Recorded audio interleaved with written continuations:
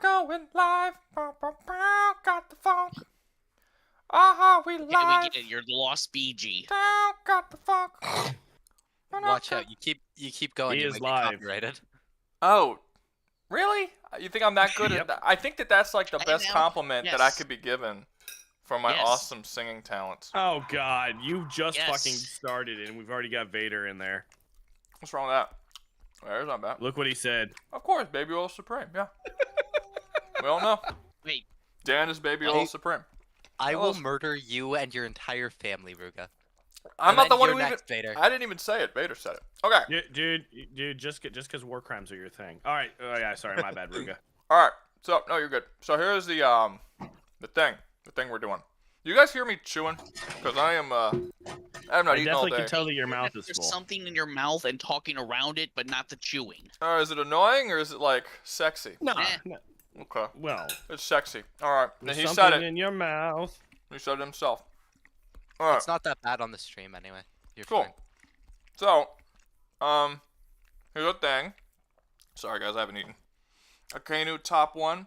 All right, let's go over. Hold up. Before we start, we got to go over exactly what the things are, the rules, like what qualifies. And I actually do have rules for it. We ready? Let me swallow all this delicious pork fingers. So good. All right. Okay, here we are. So, here are the rules. This is what qualifies for these people to be on this list. And Dan, if you want to write these somewhere so that people in the stream are also aware of this throughout the stream in case people jump in and jump out. I am writing them down. Okay, the 4 requirements are loyal but not dogmatic. In case we have children here, which, let's be honest, we probably do. Dogmatic means loyal to a fault, basically. Super, super stupidly loyal to the point that you'll literally do anything. So you have to be loyal but not dogmatic. Cause than people. Yeah. Unwavering in your principles, which basically means you have to have some sort of principles that you go by, and no matter what, you will not go against those principles. This is very important. This is kind of how you not become dogmatic. Third, you have to fight for a higher authority. So if you're a warrior of some kind who just fights for yourself, and you're not fighting for something else, whether it be God or the government or something else that's higher than yourself, you cannot be qualified as a top-tier soldier. And fourth is perseverance. No matter what happens, no matter how bad things get, you have to constantly fight for the things that you want without, stopping because shit's getting hard, whatnot. So those are the 4 things. Loyal but not dogmatic, unwavering principles, fight for a higher authority, and perseverance. Those are the 4 things that make the perfect soldier. And that is what we were going to be going over right now. So does Doom Guy count in this tier list or no? He's on the list. Okay, and if anybody inside... Okay, no. This is a good point. If anybody is in the stream actually talking, you need to be watching the stream so you know what the fuck's going on. And also, if you're in the stream actually talking, do not vote on the polls that we put up. Also, This is very bullshit. important. That is. Nope. No, because there's like I know. I was being a smartass. Yeah, there's like at times we'll have like 13, 14 people in the stream, and it's like, what's the point of even putting up a poll if like we're the ones? That's stupid. You have enough of a say if you're in the thing. Okay, so is everyone ready for us to get started, or is there any other things that people? Oh, let me post the thingamabobber and invite people. Yes. Post a Discord link and Just in case people want to jump in. let's Generate hit new it. link. Copy. Yeah. Okay. And there if we anyone go. wants to yell at Rouga, Boop. I would also suggest people who are in the stream also mute the YouTube video they're watching so we don't get an echo, most likely. Well, that's a you thing, Trip. That's a you thing. Yeah, that's not gonna happen to me or the stream. That's just that's just going to annoy the shit out of you. All right, so the Discord link has been posted. So if anybody wants to come and jump in, they can. I think you got a Shard in hand, very excited because he says General Zod from Man of Steel ! Like 73 of them. So you made somebody happy. General Zod's not on here though. Oh. Yeah, I don't know what he's happy about. General Zod didn't make the list. No, I think he's recommending General Zod. Yeah, my bad. As like a person. Why would but you? We can talk about General Zod after the fact. No. If you remember. One more thing. There were a lot of people during the week, specifically one that I remember, but probably other ones. I'm usually on a bender. that were saying that they had arguments for me on my videos this week, and they wanted to come in and debate. And they said they were going to show up on Saturday at 7 p.m., but sadly we didn't stream on Saturday at 7 p.m., we streamed on Sunday. Is there any chance at all that they came in today to do so? If they didn't, it's fine, we can move on. But I mean, you only have 26 people in chat right now. what does it mean? It only takes one person. 26 is plenty. Very true. 26 is plenty. I'm asking. Have you put the announcement out on your Discord and everything else? I did it on Discord. Okay. Define everything else. Well, knowing you, probably just did you put a community announcement out on YouTube? I did not. No, I did not. That's probably a good one to do. I can do that. I can do that right now. I can do it live. Well, I mean, I think I did days ago. I didn't do it today. But, yeah, but if you do it today, being like, "Hey, we're live right now," yeah, you know what? you might get some more of your YouTube Fine, people watching. I know how math and stuff works, kind of. Remember videos? I'm not sure. Do you? I do. I'm really smart. Okay, let's see. We're gonna share it, and then we're gonna create a post, and then I'm gonna say, "Come on in. Come on in. The water is fine," with like a lot of eyes. Rouga, did you post set that. your stuff back to ultra low latency? Because apparently some people are saying you are pixely. No, it's on no. Oh. Wait. Oh, it's on No, Go that's ahead. a bitrate problem. That's not. Yeah, that but is- it was causing him to be massively pixely in his last live stream when he was at ultra low. No, but latency. I went to low latency. Why is it Yeah. like? I don't know. You just got a couple people over here saying. All right, hold up. You Hold your sales horses. is. Yeah. How No, bad is Rouga, it? before you do that, hey, people in chat, if it's looking really pixely, make sure to check make sure to check your YouTube settings. I know mine auto set to 480p, so check yours. If you can turn them up, just do that, because it will probably just be that your auto settings went lower than they should be, trying to save you guys bandwidth.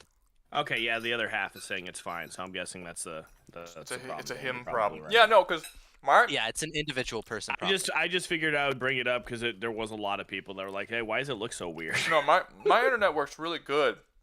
Normally, when it's low latency, it's like ultra low latency. It's even good. We had to put it down last time for I don't know what reason, but god damn it, I only have one more bite of my pork fingers. I don't know. That's upsetting. Okay. The Everybody good? reason that you had to put it down last time is because you were streaming Helldivers and we were doing missions with just a fuck ton of explosions. Yeah, but I can usually do it during streaming games and stuff.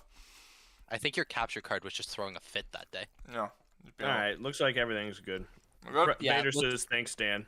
All right. It looks like it was just a individual person, like on an individual basis thing. So Okay.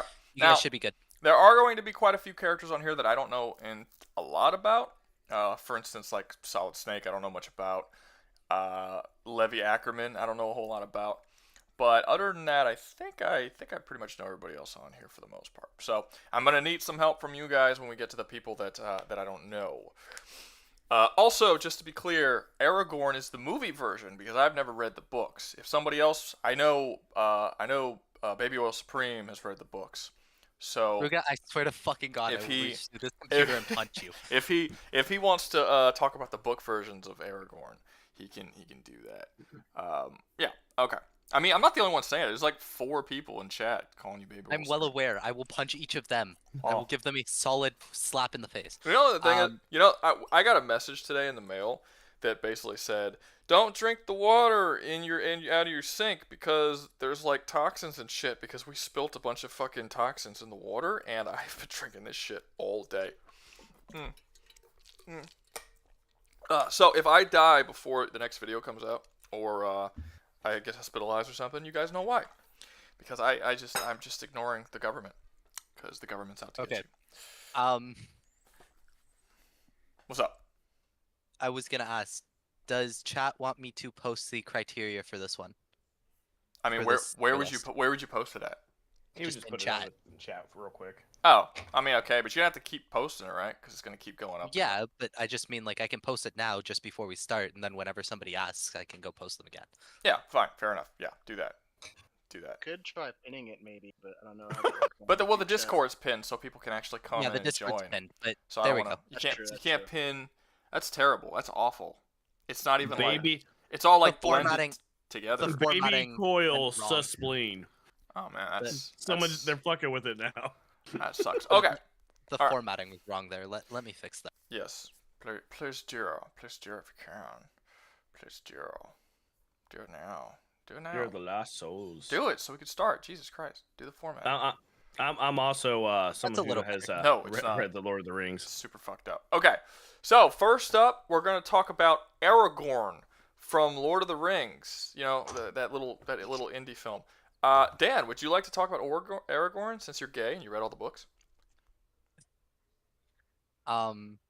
Sure. You know what? He Fuck can't it. talk. He's got too much cock in his mouth from all that reading. I would like to say welcome back from the Pray the Gay Away. That's camp, true. He Dan. did come back from the Pray Gay Away. He was gone for a week for the Pray Oh my the Gay Away. God. No, I was gone for a fucking weekend, and it was just a tech-free thing with my girlfriend. That's Now, what all of you, they all say. shut the fuck up while I talk about Aragorn. Good. Okay, so movie Aragorn, by your criteria, can't go higher than B tier because he's not really fighting for a higher authority, seeing as he's fighting for himself. He's fighting for the king. Yeah, I mean, you doesn't could possibly argue. I mean, maybe it's different. Maybe it's different because it's like from the books to the movies. But I never felt in the movies that he was fighting solely and for he is himself. fighting for the entirety of the cause against Like in the movie, Mordor. again, I don't want to interrupt you. I want to let you do what you're doing, Dan. But in the movies, I mean, he straight up denies the ring. I mean, if he was like a kind of no, I don't want to say selfish, just because you're fighting for yourself isn't necessarily selfish. Go ahead, Dan. Say what you're saying. So it's not that he is inherently selfish. It's the kingdom he is fighting for is his kingdom and is his blood right, which is a very predominant thing in both the movies and the books. And I kind of guess that like the higher authority he could be fighting for would technically be Frodo at that point because So, he's fighting to protect him. But when the that's not movies quite the same thing. when the movies basically have him kind of denying that birthright, is that only a movie thing? Because in the movie, Yes. So in the book, Aragorn does not try to shy away from his right to the throne. He actually is actively going on the quest he is because he knows that it is the path that will lead to his destiny. So he's not trying to shy away from it, but he is still the reluctant hero in the books still because he would much rather just be a long-lived ranger than to be the king of Gondor.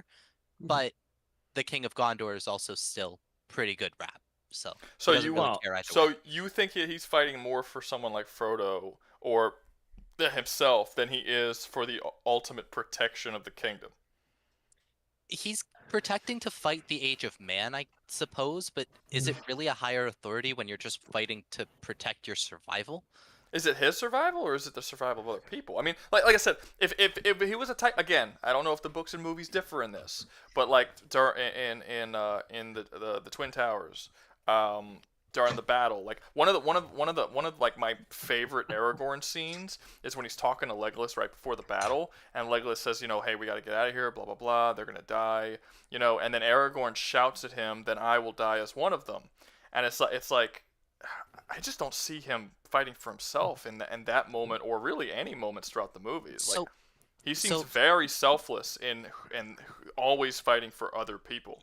He is extremely selfless, and that's kind of what I was trying to get at. Is he's not fighting for himself in like that specific sense. He's fighting for specifically humanity to survive, because if he were to lose any of the battles that he is a key part in, humanity would then lose to Sauron, which means that humanity would be wiped off of Middle-earth.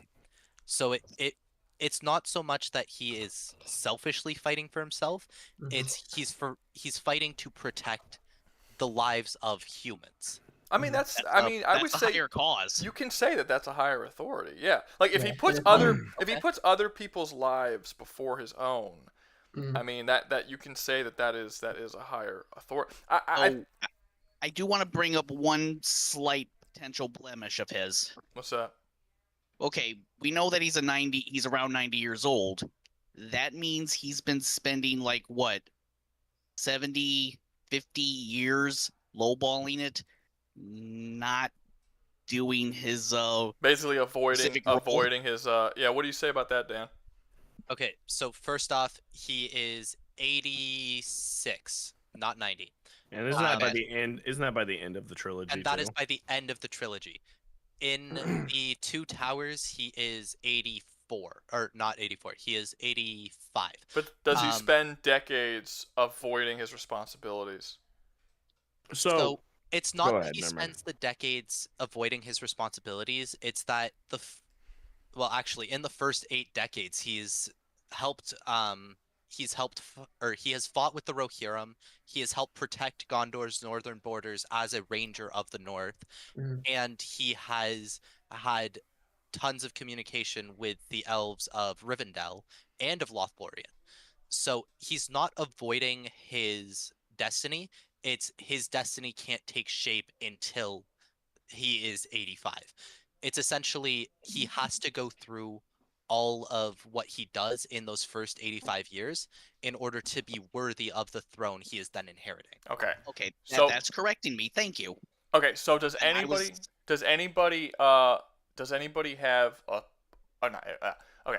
Where exactly, based on the stuff that's been said, do you think that Aragorn should go? Because when I came into this, I was thinking easy S. But are you guys saying that no, not really? Well, I mean, because of if I'm wrong about the appeal or like the fight for a higher authority thing, then yeah, probably an easy S, because he is extremely perseverant. He will keep up a fight for days. He literally at the Battle of Helm's Deep fought for 3 days and nights, and then Gandalf saved his ass with the Rohirrim. He is extremely loyal to Frodo, but not dogmatic in his approach at all. He doesn't throw away his humanity for the ring, and like even when the ring tries to corrupt him, he also saves Pippin from the Palantir by yeah, he does a lot of challenging he does a lot of stuff. Another nice thing in he my did mind was the ghost freeing the ghost I got from you. their Let me servant. talk. Let me talk. In my mind, I've always seen Aragorn as basically being the quintessential perfect version of a hero, that like as perfect of a hero as you can get. Like he is the person in which you compare all other heroes to. He has. I don't think there's any like positive quality that you can like that you would think of as being a hero, and he does not have it. And I feel like a lot of that probably translates over to this list as well, as being a soldier. What does the chat think? Does the chat think that he's a super fucking easy S, or do you guys think he should be A or Rambo tier? Where is everyone thinking that he should be? I need some. I just noticed you have a Rambo tier again. I wonder who's going there. I'm seeing an S. Some guy Matt said hasn't really responded yet. Yeah, no, they're still. Well, I mean, if they're getting the video like 10 seconds or 15 seconds after I fucking say things, it makes sense. I just see S's. Battle Chicken says yes. Yeah, no, Thanks, Chicken. Yeah. For most of most of the time, like Yeah, everyone's saying S. How strong he is and everything, and like not like strength, but like he tends to be more of the general than than your basic soldier. So he's usually the guy giving the orders. Sure, but a soldier, yeah, but he fights on the front know, lines I of a know. war, and And a then in the general third is one, he's still the a soldier. king. Unless you're a general who doesn't fight in the war, then you're still a soldier. Yeah. You know what I mean? No, I Sneeden- wasn't saying he wasn't a soldier. I and was just saying like this is he pretty is the much higher a, power after the as the third movie enters. So Yeah. Alden, Yeah, this- Theoden is actually the same way. He will fight on the front lines and command his troops from the front of the battlefield. even those And- damn disrespectful women in his life. And I think that's just kind of how it goes in that world. It's if you can't fight on the front lines and forge your own stories, Oddly about your enough, blades and though, everything, I you agree will with never Rat. be at the power that you need to. Yeah, it looks like with- Rambo tier. With the rules of that you've set out for Aragon and for everyone on this list, I can actually see him being in Rambo. I'm tier, making a poll because right he now. follows them really well. Aragorn. I could see him being in Rambo tier. Pimp in the Rambo chat here says or that S? Start poll. We should put Aragorn at the middle of A tier because it's a good middle ground. I don't necessarily agree with that, Pimpago. Okay, well, hold up. I'll add an option. It'll be Rambo, S, or A. Start poll. And Pimp, you're in a really weird position because you're not talking really in the Yeah. stream. Look, hey, Pimp, if you're gonna do that, just go to the stream. Like, if you want to come in and voice chat, come in, but don't send some messages via, because none of us are gonna be looking at it. I'm gonna tell you that right now.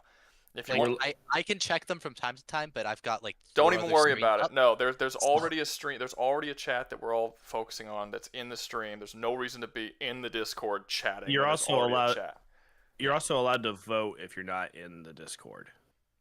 So yeah, Pimpago, if you just want to go watch the stream, you'll probably get better results there. Yeah, and you'll send us, and I'll actually read what you say because it'll pop up. It'll pop up in the stream. Yeah, if you're here, this is for the voice chat stuff because I'm not looking at the Discord at all.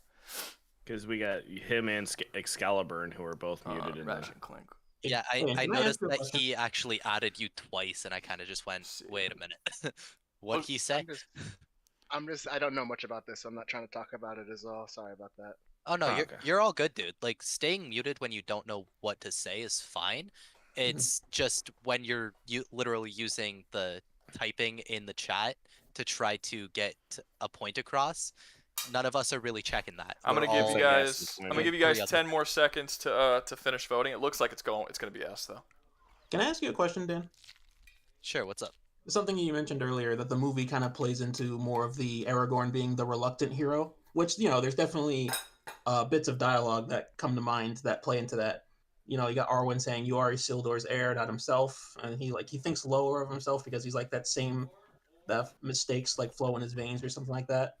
But then I also do think of his selflessness when Boromir was dying, and he said that he vowed that I don't know what courses through my veins, but I will not let the White City fall. So I would say that kind of plays into the fighting for a higher authority because the movies do play into the he's more the ranger than he is the king, and he kind of just slowly becomes the king throughout the trilogy. And more of the reluctant hero thing. I mean, in the movies, definitely. My question is, do you think that kind of takes it away from him as a soldier, or do you think that kind of amps him up? Because for me, as a character, I think that makes him a bit more. It makes him a more in-depth character. I don't think it takes away from him as a soldier. Yeah, I was wondering how you felt about that aspect of it. Well, if that were to take away from him as a soldier, then a lot of the soldiers on this list kind of have that same thought process at some point. Looking at Captain America, who's just 2 away, he has that same problem. He starts thinking about all the mistakes he's made, and then he ends up trying to atone for sins that weren't his fault. And Aragorn is kind of that same way, but in the movies they definitely do go a lot more into the reluctant hero aspect, but I don't think that takes away from him as a soldier at all, because it never shows him with an unwillingness to fight. As long as he's fighting for a protection that he needs to, right? So I was just wondering what your stance was on that, since it was something you brought up, and it's definitely something they play into more in the movies as opposed to the books. So I mean, sure. even in the movie, he literally drops the sword. Yeah, in the movie he drops the sword, but in the books he is ready to take up that sword as soon as it's reforged. He doesn't give. The Ralph Bakshi version, the animated Lord of the Rings movie, that Aragorn was immediately kingly. You understood immediately this man is a king the second you see him. Well, see, I kind of think that about the Lord of the Rings trilogy that we have from I'm forgetting his name. Peter Jackson. Peter Jackson, thank you. With the way he acts, in the books, it's immediately clear with how Strider acts that Strider is a formidable force to be reckoned with. And as soon as it's revealed that he is Isildur's heir, you're kind of that fits perfectly. In the movies, you get a very similar thing. Of course, you don't get the whole Strider poem, which is really sad because that poem's great. But in the movies, you get a huge thing about the way Aragorn carries himself. It may not look super kingly, but he kind of shows it in every way he acts. The way he won't refuse a meal even though it's atrocious, and he won't let her see him pouring it out. He will burn himself just to keep her from feeling bad, right? So it's one of those situations where Aragorn is definitely a great written character, Yes. and I don't think any of his flaws really take away from that. It just Mhm. it adds to the way he is, I right? agree. Yeah, it's like Rouga said. He's everything about the character actually just makes him kind of a better version of the character, just because he's really well written as the hero. Mhm. Like even if he's reluctant, Yeah. he's respectful. Even if he plays the rogue ranger character to begin with. I mean, he's kind of in a self-imposed exile at that point in the early parts of his life because of everything that went on with Isildur, but he does it in the best way where he leads the Rangers, and he leads them for what, like he was saying, 50 years against the evil forces in the woods and in the northern lands. And We got a couple of questions in the stream. Let me answer these questions real quick. Okay, so one of the Alrighty questions then. is Ratchet and Clank. Where is he on the list? I don't think he would do very well on the list. Cause for one, he's not really a soldier. He's never been any form of military or anything like that. He's never been on the front lines of a war. He's just like a dude with a bunch of guns who goes out to be a hero because he enjoys being a hero. That's just like he's not even really a soldier. I don't think he qualifies. Also, Rouga, why do you stream so late at night? It depends where you are. If it's late, it's only 7 where I am. It's 8 for me. if you're in the United States, it's at the latest 8, and at the earliest it's like 5. So I mean, it just depends where you are to whether or not it's late. But yeah, we usually do it on Saturdays, so people don't have to worry about getting up for work in the morning. But I was busy yesterday, so we had to do it today. And sadly, people are probably going to leave earlier than normal because they have work in the morning. But it is what it is. I got super busy this weekend. I didn't even get a chance to put out a video, which I was supposed to do this morning. That's not going to come out till Tuesday morning, probably. Just is what it is. Yeah. Okay. So, are we all good? Did we get to the? Did we talk about everything we wanted to talk about with Aragorn?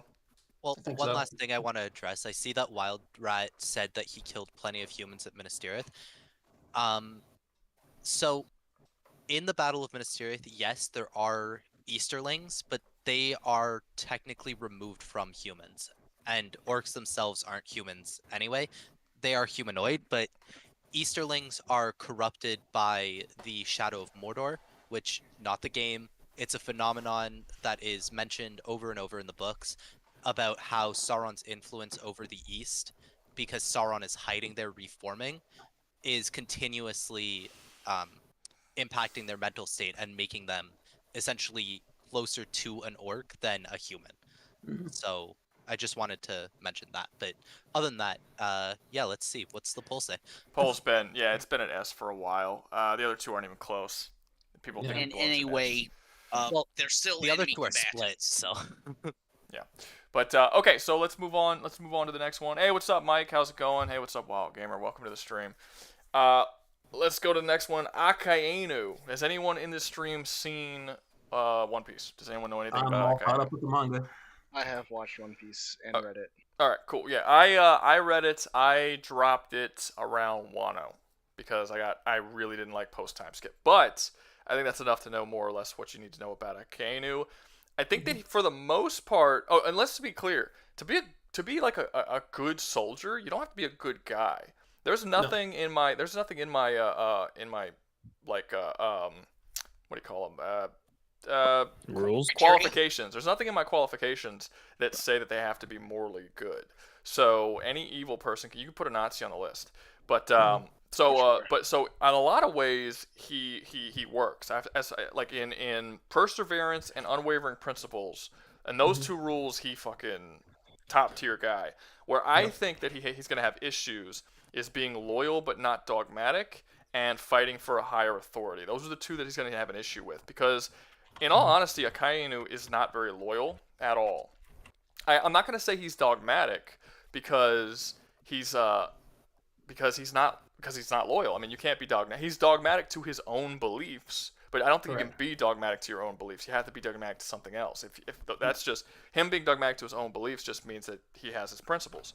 But also the fighting for a higher authority. I don't think Akainu fights for a higher authority. I think he personally has a hatred towards pirates, and he will personally use his own power to inflict as much damage to them as humanly possible. And the fact that he becomes the head of the Marines just means he can now inflict damage to a much wider range than he normally can. Does anybody disagree with that? Oh no, I agree. I actually do want I to bring up the you can't be dogmatic to your own beliefs. You 100% can.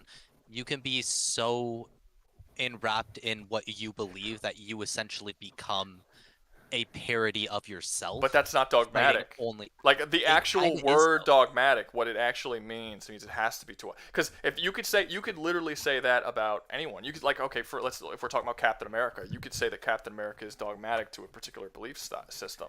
But I wouldn't say that he's dogmatic necessarily. Like where do you distinguish standing by your beliefs no matter what and dogmatic? I think let's go with the most evil of all, normally used options. Hitler was so dogmatic. Well, no, in his take own no, no, no, beliefs, no, he brought no, his no, whole no. country into Take evil off the table because morality has nothing to do with dogmatism. I was just doing a grand example that No, everyone. I get you, but but you're using. I think y'all are equating dogmatic to morality. If you take morality off the table, No, I'm not equating that at all. Okay, then can you name me a hero that never shifts away from his beliefs, and you would consider him dogmatic? Because if that's the case, half of this list you can consider dogmatic.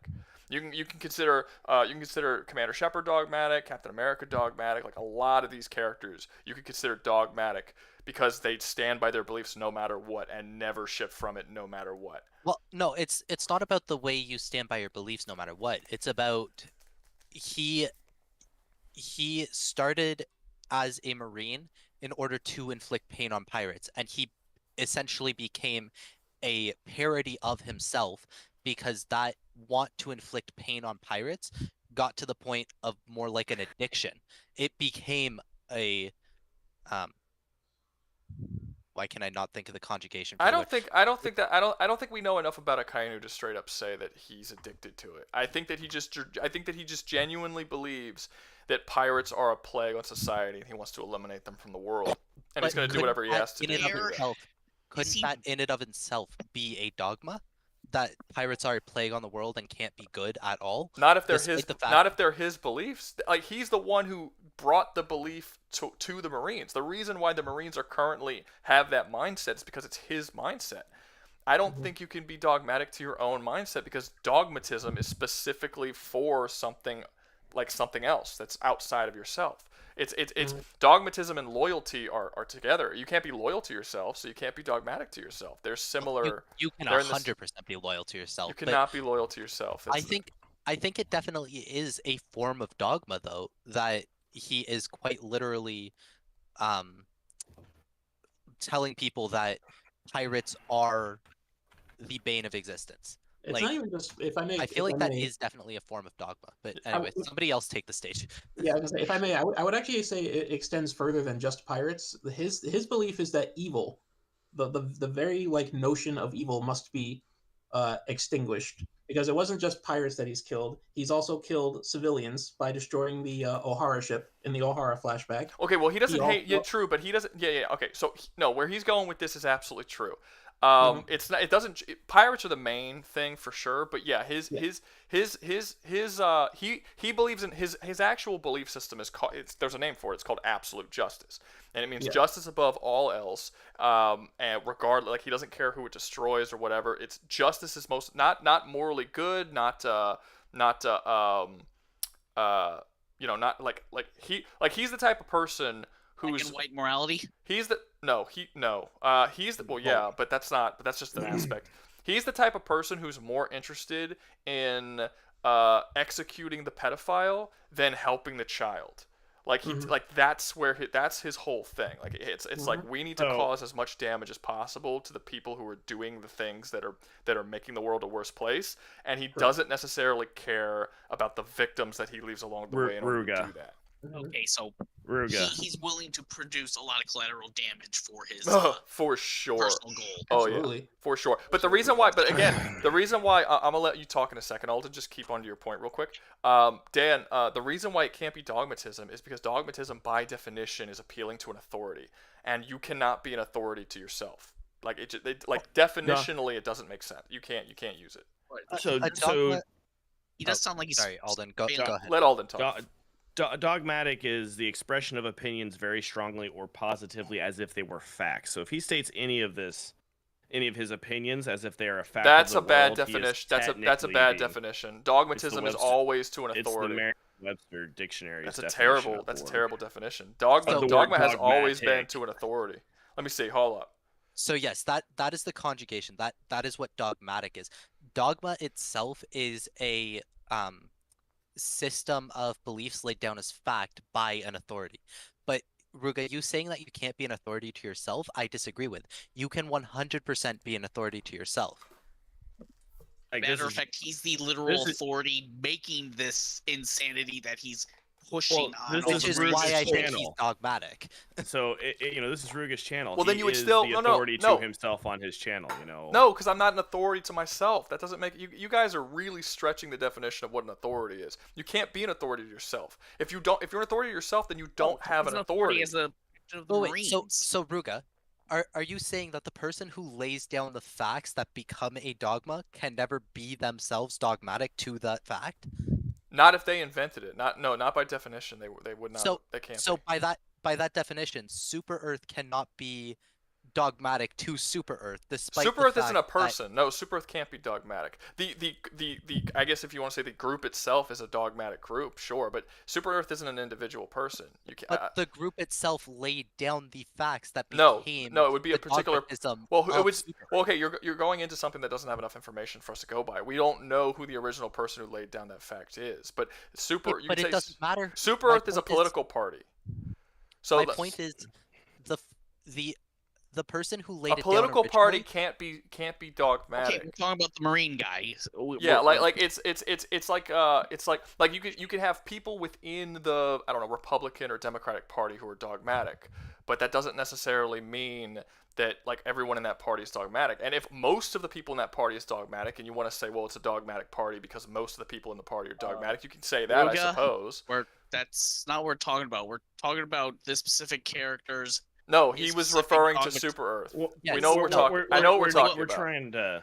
we're But- trying to make real life. The only thing I could think of that'd be a real life freaking comparison would be King James making an entire religion just so he could get married and virgin, divorced yeah. as much as he wanted. Even though he was still dogmatic towards Christianity, he still made his or own King version Henry of it. VIII making his sect of. Well, then he wouldn't be considered dogmatic. If he's going out of his way to change a belief system for the sole purpose because he doesn't like the way the original was, and he's not dogmatic in his beliefs. He's willing to change it for his own, for the things that he wants to do. That way, he's not a dogmatic person. Now he might be using those It's more beliefs. philosophical than we thought it'd be. Wait, what? Well, in the One Piece world, don't we know that Akainu's not absolutely dogmatic because he goes against Sengoku's word and he's higher in the government? Well, yeah, that's what I'm trying to say. He's not loyal. Akainu is not loyal. The only person that Akainu is loyal to, if Dan wants to say that you can even do that, is himself. Ergo, he cannot be dogmatic because he's not appealing to any higher authority. That's what dogmatic means. Which is why I think Garp's a better okay, I example see of a it. soldier in the One Piece universe. Okay, but I don't think that's true.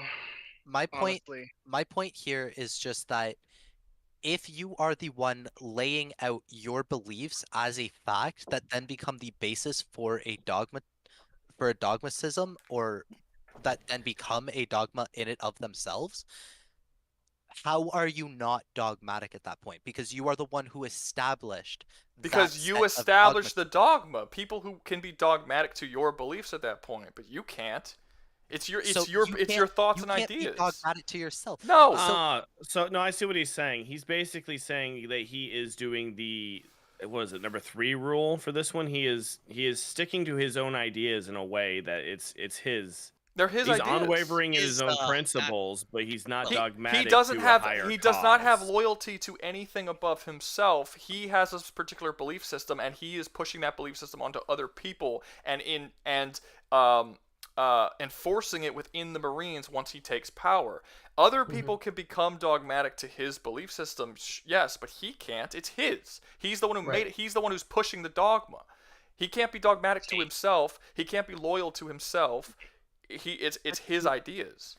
So the point is that he's making his own waves in the military, and that's going against the absolutism of the military. Yeah, he actually. And their beliefs. The belief system he pushes goes against the previous belief systems. He completely restructures the Marines within the One Piece Mhm. world to make Which it. is idealistically a well, revolution.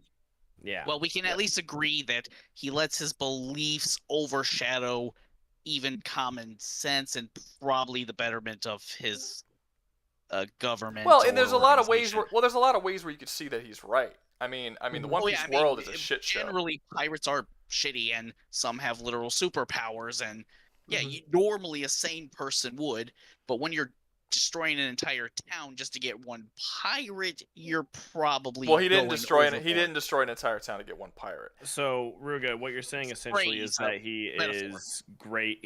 He's great in 2 of the categories, but he is shit in 2 of the categories. So he's He pretty lacks much middle of the field. He lacks loyalty, and he lacks Conviction that he doesn't lacks screw everyone over. he lacks Yeah, he he's lacks not loyal, he he lacks. doesn't fight Let me for finish the what I'm higher saying. authority. He lacks loyalty, and he lacks a higher authority that to which he abides by. So but he's really good at the other 2. yeah. So basically, Wait, hold on a second. he fights how does for How himself. does he Whoa, not have Rouga. loyalty? He has absolute loyalty, and he like will straight up murder you for slight. Tell that to deviations Sengoku, to that bro. Well, no, loyalty. he doesn't listen to other Wait. people. He doesn't Let necessarily- Husk finish. What were you saying, Husk? Okay, sorry. I was like, how is he not a Marine loyalist? He is an absolute believes in the fact that the world government will have his ass and like be correct no matter how unjust That the could be thing just is. narcissism. Well, the reason Shit, we because had to kill well a no, bunch of Yeah. innocent- no, it's He not. said that. for the greater. Hold up, Guys, everybody. guys, Fuck. let Rouga Let talk. me talk. Okay. So he had. Okay. So you're right. You're not really right to really because I mean yes he's all for the Marines. That's true, but he's all for the Marines in the way that it pushes his belief system. He doesn't care about the Gorosei or what they want. He doesn't care about Sengoku or what Sengoku wants. What he wants is absolute justice, which is his belief system. And he takes over the Marines and he uses the Marines to push that belief system and essentially make that the main structure of the Marines. He believes in a particular ideology that exists within the Marines, one that he perpetuates and he started. So it's not really he's not loyal because he literally goes against every single person who's been above him. Fair, before him, they were working with pirates, and like the Marines were pretty fucking corrupt. Yes, for the most but part. yeah, but Yeah, he's a bit of an asshole about it, but it's more of like an authoritarian. I'm not saying kind that of- he's. I'm not saying. Well, I mean, I think you can absolutely argue that he's evil, but we're not. The argument here isn't that he's evil. The argument here is there's the. I don't know if you just came in, but there was four I just different. popped in. I was seeing what was going on. Yeah, there's four different. There's four. We're in a stream by the way. There's four different. We're doing a tier list on the. Just enter the stream or you gotta leave. I'm sorry, I can't explain it to All everybody. who comes in. right, I'm here. But yeah, basically we're talking about his loyalty because one of the prerequisites to be on this tier list as a great soldier is that you have to have a loyalty, and you have to appeal to some sort of higher authority. And the argument that we're having is that he doesn't appeal to a higher authority because the only authority that he cares about is his own beliefs. And if the Marines go against those beliefs, he is okay with not necessarily betraying them, but essentially overthrowing them, taking power, altering internally what the Marines stand for to match his own beliefs. It's all his own shit. He doesn't follow someone else's beliefs like loyally. It's all pushing his own ideas. That's what we're arguing right now. And as far as his character goes, that's exactly what he does. So, kind of sounds like he's a C tier because he does half the things well, but he is shit at the other half. That's where I was Does that getting make him to with B tier? it. He's A tier. That'd put him at B tier because that'd be middle of the road. Yeah, He I is a wouldn't put him loyalist. as C. I think B's not a terrible place for him.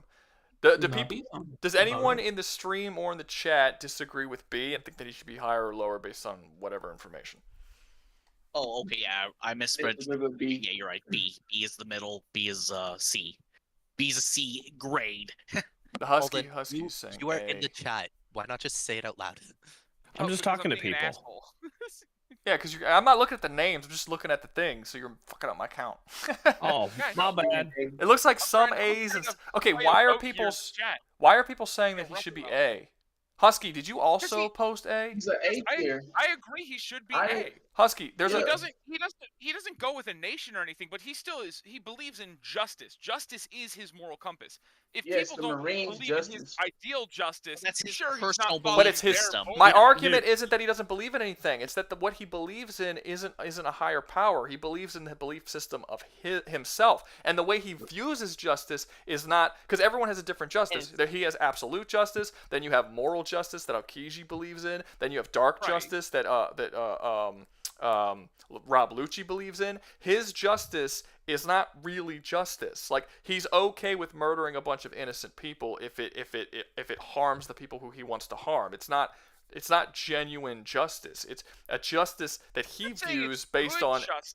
It's a justice that believes- it doesn't matter if it's believes in good. for You a keep greater bringing in good. moral. Husky, You keep the bringing thing is- morals in. It's not moral. The idea is that if he was in a government and he was part of their army instead of the One Piece army, he'd still have his own ideals and suck as a soldier. Kinda. Like, it doesn't matter what army you put him in. He would still follow the same. Have his own ideas. Yeah, because they're his Yeah, his own ideologies. way. He doesn't take Correct. the He's idea. working for his own agenda. Yeah. Yeah, Husky, But if he was you're working arguing under is somebody. If he Husky, was you're working arguing under part somebody two. who genuinely dude. believed. No shit. But Rule obviously, two. he Believes it. believed- He he has worked that under high somebody mark who himself. Let believed Husky in talk. justice, Look, do you guys, think shut he would up. Mute. Follow orders? Shut up. If somebody's talking, everybody else needs to shut the fuck up and let them talk. Okay, I can't keep talking over each other. Husky, I was continue what you actually were about saying. to say that. Yeah, Jane, continue what you were saying. Just because he doesn't work well with people doesn't mean he can't work well with people. But he I hasn't, think if he had ever. somebody who had actual justice in their core beliefs, like I said, the Marines were super fucking corrupt to begin with. The world government is But he awful. himself is corrupt. Akainu is corrupt. Yes, and normally going against a system could still work, but the way he's going about it Yeah, there's other is characters not that go helping. Trip, there's not Trip. Husk, there's other characters that go against the system. Aokiji goes against the system, Smoker goes against the system. True, but he's going against the system. Fujitora- Or the whole organization still. Fujitora goes against the system. A lot of Marines go against the system. Well, Fujitora got dragged into the system. He was a gambler who got bought by the world. It's not. You're giving excuses. It doesn't matter. There are other people who go against the system. My point is that Akainu's way of going up against the system is for his own personal benefit because he despises a certain group of people and wants them wiped out. It's a selfish reason that he wants it. Like, he's willing to kill tons and tons of innocent people. But if he was purely selfish, wouldn't he just directly ignore the five elders and go do whatever the fuck he wants? He does. Because he sits, Can I cut in in that here? office as a Well, I pencil mean, pusher. everyone ignores the Let five Dan elders because talk. the five It's elders Dan's don't do turn. much. It's Dan's turn. Can- Let Dan talk. Can I cut My in? bad. Okay. Yeah, go ahead. So, Husk, like I understand your point, and honestly, I was arguing against them too because I think that you can be dogmatic to yourself, but that's besides the point at this by now. So, Akainu in One Piece has never proven that he can work well in an army if he is not in command. The only reason he works well in the One Piece army is because he rose up through the ranks and forced the One Piece army of the Marines to be what he wanted them to be, which was a bunch of pirate-hating hunters, basically. So it doesn't really, like, he's not appealing to any higher authority because he is literally just using the army as a means to an end. If he had the power to go after them himself and had all the broken abilities of a Yonko, he probably would have just hunted all the pirates down himself. But he doesn't hold on have a that, second. so Like- he Hold on had a to go second. after Hold all on a of that second. himself. Like, I mean, Husk. Whoa, hold on. Husk, now. you're talking about a person who has been shown on screen murdering Marines just because they refuse to kill pirates in the middle of a war that should have already been ended. Like, he is extremely corrupt. He's extremely selfish in his beliefs, and the only reason But why you he have even to imagine it is they're deserters. no. Like, The sure, first it's not a good whoa. thing to murder a deserter, but they were deserters. Kobe ran like a pussy. That one dude ran like a pussy. I don't disagree with Sure, that. it's not the best thing to flat out murder them, but they would have been dishonorably discharged at the very least. I don't in a disagree with real I don't He's disagree still with an that insane necessarily. monster who's. Oh, sorry. I don't disagree with that necessarily, but it doesn't. I mean, it's not really relevant to the point, which is the point is that, I mean, has he ever done anything that he didn't want to do and went against his own personal beliefs within the military. You can't name Yes. anything. When? Name one all time. All of post time skip. When? He has sat his ass as fleet admiral, and he has sat his ass in there being a pencil pusher instead of doing all the fights that he wants to do. Literally he wants to go every out there and scene. start beating the shit out of him. That's not the same. Why he became fleet admiral. The- He thought he would give himself more. Literally control every to do those scene, things. literally every scene that we see Akainu in post time skip has him arguing with the Gorosei about how they're running the thing, about they don't like how he's running it. And he says, "I don't give a shit. Go screw yourself." Like, he is running it the way that he wants to run, and he is pushing his ideology onto the Marines as a whole. Yeah, he's a push. He would rather be out there fighting, sure, but the fact is that the position that he's in, he's pushing his own personal ideas into the military. He's still doing what he's he trying wants, to though. follow the What system. is He's his following ideals them that while got him? just arguing against them, basically. He's not following Yes, them. his He dog does is not his- follow them. or His What is still his forced to do ideals what they though? do, I like have when he had not to seen sing a single Green Bull. ideal. Guys, from one fucking- fucking person. I'm gonna start muting people. One person. If you hear someone else talking, stop talking. All right, one of you go. Jesus. I'll wait. Okay, well, I'm just saying, we're saying he's doing it in such an extreme that it's actually kind of harmful to the organization he's doing it for, or he's ostensibly working with / for. That is actually the problem. Not that he is driven. It's that it's his drive that Let's being also pushed against it. let's not forget that Akainu. You say that Akainu doesn't want the position now and he doesn't like it. He fought and almost killed Aokiji just so he can get the position. If he didn't want the position so goddamn badly, he could have just given it to Aokiji because they were both it's up not for the that. spot. It's like the GARP thing. No. It's very simple. It's like the GARP thing. GARP stays a vice admiral to stay away from the world government. GARP could become an admiral himself. Aokiji or Akainu was an admiral, and he thought by going to fleet admiral he would have no more restrictions and would be capable of going for a full dogmatic thing. But the crux of You the kind of argument just I'm lost the having argument is- by saying that. I mean, you No, literally no, just no, said no. you literally just said he wanted to become admiral so that he would have less or no restrictions from anyone telling him what to do. implying the He good wants to shit. be on top of the authority. Like, he wants to be the authority. He So wants to so you post just proved my his- fucking point. Like, I don't. No, but I'm saying just because he's in a bad scenario doesn't mean if given a good cap, like you're saying he can't follow orders based on what he's done. I think you're. Still would. I didn't say he can't follow Right. orders. I said he wasn't loyal, and he's not. Okay, He would be absolutely loyal to somebody Also, who had similar views. Exactly. That's not what I feel. loyalty. That's Ew, not that's not loyalty. Guys, What? one at a time. Yeah, that's not loyalty. I mean, if you're saying that you will only be loyal to somebody who has your exact views, you just lost the argument because that's not what loyalty is. It's like saying you will have free speech as long as you only say things that everybody's okay with. That's not the point of free speech. The point of free speech is to say literally anything, even the things that people are uncomfortable with. If he's not willing to do the things that he doesn't want to do because he is loyal to something, then he's not loyal. You just lost the argument by saying that. That's not at all how that works. That's in One literally Piece, what though, you just because said. They are loyal to dreams and ideals. He is loyal to loyalty. Then if you want to make the argument that no one in One Piece is loyal, then fine. Oh, fine. Then if you want to make the argument that no one in One Piece is loyal, that's fine. No. But again, I'm making the complete beliefs opposite are a argument. I'm different saying that you section. don't have to be loyal to a person. You can be loyal to an ideal. Like how Zoro, when he first joins the crew, is like An "Hey, ideal- if yeah, but you it's fuck up his- my dream. I'm leaving. it's his ideal, and that is not loyalty to this. We're talking about soldiers. We're not talking about make believe fairy tale world. We're talking about these are soldiers in a military. Are they loyal to their superiors? No. Okay. Is he? No. It doesn't work. You can do this like because this. he's in a corrupt military. If he was in a proper, He's actual military, I think making he the would follow properly. He's making it corrupt, and you already said he would only follow it He's if they not had his making it similar corrupt. beliefs. He's trying to weed out the corruption. He through is corrupt. He making it murders an extreme entire bullshit. island of innocent people that he didn't have to do. Under order. No, he was never ordered to kill them all.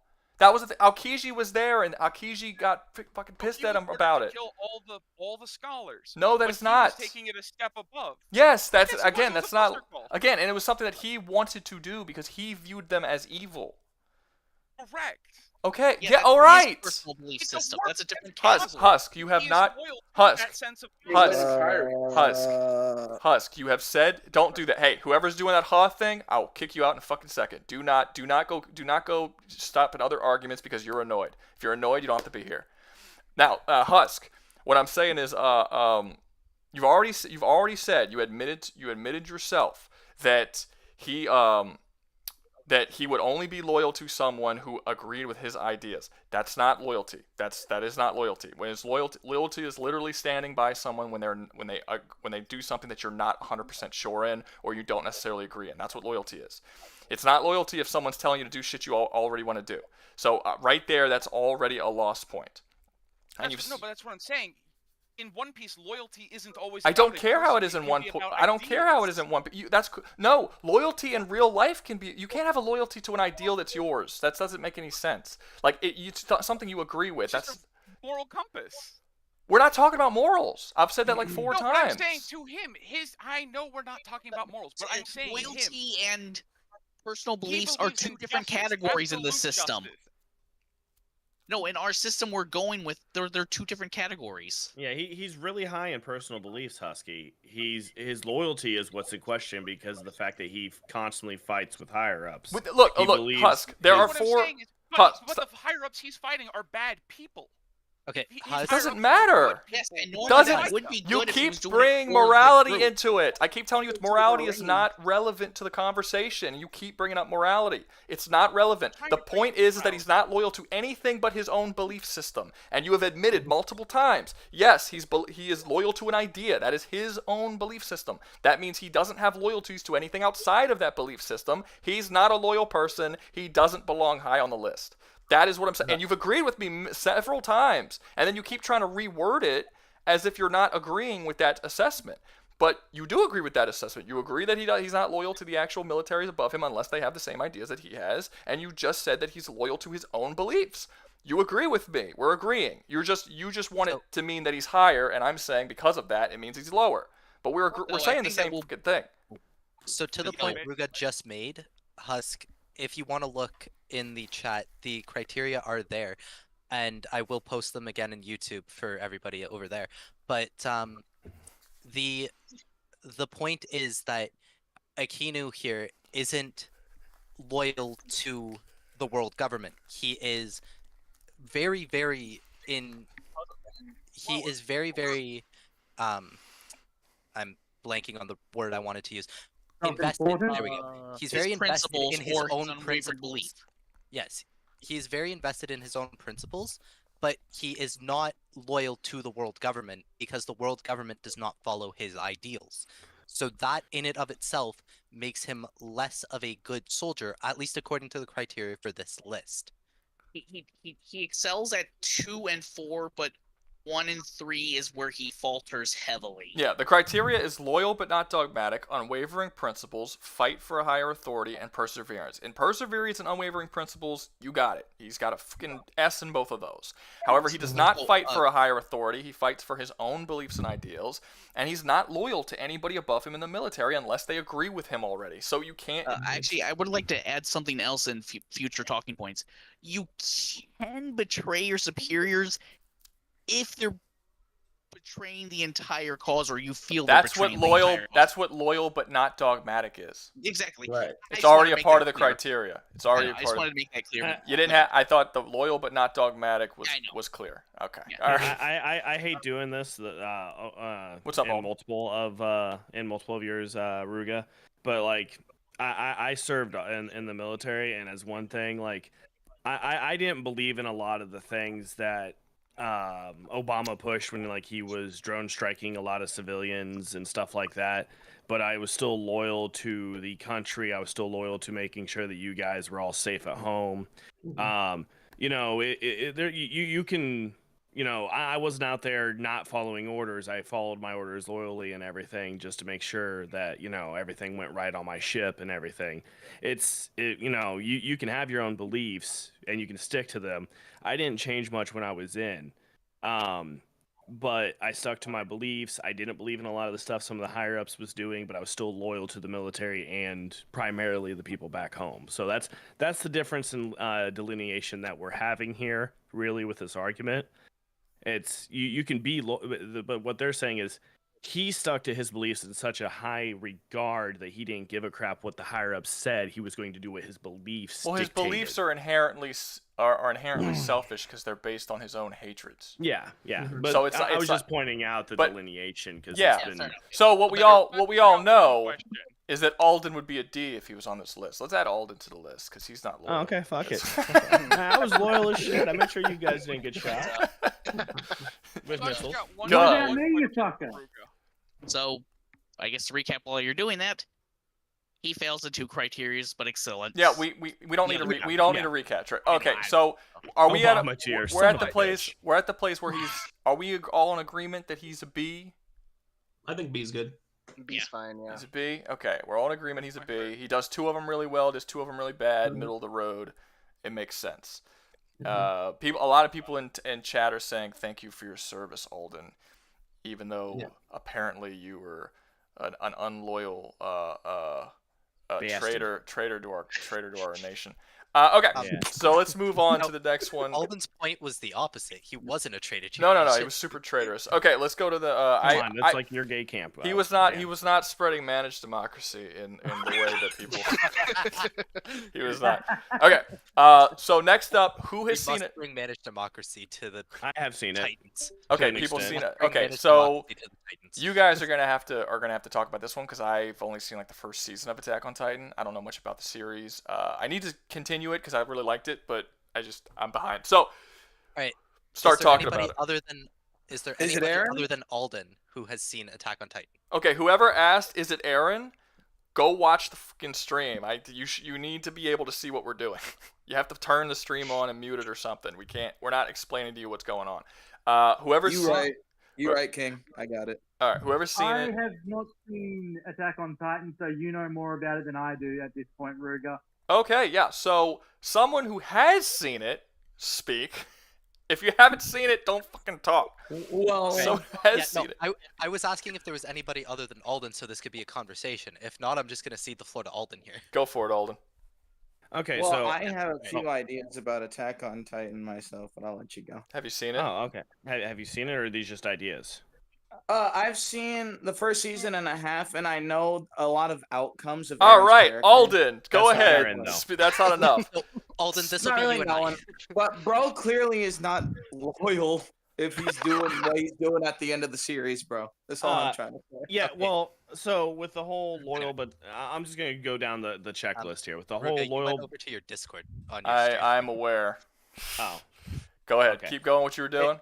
Anyway, with the whole loyal but not dogmatic thing, like he was saying very early in the show, he is extremely loyal to the kingdom, but the further the show goes down and with all the weird twists and turns it ends up having, he ends up becoming a little bit more dogmatic towards another cause that's not within his kingdom, which forces him to waver from his principles a bit, but he is kind of the iron-minded badass frickin' leader character. Like, he wavers a little bit because he realizes that he figures out the big secret, which is a lot of the people in the show are actually Titans. He fights for a higher authority, like he is the leader of the Scout Corps for most of it, and he fucking fights for the kingdom. He follows their rules. He does, like, at the end of the show, like, everyone's betraying everyone. It pisses a lot of people off. So, and he is extreme. Like, even when he's bloody, his entire forces are all dead. He perseveres through all the fights, and he is their best fighder. Okay, so in fact, where would you think he would, like, just to summarize, where do you think he should be? Like what he was saying. Fuck, I forgot who it was. Was that you, Goofy? Yeah. Yeah. The further the show goes, the more. Because like by the end of the show, it's like he's doing his own thing, really. Yeah. If you give me early show freaking him, I would give him A rank. But by the end of the show, when everyone's betraying everyone and they're all on their own freaking paths and shit, the only two people I would give any good score would be Levi. Yeah. So Levi. This is Levi we're talking about, dude. It is Levi. I can't. It's hard to tell, like in the newer style, like between them. Yeah, because his hair looks a lot like old style or fucking main character. Yeah. But I would say high C, low B, because like he's got S rank in perseverance. Like there's been fights when he's been a bloody mess and still wins in the end. Freaking when it comes for fighting, like I would still give him high C, low B probably if it was just me Like doing almost this. guts level of just like holy shit, his arms are gone and shit. Yeah. All He's right. not Aaron, who Hey, literally can somebody loses tell me an arm when and a we leg. find a person who doesn't have a high in the fourth category? Would you say for Levi with the ending of the series, would you say he's still loyal to his faction, but the faction itself has just crumbled, or are you just saying that he like jumped ship? Because I think that's a big difference to make.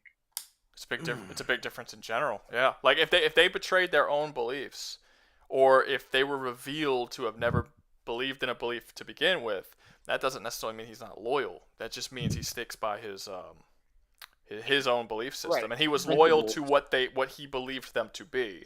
And then when he found out that they were lying to him or whatever, he went away. So yeah, no, he's right about that. Yeah. No, he That's what I is mean still by- pretty loyal to what the Scouts stood for and killing of all Titans kind of thing. He doesn't really shy away from those two principles for the most part, and he is loyal to his Scout force, even if they basically fucking. So what reasons would you say? Self-employed. What reasons would you say he would be below Akainu, based on the conversation that we just had about Akainu? Fuck, that was a long ass conversation about it. Whoa. You know what? If it's judging him based on Akainu, I would put him. He'd be like an A. I'd put him high B, low A at that point, like above Akainu and B, but below freaking. So- but on- He sounds like. Okay, I'm gonna No, take you over go. here, You guys. go first. I'll say my piece So- afterwards. So, based on what we said for Akainu, because he was very, very good in two of the categories, but very, very bad in the other two categories. Levi, which I genuinely thought that was Aaron, my bad. Levi is loyal to the Scout Corps. He is unwavering in his principles. He does fight for a higher authority, that being his kingdom, and he never really jumps ship from that higher authority. So it's not that he ever really lets that go. I wouldn't say he's nearly as good about it as Aragorn is, so probably A tier would be a good place for him, but I definitely wouldn't put him like higher than that. yeah, I can agree different- with that. Okay. The difference is he's shaky on his low points in comparison to the other guy. Like he has 2 good points, but his other points are somewhat lacking. Have you? just not rock Hey, bottom. Trip, have you seen it? Have you seen the show? No, but I was hearing what you were describing. Okay. Then you Yeah, don't he have. was just I'm just doing saying. another, yeah. Yeah, you don't have to repeat what people already said. Like I said, if you haven't seen the thing, you just don't talk. Like if you're not sure, you don't have to reiterate what people are already talking about. All right, let's see. All right, let's put it in the thing. We got Levi, and then some of y'all said A, some of y'all said B, and then some of y'all said C. So, we'll just see because y'all were kind of saying everything. So we're gonna post it. I know that no one's gonna actually listen to this, but I'm gonna say it anyway. If you haven't seen the show, or you don't know anything about the character, don't vote. I mean, if you do, it is what it is. But honor system, that'll work, right? And also to that point, if you are in the voice call, do not vote. Yeah, don't vote if you're Yeah. not voice call. Yeah. All right. Let's see. Young Kratos is a general. Young Kratos is a general, right? Yes, young Kratos is a general of the Spartan army. He was like in his 20s or some shit when he was general of the Spartan army.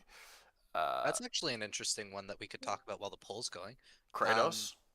Yeah, where would he kind of fit? Okay, well, as- considering that Norse Kratos decided to allow his 12-year-old son to take over the war effort against Ragnarok, and then his son was like, you know what we should do for this war? We should try to win the war without killing anybody. And Kratos was like, that's a swell idea, kid. Let's do that.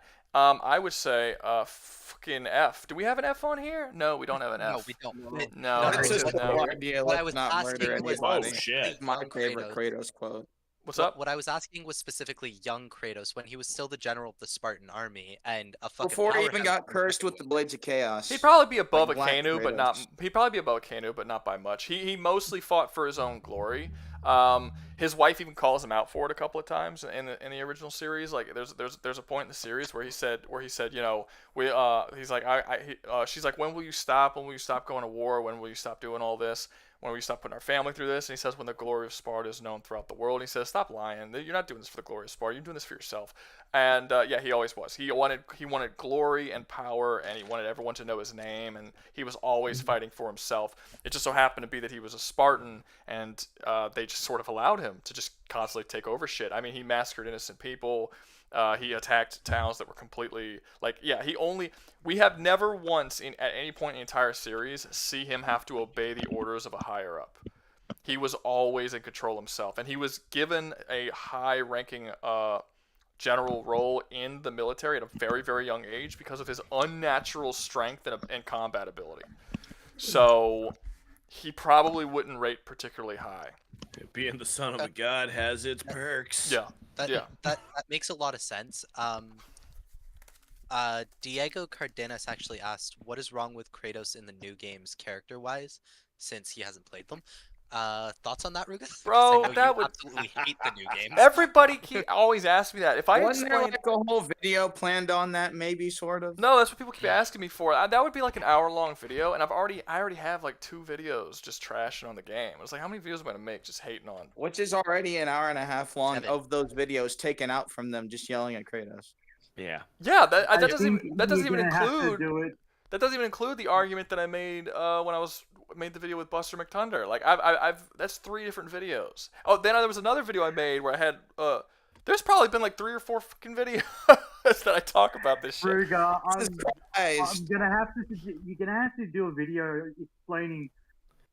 Bro, you sound like you're talking into a funnel.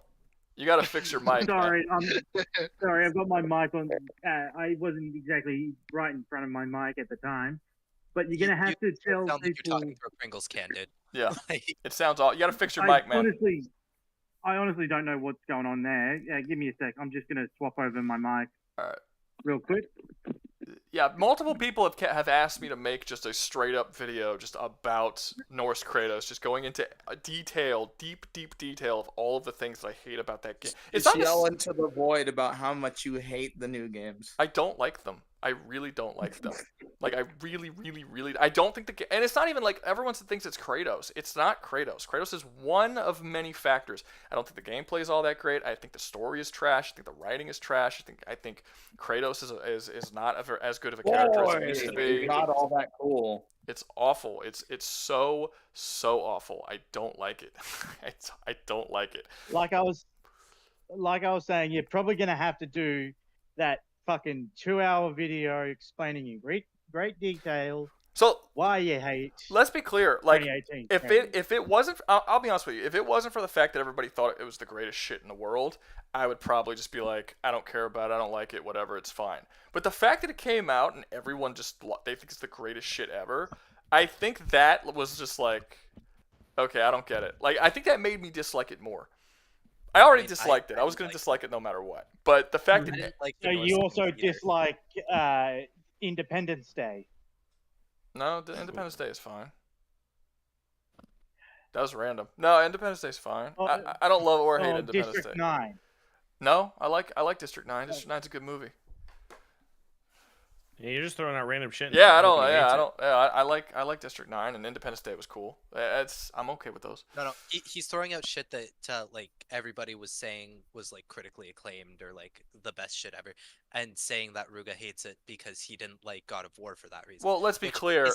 Isn't a valid argument. No, because there are things that I disliked it when I played it. It's not about how much people liked it. Like, I already disliked it. And also, Independence Day is a terrible one to use because there's a lot of people that like Independence Day is not like a great film. Like, it's fine. Like, I don't think anyone is gonna argue that it's an amazing film. The only thing that people are gonna say is amazing about Independence Day is the fucking speech that the president gives. Mm-hmm. That's an amazing speech. But other than that scene, it's all right. It's good. It's okay. It's a good popcorn It's movie. like if Rouga was a decade younger and he saw Fallout 3 come out after Fallout 2 and all those spin-off games happen. No. It's like, what the fuck? You guys got like a weird fucking like thought process on how Rouga thinks about things. I'm not No, entirely but sure I'm just saying it in the context of like old things that people kind of like phased out of existence versus like thing that blew up and everyone's in the No, zeitgeist A about it. better, a better comparison would be like with like Final Fantasy VII. If like Rouga didn't like the new one because of how they changed the I'm story. talking No, entirely. Jesus Christ! I do not dislike the Norse games because they change shit from the Greek games. I do not like what's the with that? Norse games as a standalone product. I don't like them. Now, are there things I don't like about them because they retcon stuff from the original games? Sure, but that's not enough to make me hate the game. I've never been that against retcons. Just to begin with, I don't like the games. Even if I hadn't played the Greek games, they wouldn't have changed that. I don't think the stories are written well. I don't think that the characters are written well. I don't think that anything that happens in it has any real logical sense. It doesn't make sense. There's so many things in it that just don't make sense, like just in its own internal consistency. They're not good games. I'm not going to say they're god-awful, horrible F games. I wouldn't do that. I mean, they're fine enough. But I would say their story might be close to that. Their story's trash.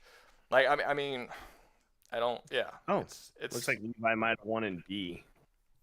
Anyway, where people did wanted in we B? end off with? That's what it looks like. So so should it be ahead of Akainu or behind Akainu? I think we all Ahead here in the we all chat says agree ahead that of him. Akainu is the worst. Is Like the almost lowest of worst the B. version. The lowest Yeah. of B. All right. We'll put Levi. If anyone disagrees with that, or there's a lot of disagreement in the comments, I we'll don't think move them Akainu down. should or- be lowest of B. I think Akainu should be like dead middle of the list, basically. Oh, because it's perfect half and half.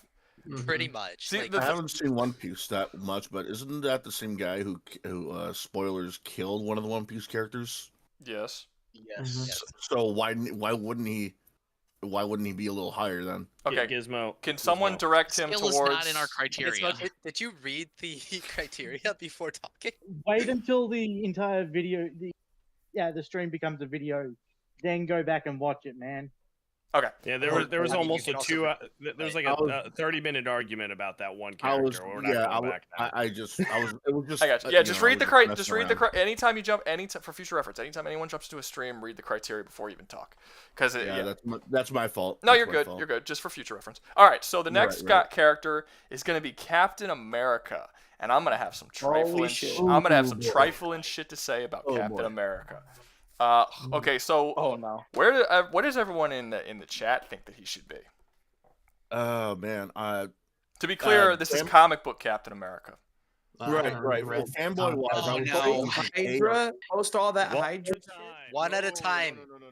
Hey, you fucks. One at a time. The Hydra shit is there's actually a story behind that. So what happened was, as much as nobody liked that twist, what happened was that Captain America was under the control of whoever was holding the cube. You know, the Cosmic Cube. The cosmic cube. Yeah, I keep forgetting they call it that. Because whoever holds it is able to alter reality, and what happened was Captain America. Whoever held it made Captain America think he worked for Hydra. So it wasn't that. Yeah, he didn't actually. He didn't. You don't have to go into detail. He didn't actually. Oh, He wasn't yeah, I'm actually not working going- for. He wasn't actually working for Hydra. It was. Yeah, that's basically the short version of it. Yeah, he wasn't basically working for Hydra. There's all this very, very convoluted story as to why he said that and why he was working for Hydra. I'm not going to get into it, but yeah, he wasn't really working for Hydra. And in case since you were going to bring that up, but as a fanboy, I would say it's S, but. Man, he's done some stuff. He's been involved with some stuff. Civil War happened. Yeah, people are gonna probably. I I don't know if people are gonna find this surprising or not, but I think this is probably our only D tier. I think the Captain America in the comics is an absolutely trash soldier. I think he's one of the most trash really? soldiers you can have. If this was Ultimate Captain America, he would be an F tier. But He's- this is like regular Captain Yeah, America. the issue with Captain America is the issue that all Marvel characters have. They all are written inconsistently, and their ideologies and who they are as people change constantly. So He's worse than Ultimate Comics, though. He's a lot worse. if you were to go back into 40s and 50s and even maybe 60s and 70s Cap, well, there was a decade where he was gone. I don't remember which decade it was. Anyway, if you go back far enough, you probably would have made it up pretty high on the list. But the fact of the matter is that he has actually turned on his own ideology several times based on whatever the ideology of the writer who is writing him believes. So, for instance, recently, and when I say recently, I mean like the last, 5 to 8 years, they've completely had him turn his back on all of his original belief systems. He believes that America is a racist, oppressive force that hates on women and all this kind. Like, he had a whole rant about how everything he fought for his entire career was wrong, and America has actually always been this oppressive thing. Yes, we get it. And it's because we all know what kind of writer was behind that. Yeah, okay. Oh my yes, but God. let me He's say become it. Let me say. Don't tell me you know about it. Let me finish saying it. But yeah, basically so he does all that. So he does all that stuff, and that's essentially that's the way it works throughout all of his comics. There's Marvel. A lot of the writers of Marvel have particular political beliefs, and instead of getting writers to start writing for Captain America who are sort of align with his beliefs, they just get whoever, and he's very flip-floppy, and he does not stick to his beliefs. He doesn't always persevere. Sometimes he gets his ass kicked very easily and gives up. Sometimes he fights for his, like, every single of the 4 tiers at multiple points in his history, like every single of the 4 requirements at multiple points in his history, he has completely turned his back on all of them and been basically terrible at all 4 of those categories. I don't think you can really argue otherwise unless you just decide to ignore large portions of his stories. Like when you read a Marvel comic, you cannot read a Marvel comic by reading like Amazing Spider-Man #1 and then read it all the way to 500 and be like, oh, that's an amazing story. You have to read like an individual arc written by an individual writer, and then when that arc is over, you need to stop fucking reading and then go read a different arc. Because if you continue on to when the next writer takes over, you're gonna fucking hate it because nothing's gonna make sense. The character is gonna just completely shift his whole ideology. It's awful. For that reason, I think that Captain America is an easy fucking D. I don't think that you can even argue that he would be above D. And he's probably going to be the only D on here. But can I have a 2 cents? Let Alden say his 2 cents. Just concept, he's an S. Execution, he's a D. And in the movies, he would be a B. Because he at least holds on to his shit in the movies. Right. I mean, the movies, he would definitely be better. Yeah, B to A. Be a better soldier by this list, but I wouldn't even put him as high as B in the movies, because even in the movies, he's kind of all over the place between Winter Soldier and Civil War. Like, his ideals change on a dime almost. Well, no, I can fight against that because his best friend was brainwashed under the enemy's control. Is that even the right way to say it? Yeah, he was brainwashed under the enemies, so of course you would want to stick up for his friend. You would do the same thing too if he was framed for something that he was made to do too. So it makes sense why he's fighting for him.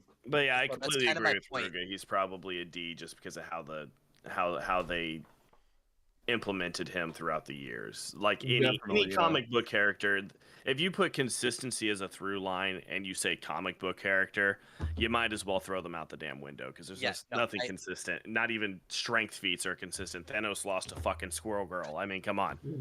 Okay, but everybody loses to Squirrel Girl. But my point, Gizmo, is just that Captain America in the movies, he defended Bucky to the last in Winter Soldier, but in Civil War, the friend he had made in Tony Stark, he went completely against him just because they couldn't see eye to eye on something, to the point that they fought and almost killed each other. Yeah, so that I can defend. That's kind of my point, is he's so inconsistent in that regard, because he will fight to the absolute last to save Bucky, but then he'll turn around and nearly kill Tony Stark. Well, I can't. I think y'all are jumping the gun with that one, because he fights for Bucky because he believes that Bucky could be innocent of the crimes that he's being said that he did. He doesn't believe that Bucky actually attacked the UN and killed Black Panther's father. That's why he fights for Bucky. When it comes to the Civil War, let me talk, Trip. Fuck, just let me get the words out. No, I don't need help talking. I learned to talk a long time ago.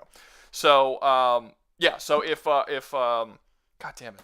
Okay, so in Civil War, Captain America is like, Iron Man is going against Captain America's belief system by having them go and side with the government. I actually think it's a very strange thing because they sort of do a weird flip flop. But yeah, so Captain America actually he's being asked to go against his initial belief systems that he had in the original film.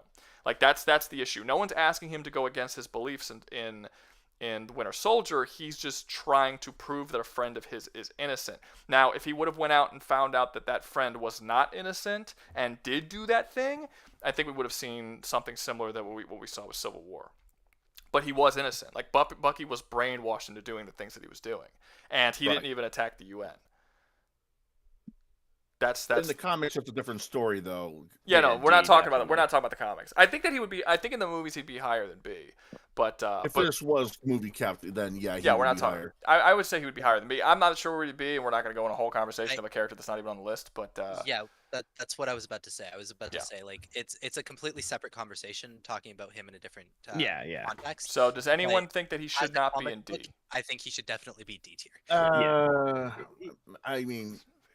Look, he because of the writers we have now, they're basically making Captain America their bitch. But we have to remember he has done some good he has done some good stuff. Like he is the leader of the Avengers after all. He's worthy of picking up Thor's hammer. He's been in World War II. Anyone is time. Yeah, but here's the thing. Even with that, like with the worthiness of picking up Thor's hammer, everyone's fucking worthy of picking up Thor. Loki picked up Thor's hammer.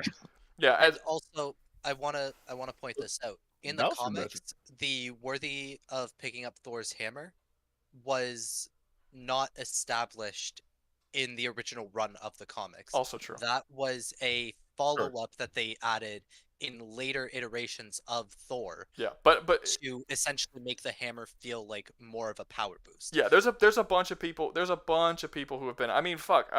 Captain Marvel was able to lift the hammer after she just got finished with an arc where she was arguably a fascist authoritarian. So it's just it's all over the place. Like I said, a lot of it has to do with how the writers, who a lot of writers in Marvel are absolutely fucking insane. Right, and it's not even just today's writers. It's in general. Can't. It's a problem with long-running comics in general. I usually like to slap current writers and don't like that in making decisions, but yeah, Captain America has had this problem a long time due to his longevity. Gotcha. I do appreciate it when Captain America does criticize his own government because, he has the right to, but when he actually has to fight the US government, and I'm not talking like go undercover because someone framed him. I'm talking like legit fight his own government. That's when I'm like, yeah. Well, no, the idea of the character initially is that if the government, he doesn't stand by his government no matter what. He stands by his particular ideology that the America stands for, like the ideals of America.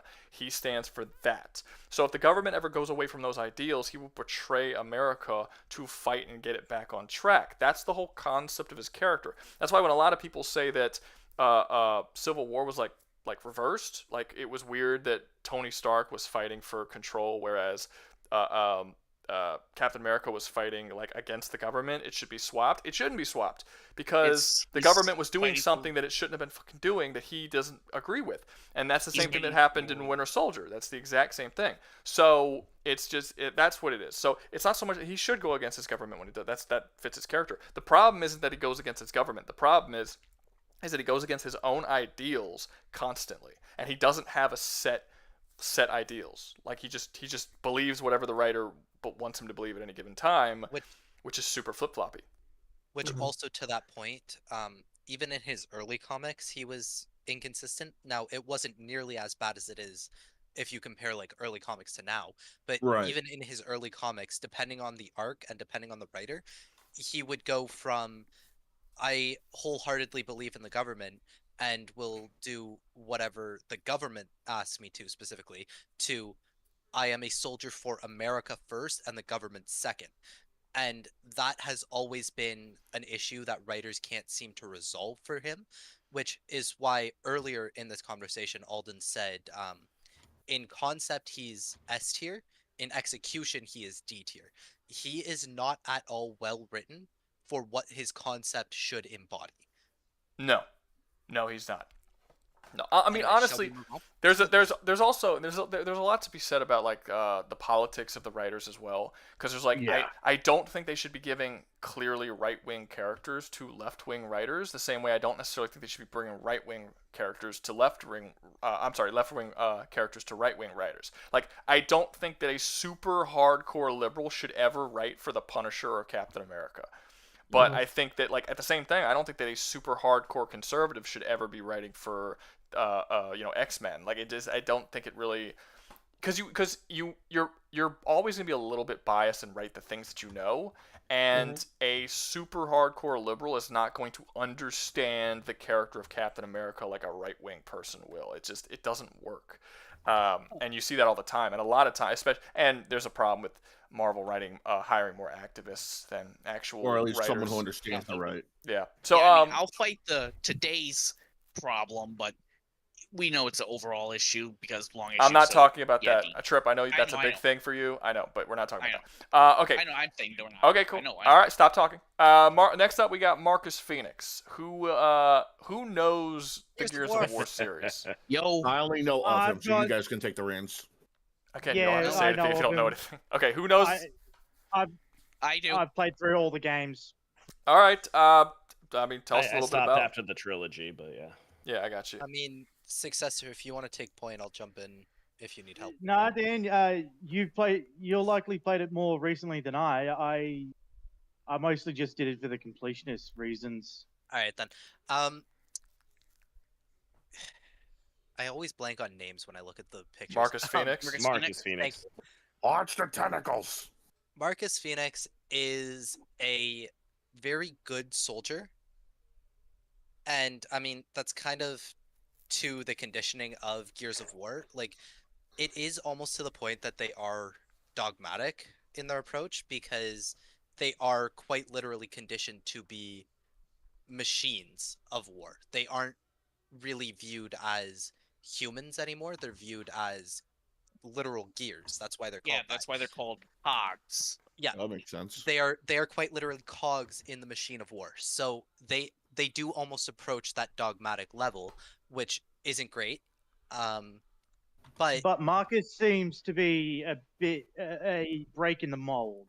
yeah, and that's what I was about to get to. Marcus is one of the correct me if I'm wrong here, Successor. I believe he's a captain. And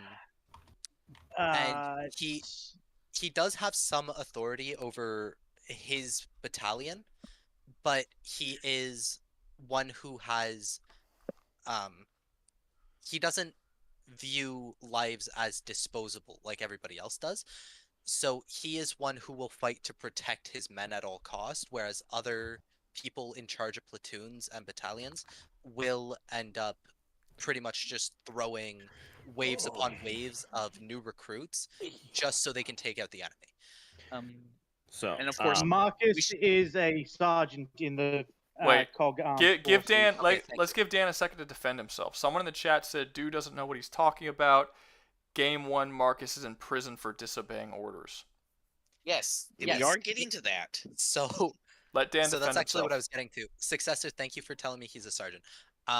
Yes, in game 1, he was court-martialed for disobeying orders because he quite literally disobeyed a direct order from a superior in order to save lives. So his Including his superiors were father. ordering him to essentially allow, I can't remember, it's been so long since I played the first game. His superior was ordering him to allow somebody to die, and he went, fuck you, no, I'm doing it my way and I'm saving his life. So he ended up completing the mission and saved the guy's life, although I'm pretty sure the guy was injured. But he never essentially- recovered his father's body, which turned out to be kidnapped in the third game. yeah, okay, so there you have it. He tried to did- recover his father's body, which he never could, but he still completed the mission, but got court-martialed for disobeying a direct order.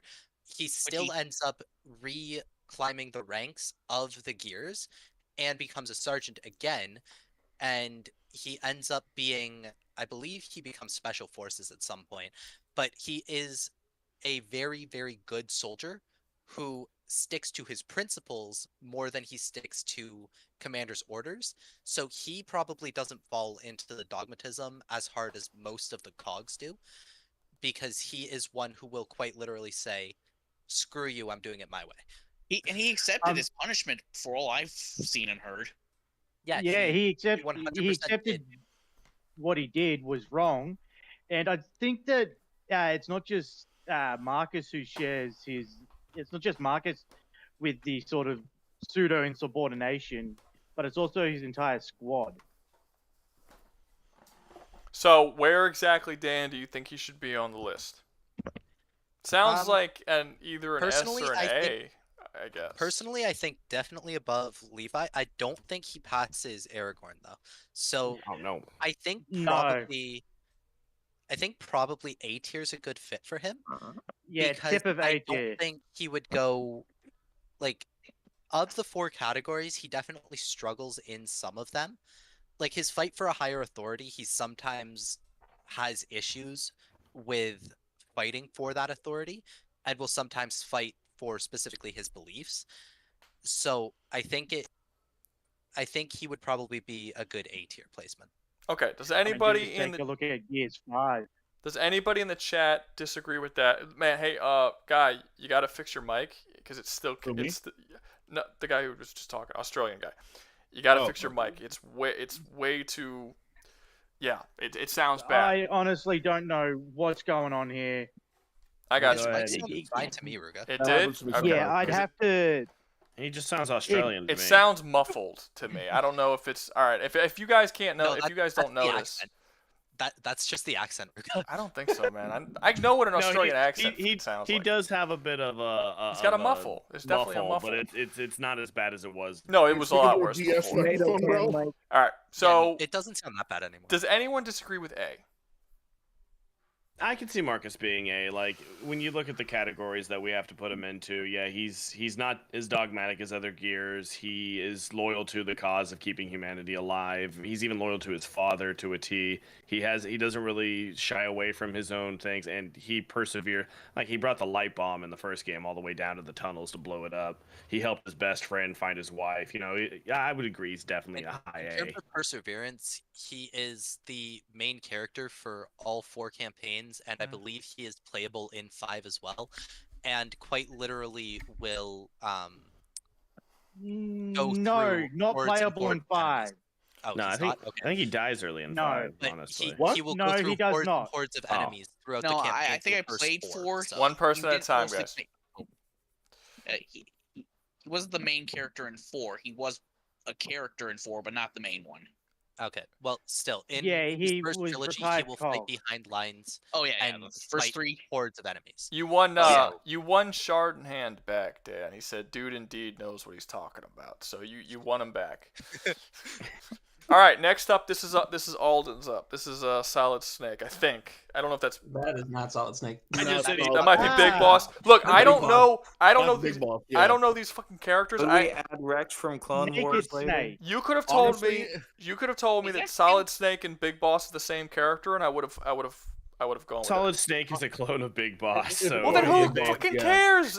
They're the same person. No, Honestly, they are I would not not- the same person, but we are not getting into that complicated. Honestly, I would not blame you for thinking they were the same character. A lot of people can't really follow Metal Gear. I don't Metal play Gear- any of the. I played 4. That's it. I don't know the story. So Metal Gear's story is literally so convoluted that you'd have a better chance of fucking figuring out the puzzle box and fucking Hellraiser. Yeah. Okay, so one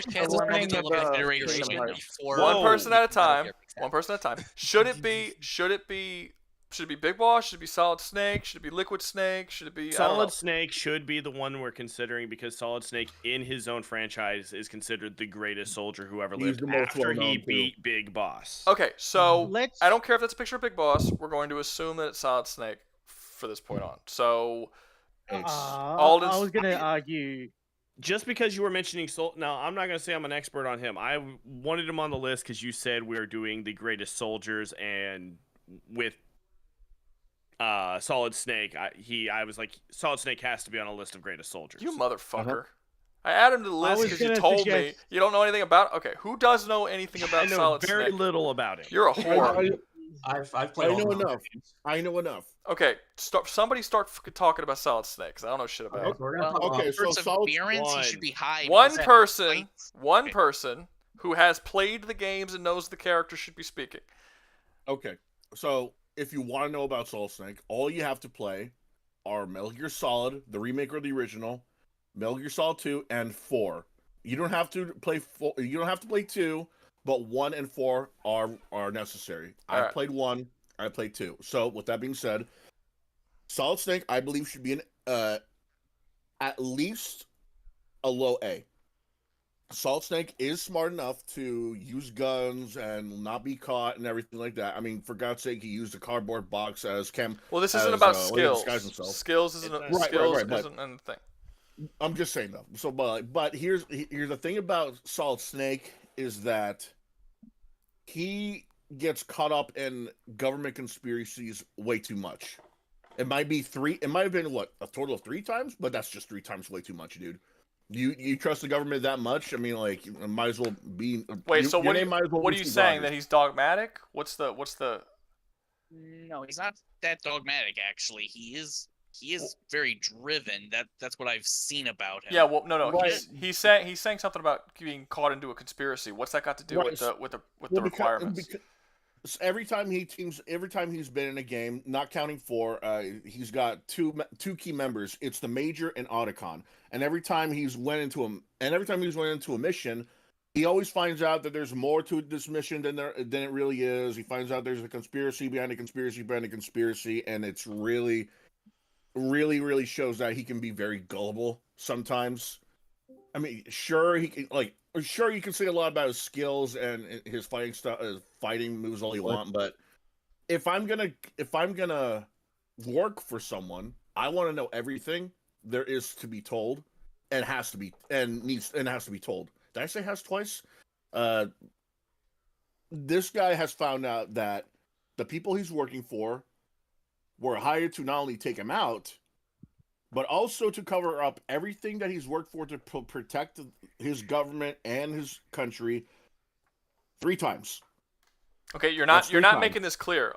There's a criteria that we're using. Too gullible. Too gullible. None of that is relevant to the criteria that we're going with. Do you know the criteria?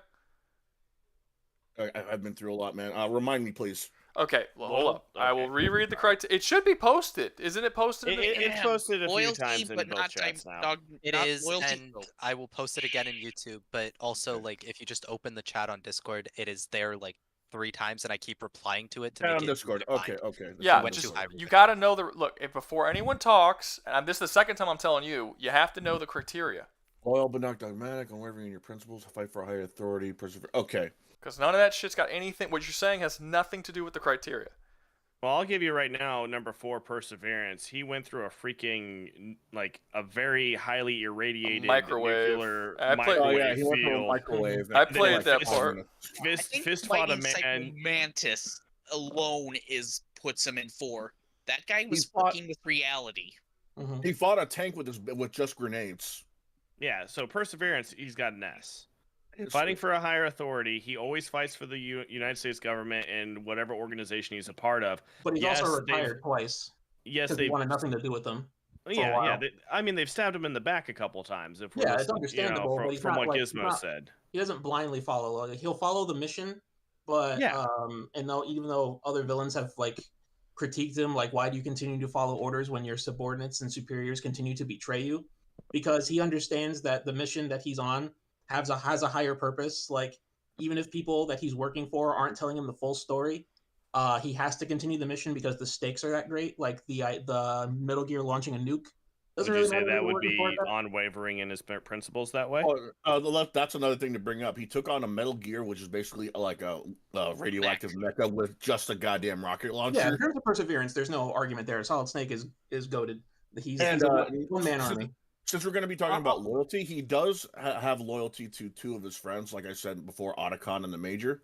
He does trust when he trusts the right people. He trusts the right people. Otacon, I think anybody would trust. So after Metal Gear 1, he decides to start his own organization called Philanthropy, which is the idea of letting the public know the existence of Metal Gears and things like that for them to make their own decisions. His mentality after Metal Gear 1 is that you find something to believe in and then pass that on to the next generation. That's what he believes in. But so it's not really the beliefs of a higher authority, because he did that for a while. He was a more loyal soldier in his youth, but after the events of Metal Gear 1, he decided to cut ties from that and just start his own organizations, like independent. And his thing is just passing the torch to the next generation, making sure that truths are open to the public, and just letting the next generation decide what to do with that information. We have to lower his rank though for not getting it on with Meryl. I mean, that's his loss. What about fighting in Monster Hunter? Well, like I said, yeah, Perseverance, Solid Snake's got it in spades. So where do you guys think he should be on the tier list? It's tough because there's early in his career, because he was Army infiltration, he was U.S. Army, and he was taught by Big Boss before he learned that my mentor is actually a war criminal. I'd definitely say behind Marcus Phoenix in A tier. It's tough because if we're talking about, I would say behind Aragon just because of on S, because he's had high ranks on all of his stuff. The rank betrayed him.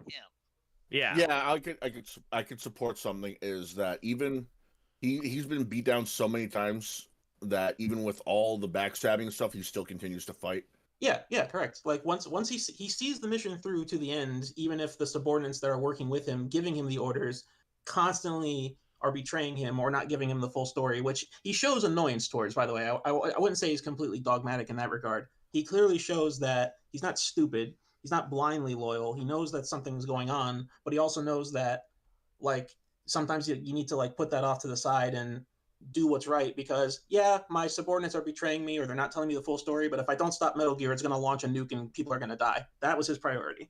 Yeah, no, and that's why I say, with all the rules on this list, he's loyal, but he's not dogmatic. He's not out there freaking preaching the good sermon. He's just protecting his people. Yeah, he's freaking unwavering in his principles.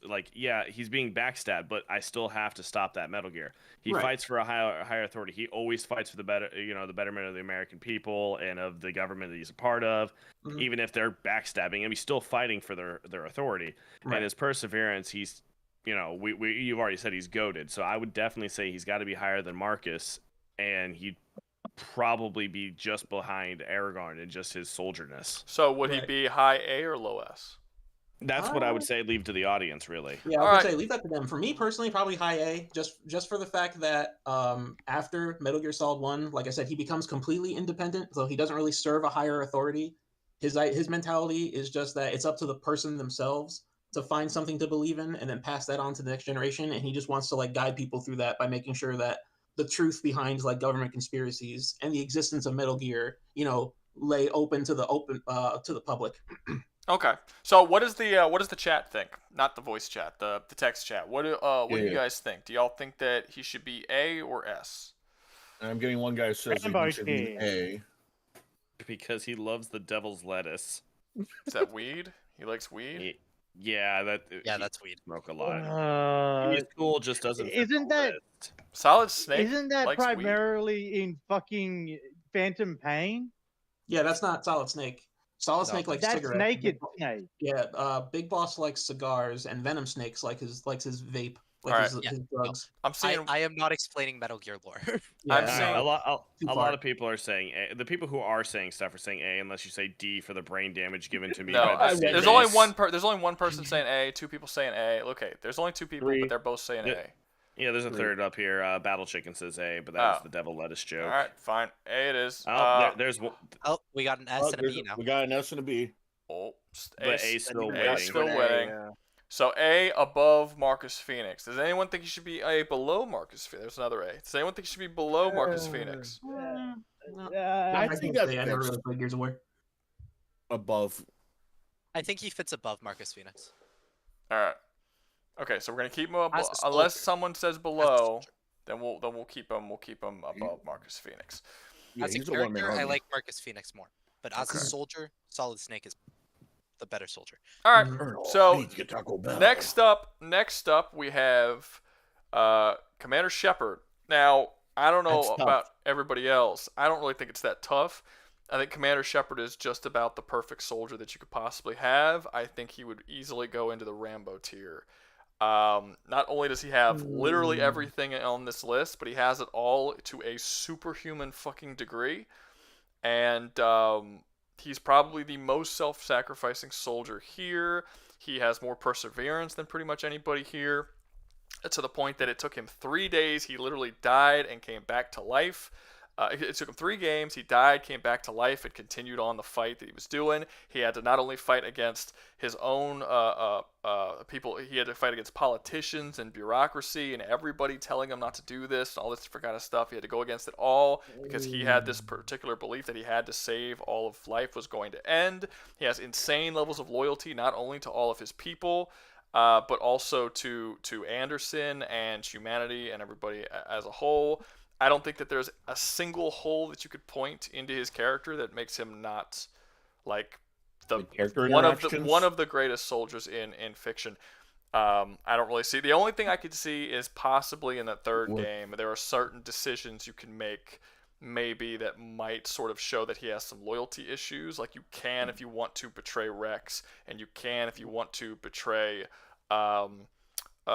Morden. There's certain betrayals that you can do in the third game. However, it should be noted that even those betrayals are done because they are going towards a mission that he is trying to accomplish, which is to save basically all of reality and all of life from getting completely killed. So even those betrayals aren't really betrayals because they're not going against what his beliefs and ideology is. Can you post the rules again? So Yep, I'll post. You're making it sound like Rambo tier.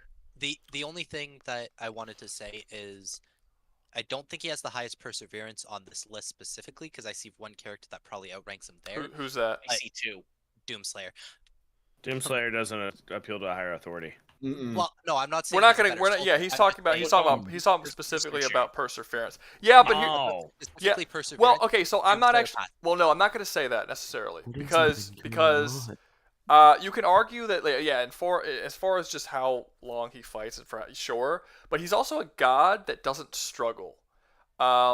He basically, like, we'll talk about it more when we get there. Becoming a god. But a big part of perseverance is about, like, fighting through no matter what you go through, no matter what horrors you have to deal with. And while Doom Guy does have that in the original games, by the time Doom Eternal and shit shows up, the demons don't really challenge him anymore. He is the force of nature. They would have to persevere against him. He doesn't have to persevere against them anymore. He's not. He's not even mortal anymore. So that's true. But this is getting into conversation that we're gonna have there. No, it's fine. I'm just saying, like as far as perseverance goes, for a mortal man who has to overcome insurmountable odds. I mean, yeah, he goes through it. I mean, the games take place over the course of, I think, 3 or 4 years. By the end of the game, he's having nightmares. He's having nightmares of all of life and all of reality being slaughtered, and he's still going for it literally at every turn, especially in the first game. Even a lot of parts in the second game, everyone is trying to stop him from doing what he's doing, from his own people to his higher ups, to the council at the Citadel. Like, nobody wants him to accomplish his goal, and he fights through literally. He doesn't just have physical fights, but he has mental fights and bureaucracy bullshit that he has to constantly fight through. I think as far as perseverance, it'd be very difficult to say that anyone on this list has more than he does. I'm not saying it doesn't. He takes a laser at the end of the third game before he goes up in the damn beam to fight and that's after he dies at the beginning of Mass Effect 2 and is brought back to life to continue to fight. He fucking dies, and then he dies. And then Solid Snake. Yeah, and then in 3 he gets fucking burnt to a crisp from a laser where again he should be dead, but he still he limps his way into the portal to go to the final thing after he was shot by a massive laser that should have killed him. Personality. R.I.P. Marauder Shields. But extra points because of all the pussy gets along the way too. Yeah, he also probably gets the most pussy on this list. Yeah, alien pussy. That's not true. Captain America gets more than he does for sure. Tally best girl. No, he does. I mean, you can. In you the can entire hook up with in Captain America's the entire human. history, he's been with like most of the female superheroes in Marvel. So yeah, like all of the superheroes in Marvel have been with like all the females. They're all whores. So, but yeah, so especially Tony. actually, especially Tony. Actually, Depends okay, what Tony. arc. Spider-Man. Depends what arc, because he is loyal to Pepper Potts after a while. Yeah, actually, Spider-Man I think has the largest body Highest count. body count. He has the Yeah, highest I body think count. Spider-Man in does Marvel. have the highest body count. Well, Despite fair being enough. the Black most Cat and Mary Jane. Yeah, and the Those highest alone are the highest Those body are- count in DC is Nightwing. So that's like Yes. so. Didn't Tony sleep with the She-Hulk? yes. Yeah. Yeah. Who Yeah, hasn't I- slept with She-Hulk at this point? Yeah, Tony slept with She-Hulk. Spider-Man? Spider-Man has not slept with She-Hulk, No. but he slept with a lot. But- he had Silk. I mean, come on. Yeah, he that's did fair. sleep with his own That's fair. sister. Really? He also No. he was also molested as a child, so technically I guess he slept with a man too, named Skip. Is that even canon? I forgot all about that. Yeah, that's a real thing that happened. That's canon. So Oh, we're putting him in Rambo Moving tier on. then. Next character. No. Well, does anyone no. does anyone have anything to say against what I said? Yeah. Well, No, I think you're not. Shepard What you're saying probably isn't wrong. deserves Rambo tier. What you're saying Yeah, I isn't think Rambo wrong, tier. but the thing is, his whole you literally have to make sure that you actually succeed in guiding Shepard through most of what you need him to do. Is the problem? A lot of what he, some of what he's not a lot. Criteria, Paragon or Renegade, either way. It doesn't matter. If you play through the game, you succeed in some way at what you're doing. You might die by the end, but I mean, unless you like get killed off in 2 in the suicide mission, I guess. But if they had a canon, if there even was a canon in Mass Effect, it's not going to be that he dies at the end of fucking 2. He'd make it all the way through. Well, there Can are I bring up actually his 3 lack of canons personality? I'm sorry, Dan. Continue what you were saying, real quick. What were you saying? There are actually 3 canons that have been published for Mass Effect. One for Renegade, one for Paragon, and one for a neutral route. Any of those 3 can get you to any of the endings in the final game. So honestly, Shepard meets the criteria no matter how you guide him. So it really doesn't matter. He is probably Rambo tier for sure. Yeah. That also puts him up to a more similar level to that of Doom Guy, because he's successful in 3 different timelines. Doom Guy is successful in infinite timelines, but it's Doom Guy At is least the ones we primeval, know of, so Doom definitely. Guy is something else. Yeah. Yeah, we'll get to him. But We're happy to get to him. But so does anyone disagree with the Rambo tier for Chat seems to be saying S along the strictly S along the lines, but all of us that aren't in the chat are saying Rambo tier. Okay, so everyone's saying S? Is there anybody who thinks that he shouldn't be at Rambo tier? And if he isn't, you got to give us a reason as to why. You can't just say S tier and then that's it. I mean, we've pretty much established that. Everyone is robot neutral- voicing right now. SS sorry. tier. Hello there. Yeah, Well, then it's this is you. Rambo tier. Yeah, okay. So SS tier, I'm just taking as Rambo tier. Battle Chicken, you're just saying S tier. You gotta tell me why if it's not Rambo, because everyone else is saying Rambo. I'm putting him at Rambo for now. Go ahead. I would have an issue if we were talking about skill, but since we're talking about his loyalties and such, definitely Rambo. There is like a personality though. Okay. What do you But mean a that's lack not of? What do relevant. you mean a lack of personality? Oh, look, I guess I can talk about it. Well, the thing is, Well, you already if did. you literally have to choose for him to be either Renegade or Paragon. That's the thing. No, I actually disagree. Okay, I know where you're going with this, or I believe I know where you're Yeah. going with this. No, I actually disagree with that entirely. There are a couple of different types of RPG protagonists that you can have. You have the sort of Baldur's Gate 3, coder kind of routes where the main or Dragon Age is a good one, where the whole point of the game is for you to have whatever kind of personality that you want the character to have. And then there are games like The Witcher 3 or Cyberpunk 2077 or Mass Effect, where you can choose what you want to do with the character, but the character is very set in their character. No matter what, there are so many very solid character traits that Shepard has that you cannot change. You can't control it. You can at no point can you be, for one, you can't be evil at all in Mass Effect. It's not possible for you to be evil. You could be a renegade, and you could be a little bit of a more intense and harsher soldier, but you cannot be evil in that game. I don't think there's any straight up evil decisions, with the exception of one in Mass Effect 1, which I think is the worst decision of the entire series, because it is just a straight up I'm going to be evil decision. But other than that one decision, the whole series actually really doesn't let you be evil. It doesn't let you do anything that Shepard wouldn't do. You can't give up on humanity. You can't walk away from the situation that's happening. There's nothing in the plot that's forcing you through it. You're like, no matter what, Shepard is choosing to do this because he wants to save all of life. Like, it's his job. He is a soldier no matter what. You can't be a thug or a criminal or a bastard or anything like this. You can, and throughout most of the series, you can't be disloyal to any of your friends. Like, there's nothing you can say to any of your companions that's going to make them get pissed off and just leave you.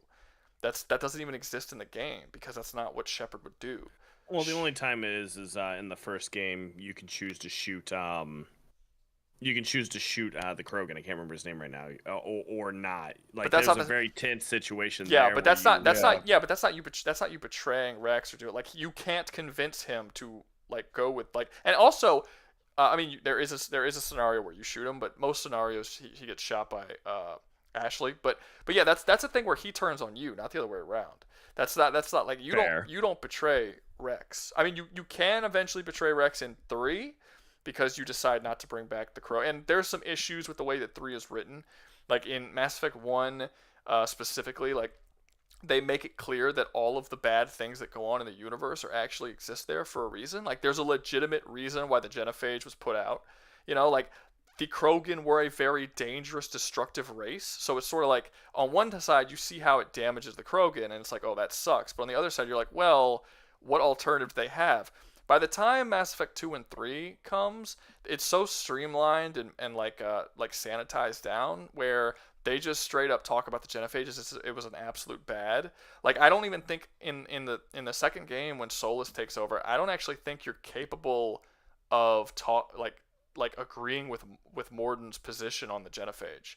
I think you have to fight against his position on the genophage, because they make it an outright good decision that to be against the genophage. And in the third game, when they bring the genophage back, nobody really that's considered the only correct option. And by not curing the genophage, you're actually like basically like that is the evil decision. You know what I mean?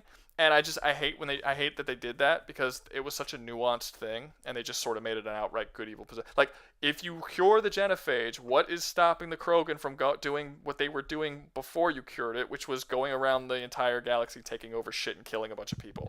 Like, I don't know, man. Curing the genophage was kind of evil on Rex's balls. Yeah.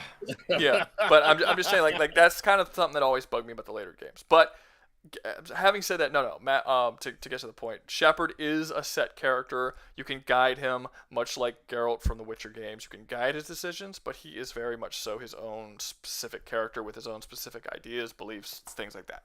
So, I get you. Yeah. But yeah, does it looked like everyone agreed with Rambo tier or SS or S or whatever. So that's where he's gonna go. All right, next up, who has seen Gladiator? Are you not entertained? I've seen it, but it was a long time ago, and I think I remember more of the Gladiator bits than his military career. Okay. Gladiator is actually coming out with a sequel, which it's already out. It's already out. I have no interest in seeing it, but yeah, it's out. Nobody does. It's not out here in Canada, but I believe it actually dives more into Maximus's backstory as a soldier. No, it's a sequel. Well, no fucking wonder it's not. It hasn't come out in Canada yet. You guys are all fucking moose lovers. It's a sequel. The kid Lucian, who was in the first movie, is the main character, and he's an adult, and he's in the second movie. It's a sequel. But done that years ago. Yeah. What's up? No, I was just saying they could have just made the sequel years ago, but it's kind of too late. Everyone's already past the Gladiator phase. I don't think that movie should have had a sequel. I think it's really weird. They were talking about a sequel after the first movie released, and they were talking about it taking place in modern day. And what? Yeah, listen. And Maximus basically coming back down from Olympus and living in the modern day. And this was actually this had actually existed. This was a real pitch that really happened, and they were talking about. It got to the point where they were starting to talk about writing a script and shit for it. And I'm like, this is the dumbest shit ever. And it had such a massive backlash online of people saying it was stupid that they just canceled it. And now they're making Gladiator 2. Was that it though? It was just like, oh, he's now in modern times. And I don't know what the plot. I don't know what the plot was going to be. I don't remember. This was years ago. This was a little bit after the first one released. This might have been, I don't know, probably more than 5 years, but less than 10 years after the original came out. Yeah, sounds more like a video game pitch than a movie pitch. It was an awful pitch. But yeah, so it's called Assassin's Creed. Okay, so I think pretty much everybody has seen Gladiator. Where does people think that Maximus Aurelius Decius Meridius Meridius? I love that you have his entire fucking name pretty much. So pretty much, goes forever. He's got four fucking names. Who think? Where do you guys think that Maximus should be? Oh boy. Has no one seen Gladiator? I've seen Gladiator, but his more memorable moments were in the arena, not really in. I'm gonna be real. Initially, my eyes are so shit. I thought that was Soldier Boy. That's pretty shit eyes. Well, no, I mean, look, you could say, yeah, but look, you could say that there's more. You're thinking too small. Most of his scenes are in the arena, but the entire movie kicks off because he refuses to work for the son of Marcus Aurelius because he believes that Marcus Aurelius murdered him, and because of his loyalty for Marcus and Marcus's ideals of creating a Rome, a free Rome to give to all of his people. He fights even after his death, even after his family dies and he goes and becomes a slave. He still fights for those ideals. That's a big part of the film. He's loyal but dogmatic to Marcus Aurelius's beliefs. Well, I don't even think it's dogmatic. I just think he doesn't. He fights for the beliefs of a dead man. That's pretty dogmatic. Yes, but no, he does. He believe that the next group who got to the position. It's not dogmatic because he's murder. It's not is legitimate. I wouldn't call it as dogmatic because he's not going to go against his own, like what he believes is right in order to serve. I was going to go into the unwavering, his own unwavering yeah, principles. Like he truly believes in what Marcus Aurelius wanted.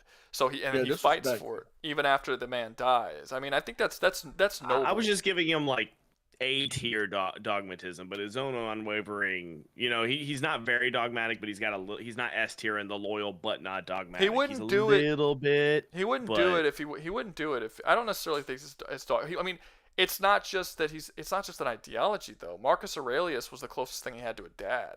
That is fair. Like Marcus Aurelius even said that like he wishes his son was Maximus, not Joaquin Phoenix's character, who was shit. Starts with a C. You know all four are freaking Maximus's names. I'm going blank.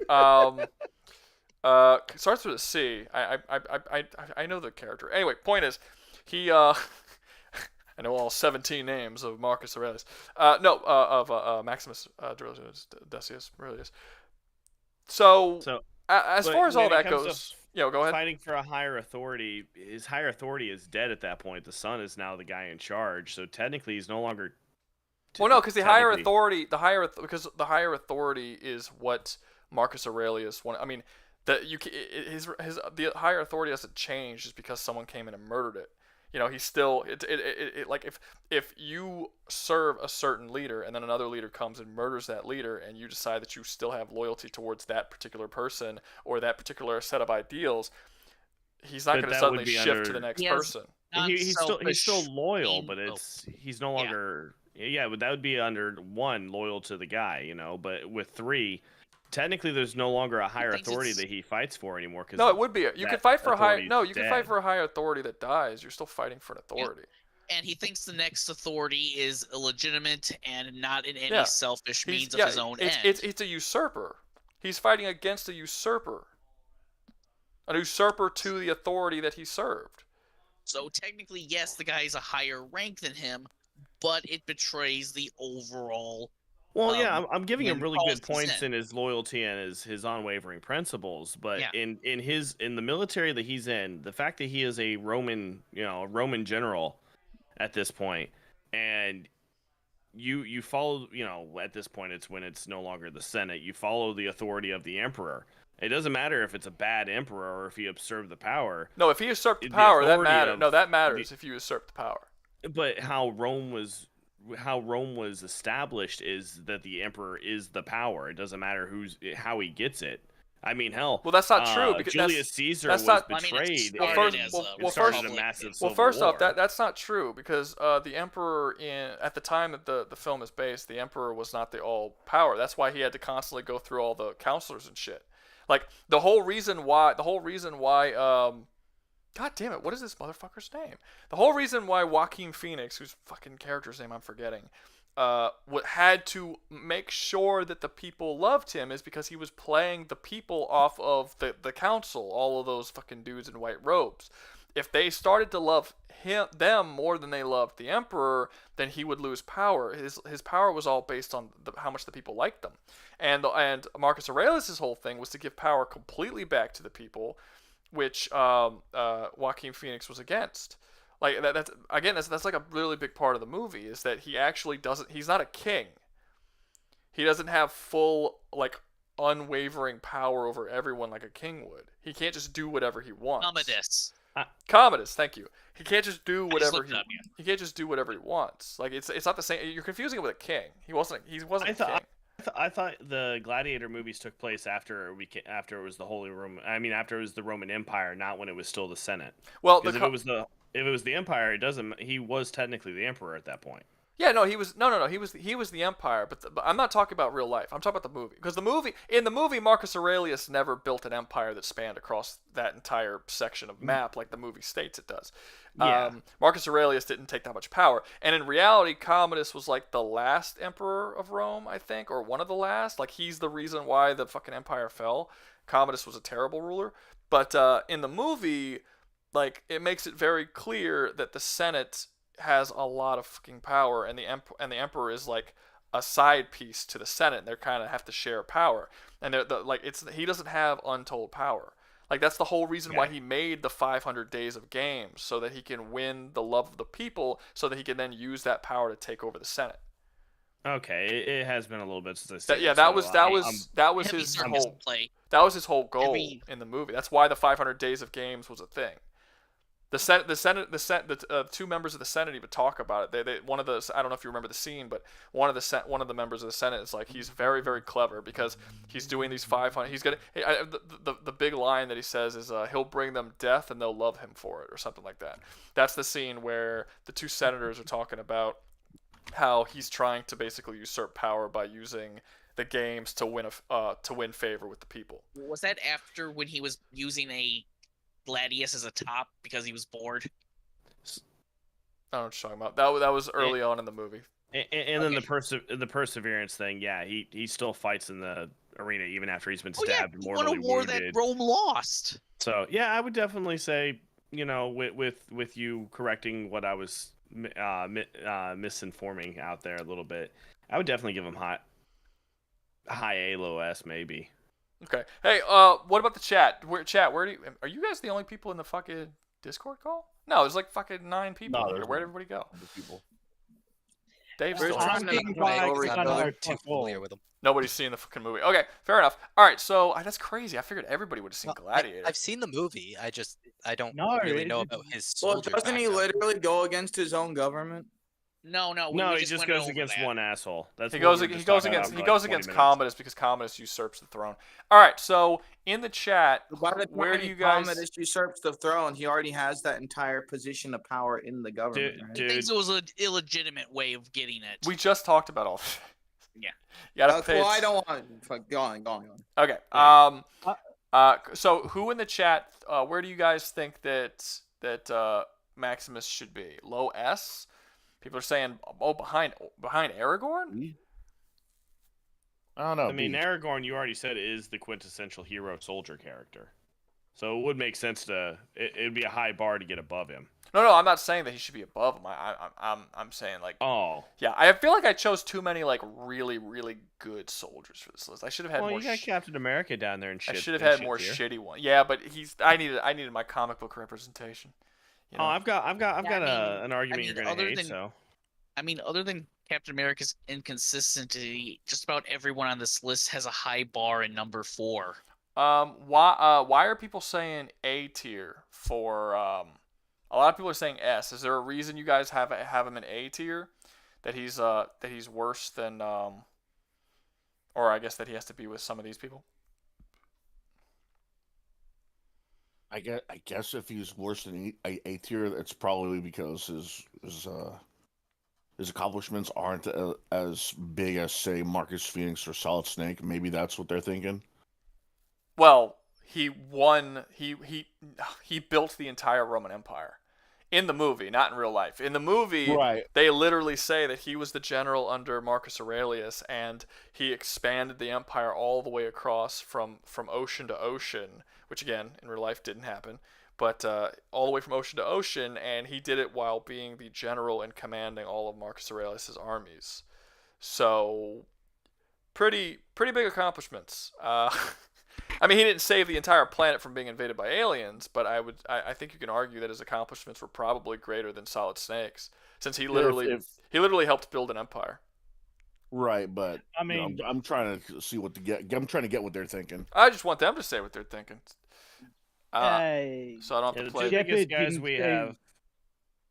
Thinking there should be more shit soldiers on here because it's looking like, look at all these cool soldiers. Also, fuck Captain America. Okay, so nobody is really saying why he should be. Firecat just says ocean to ocean is a small empire, but it depends on what oceans you're talking about. America's a massive, Yeah, I mean, it depends on what oceans you're talking about. If you're talking about from one side of Asia to the other side of Europe, that's a pretty fucking big empire. But if you're talking about just the land bridge between Egypt and freaking the Middle East, that's a tiny empire. Bro, you could be talking about both sides of Madagascar. Madagascar. Madagascar. Sorry, I had to give you a little bit of shit. Sorry about that. Low S, final. Okay, everyone's saying low S. A couple people said A, but they're not telling me why. So I guess it'll be low S. Overall, best you could ask for when you're looking for a loyal guy, but Aragorn is a deity-level leader and beacon of hope. Okay, we're just gonna go Marcus Aurelius in S. We'll just put him in S, low S, and that'll be that because people aren't really telling me a whole lot more than that. Okay. I mean, fuck. Alden, this is gonna be you too. Next up, we got Master Chief, John 117. What do y'all think about Johnny 117? Halo, baby. In-lore, acknowledged. Are we talking about the comics, the obvious one that you would talk about when you're talking about Master Chief?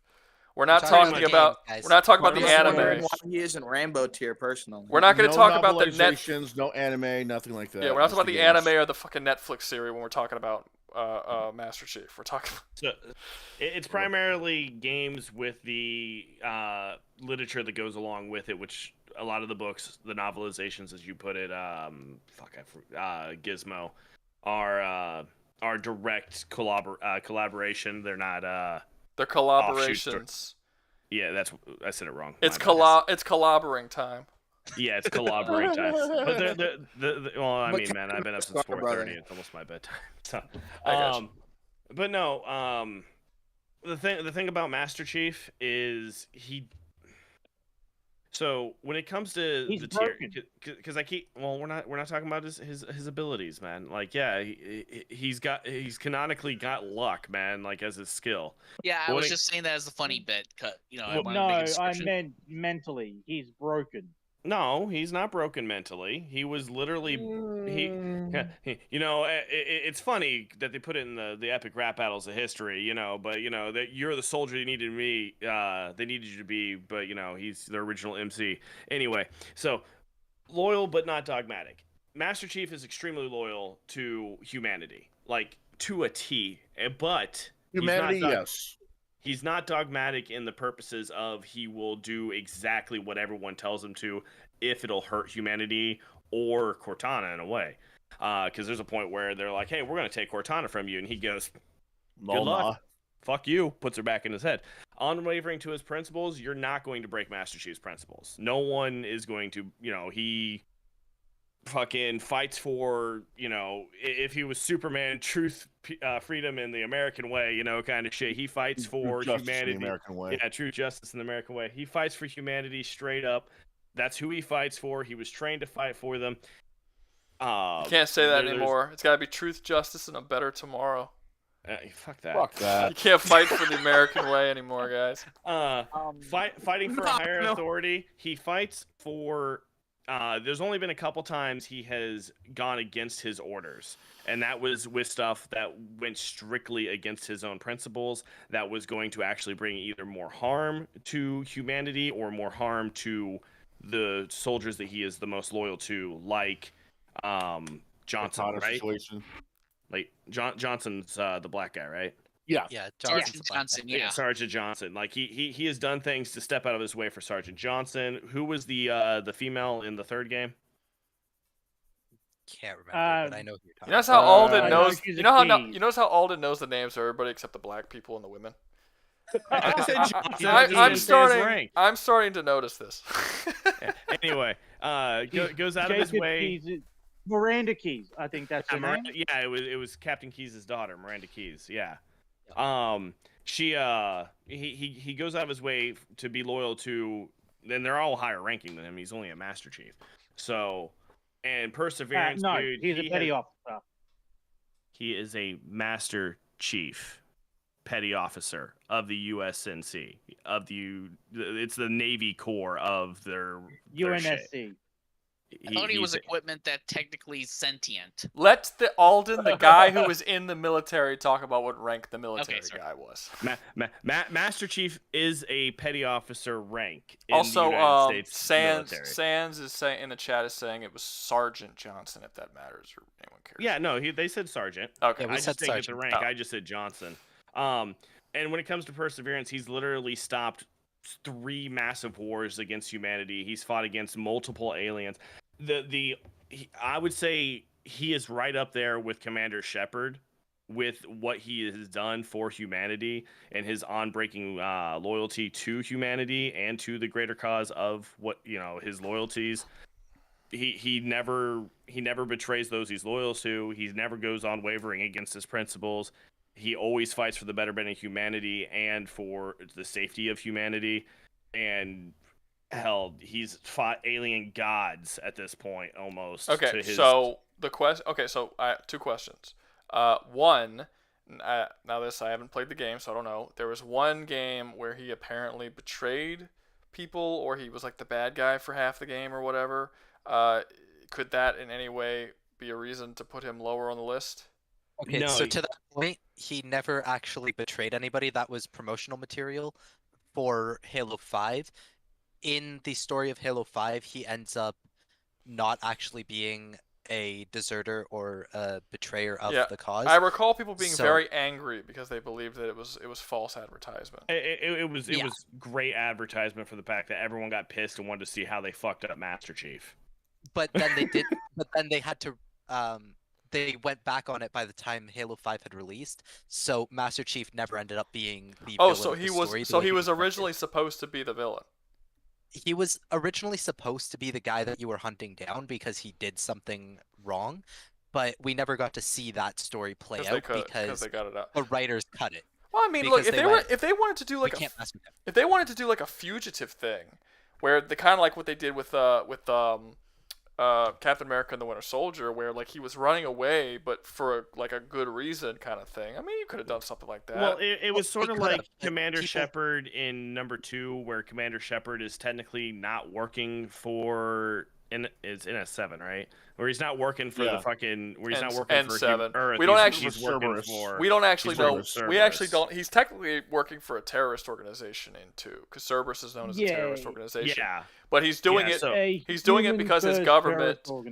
He's doing it because his government basically turned its back on what they were fighting for.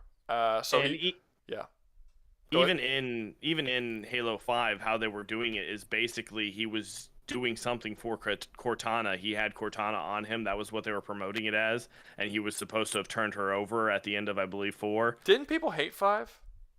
Yeah, everyone hated 5. People hate the fucking Infinite Precursor saga.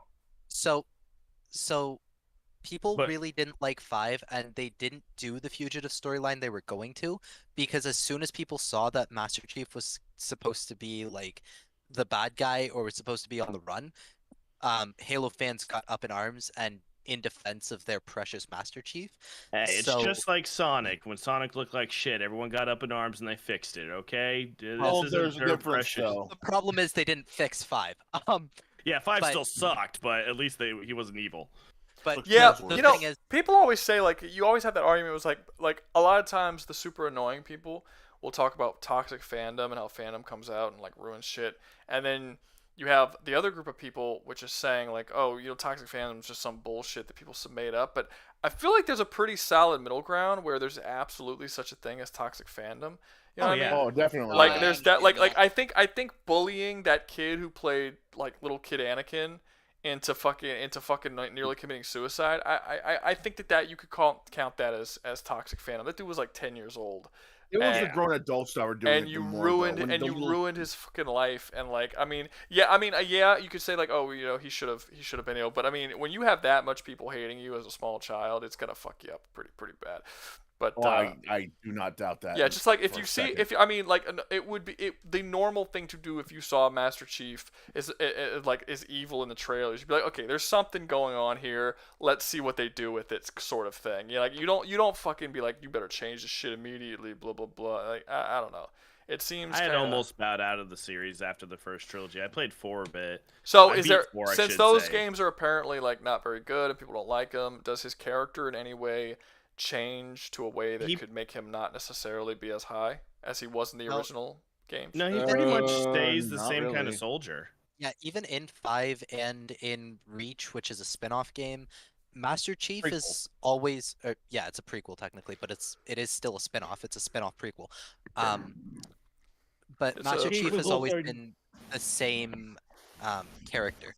Like his ideals don't really waver. His higher authority is more so Cortana than it is the UNSC. But I think that's pretty much all it is for Master Chief. Like at the end of the day, he still fights to protect humanity, and he does it with his beliefs. Okay. Well, the one thing is when Cortana goes against humanity, he's still like, yes, he's loyal to her, and yes, he wants to save her. But at the end of the day, because Cortana is going against his core belief of humanity must be saved, he still goes against Cortana at the end of the day. Yes, but that's kind Yeah. of the authority betraying you, not you betraying No, your I'm authority. not. I'm not saying it as a negative thing into his character at all. I'm saying like he was saying Well, I his meant I was talking ultimate about our authority criteria. is. Yeah, he was saying his ultimate authority was Cortana, but his ultimate his principles never wavered from protect humanity. Cortana was a key part of that until she started wanting to digitalize humanity, just like freaking. His highest what's his name? authority is Cortana. His The highest Didac. his highest authority is Cortana, but his beliefs and his oh god, I had Principles? the word. Yeah, his principles all tie back to save humanity. Essentially, his prime directive is save humanity, and he does that while saving as many of the people that he cares about as he can. So there's a comment here. It says S. It's from Chrisen Chrome. S. He is a good soldier when you count his original mission statement, but after that he becomes a loose cannon with disregard for the majority of upper command and orders. So He only disregards really one upper command person in the entire game, and that's when he needs Cortana to finish a mission that saves humanity. It's like when Shepard, turns against the council, under the same rules. Shepard turns against the entire council and tells people, piss off, I got to do this way. And he, depending on your choice, you can let one of the council's entire councils die off, and but no, the one time he only disregards direct orders from someone who's a higher rank than him once, and it's to take Cortana to finish the mission. His thing is always, we finish the mission. So and so to that as well, just before you get started, Rouga, Master Chief is allowed to disregard orders because in the hierarchy of the UNSC, as a Alden, help me out here. What's the name of what he is? He's Spartan. like, is he like Yeah. he's like a Spectre? He's So, a super soldier. Yeah. As a Spartan 3, he is No, able. two. He's a Two. Spartan 2. Yeah, sorry. As a Spartan 2, he gets the special privileges of being technically a higher rank than anybody in the UNSC military. He's almost a Spectre. like the way. Yeah, it's, he's a it's Spectre. like the way Helldivers have their own ranks. No, on he's top right. of, like- He's a Spectre. You don't have to keep going into it. He's a Spectre, just like Commander Shepard. Yeah, Commander Shepard. A Spectre is a rank that you essentially are above any laws. You could do whatever you want as long as you're like free to roam. Untouchable. Yeah. So his title of Master Chief is an honorary one the UNSC gave to him, but it's not one that he really abides by because he is technically a higher authority than even a fleet admiral, which he has disregarded fleet admirals in the past. I don't know if that's true entirely though, Dan. Just because, he's a Spartan, and Spartans have a higher authority primarily, but he's in a highly militaristic chain of command, and even Kate, which was the sniper in Reach, she held the rank of sergeant. She outranked Master Chief because she's an officer, not a enlisted. Which is funny because most of the other Spartans got officer ranks just because their intelligence levels were high enough that they just got it off the go, and Master Chief got shafted and got an enlisted rank. That was going to be my next point. Like, the Spartans were given ranks, but Master Chief never accepted any promotions. He liked being called Master Chief, and so he never really went past that, but he was much higher in authority than his rank entails. Well, hell, an Alden Floor fun fact: the only reason I joined the Navy is because I wanted to reach Master Chief as a rank. Well, there you go. Did you? No, I got out. It got too political. I made petty officer 2nd class. I got you. But Master Chief stayed as Master Chief. What a traitor! He enjoyed the title of Master Chief, and he didn't want to change that because everybody just called him Chief, right? So I didn't want to name change. Well, it doesn't make any honestly, you guys, like, it sounds like, as someone from an outside point of view, it sounds dumb. Like, okay, so there is ranks, and he could still get a rank up, Master Chief, but as a Spartan 2, he's higher than a Fleet Admiral, so those ranks don't actually matter, so why would he ever even get a rank up? Why does that even... It would count more within the Spartan ranks than it would within the actual, according to what he's saying. But like I said, higher ranking, I mean, he deferred to Sergeant Johnson a couple times, but that's just because Sergeant Johnson has some experience that he doesn't have in a couple places. Because his expertise is all the Spartans are trained. They're trained in a lot of different combat things. They still listen to other people because they might have a perspective that they don't have. Spartans are intelligent, highly intelligent soldiers. So that's why Spartans were Spartans were put on ships with general military. So as a Spartan 2, they outranked military, but within Spartans, their rank still mattered. Master Chief never went up in rank in the Spartan ranks because he liked being a Master Chief. Like, that's pretty much all it was. He never wanted to be an officer. Okay. Can I butt in here for a second? What's that, officer? Yeah. To add on to Alden's point, Master Chief did take note of what others were saying, even from the lowest of the fucking barrel in the UNSC, Commander Thomas Lasky. Okay, it sounds like every single person is saying nothing but positives about Master Chief. So the next question would be, you guys think that he should be in Rambo? Yes. What reason do you guys think he should be over Aragorn? He could fight an alien with his bare hands. That's not a part of. That's not the list. Rambo. Is there I don't any? think he should be in Rambo. Why? There's just the fact of the matter of when he went against the fleet commander in 4 does put a bit of a subtraction in his on his side. It made out to be more like he's following specifically the orders of Cortana, then the orders of the UNSC. Successor. When Theoden was corrupted by Wormtongue, he told Gandalf and Aragorn to leave, and they told him to fuck off and fixed his brain. They technically went against his orders. I don't care about going against someone's orders. I'm Yeah, pointing out an example. But I'm talking specific. Like, just to get back to the question, what is it about Master Chief that puts him above Aragorn? I was just pointing out an example that. No, I understand. I'm not worried. I'm not. That's what I'm saying. Yeah. That's not irrelevant. It's fine if you just. I'm saying, what about Master Chief puts him above Aragorn, or where does Aragorn fall short where Master Chief doesn't? See, the difference between Aragorn and Master Chief, in my personal opinion, is Aragorn's story eventually ends with him being the higher authority. Like, yes, he's a great soldier. He's a great general. He's a great soldier. He becomes the higher authority at the end. He is the king, and the only people that he won't let bow to him are the other heroes of the war. Whereas Master Chief, regardless, throughout his entire career, throughout his entire life, since he was 7 years old, because he was kidnapped at 7 and trained to be a Spartan, has been the embodiment of what it is to be a soldier. That's what I meant earlier on by he is broken mentally. I mean, conditioning and broken are two different things. You can be mentally conditioned to be a proper soldier without being broken. Master Chief doesn't have any psychological issues that a lot of other soldiers He's made get. to believe that he is nothing more than a machine for war. I think he means broken, as in most soldiers would want to go higher and get better ranks, but Master Chief is content with being the best soldier he can be for his people. Master Chief is the highest rank you can get in the Navy. Other than Fleet Master Chief, but that's a special rank that only exists like one per fleet kind of thing. Master Chief is the highest form of enlisted you can get.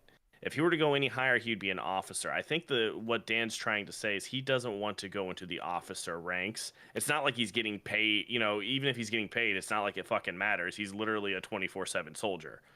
So I don't think he never gets paid. I don't think it matters about his him wanting to go to a higher rank. He wants to stay enlisted, and there's a lot of people in the Navy right now who I know who stayed Master Chief because they didn't want to go into the enlisted rank. I mean, into the officer ranks and become like an O officer instead of Anyway, I don't know if this person is fighting for you guys or against you guys. But Daniel Boyas says he went against Captain Del Rio when he was fighting the Didact. Later on, Fleet Command relieved Del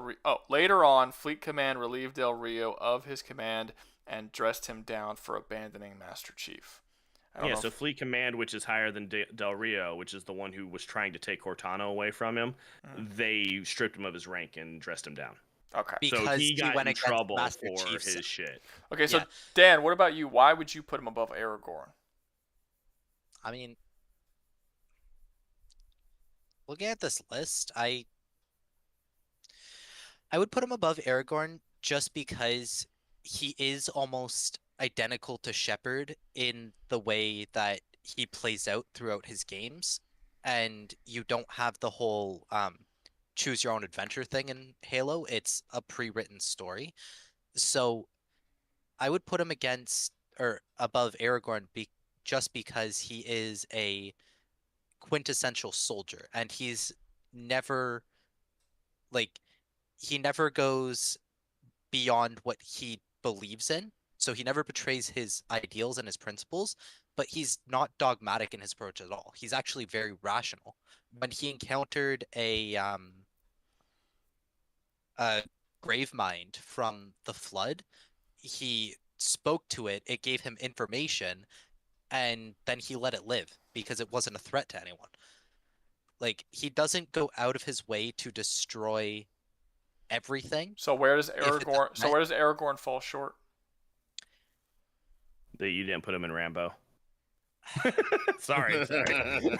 Well, honestly, y'all are the ones who put him in S, not me. So that's why I'm asking. I actually kind of agree with Alden. Chat's the one who put him in S. I would have put Aragorn in Rambo myself, but at the end of his story, he becomes the king. He becomes the High Commander. And Aragorn, like, I think the only place Aragorn really falls short is his perseverance, because he is seen wavering before battles quite often, even in the books, because he is getting tired. And after 85 years of fighting, wouldn't you be? But No. he ain't one of those. He ain't one of those pussies. I'm not. My mama didn't raise no fucking bitch. What you talking about? But, like, Miss Aragorn, Yummy, yeah, Death would be acceptable for the list, I think. Aragorn has been a soldier on the northern front of the Gondorian Empire for 80 years until the events of the War of the Ring. So it becomes one of those situations where Aragorn is a very good soldier, but he is more of a commander than a true soldier, the way Shepard and Chief are.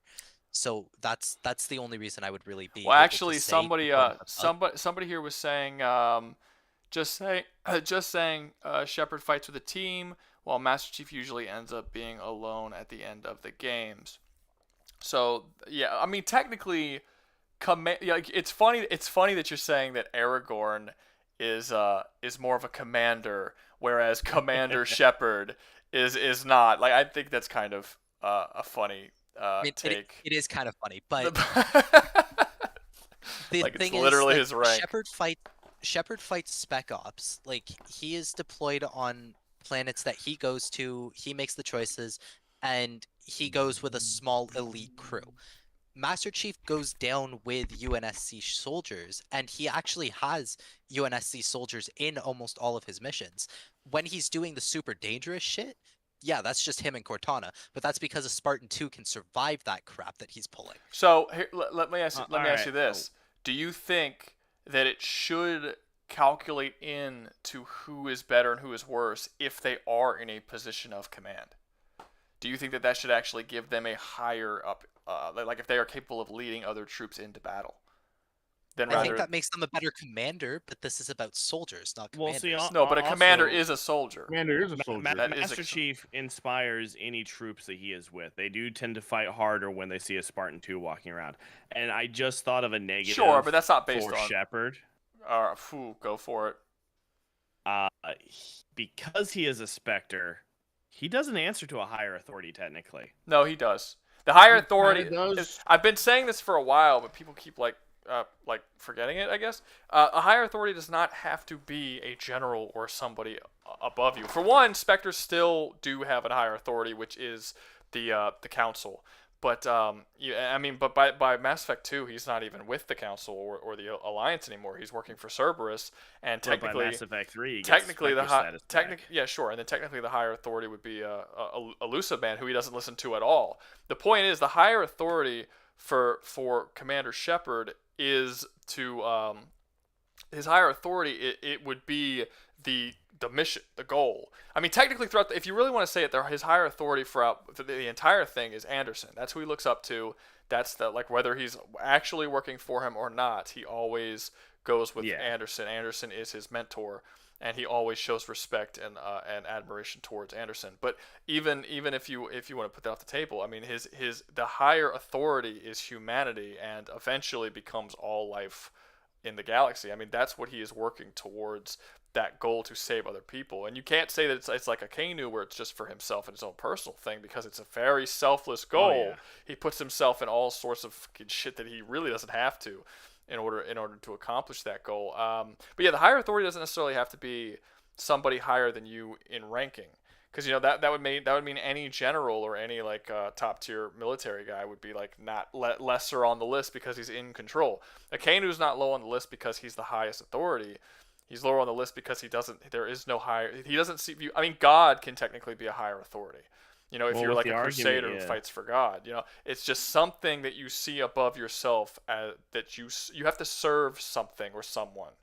You have to serve. It's service. I think would probably be more so than just saying higher, because you're taking higher authority too literally. Commander Shepard serves others. Akainu doesn't. That's the real difference. Okay, Master Chief also serves others. He serves. I'm not saying he did. I'm not saying he No, doesn't. I was gonna say, due to Rouga's argument for Shepard, Master Chief is literally right there next to Serves and Shepard. works with are two completely different things, though. He might as well be just working with the No. military. My question wasn't that there. My question is, should we give somebody on the list, just to sort of differentiate the list and sort of mix it up a bit, have the people who do have a position of command and inspire others through their leadership abilities, should they be given a higher tier than characters who do not and who are essentially foot soldiers? I wouldn't. No. I actually. No.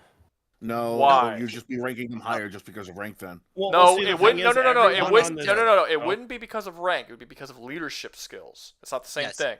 It's because of the abilities they possess. So in that situation, it would mean that Essentially, we would characters add a fifth requirement, which would be leadership, essentially. Which But would I think actually everyone on the list we need to go up Wouldn't one that help tier. Captain Then America? not necessarily. No, not everybody. really. There's quite a few on here who have no leadership abilities whatsoever. So yeah, that's actually what I was about to say. Looking at this list, like Aragorn would probably move up on leadership.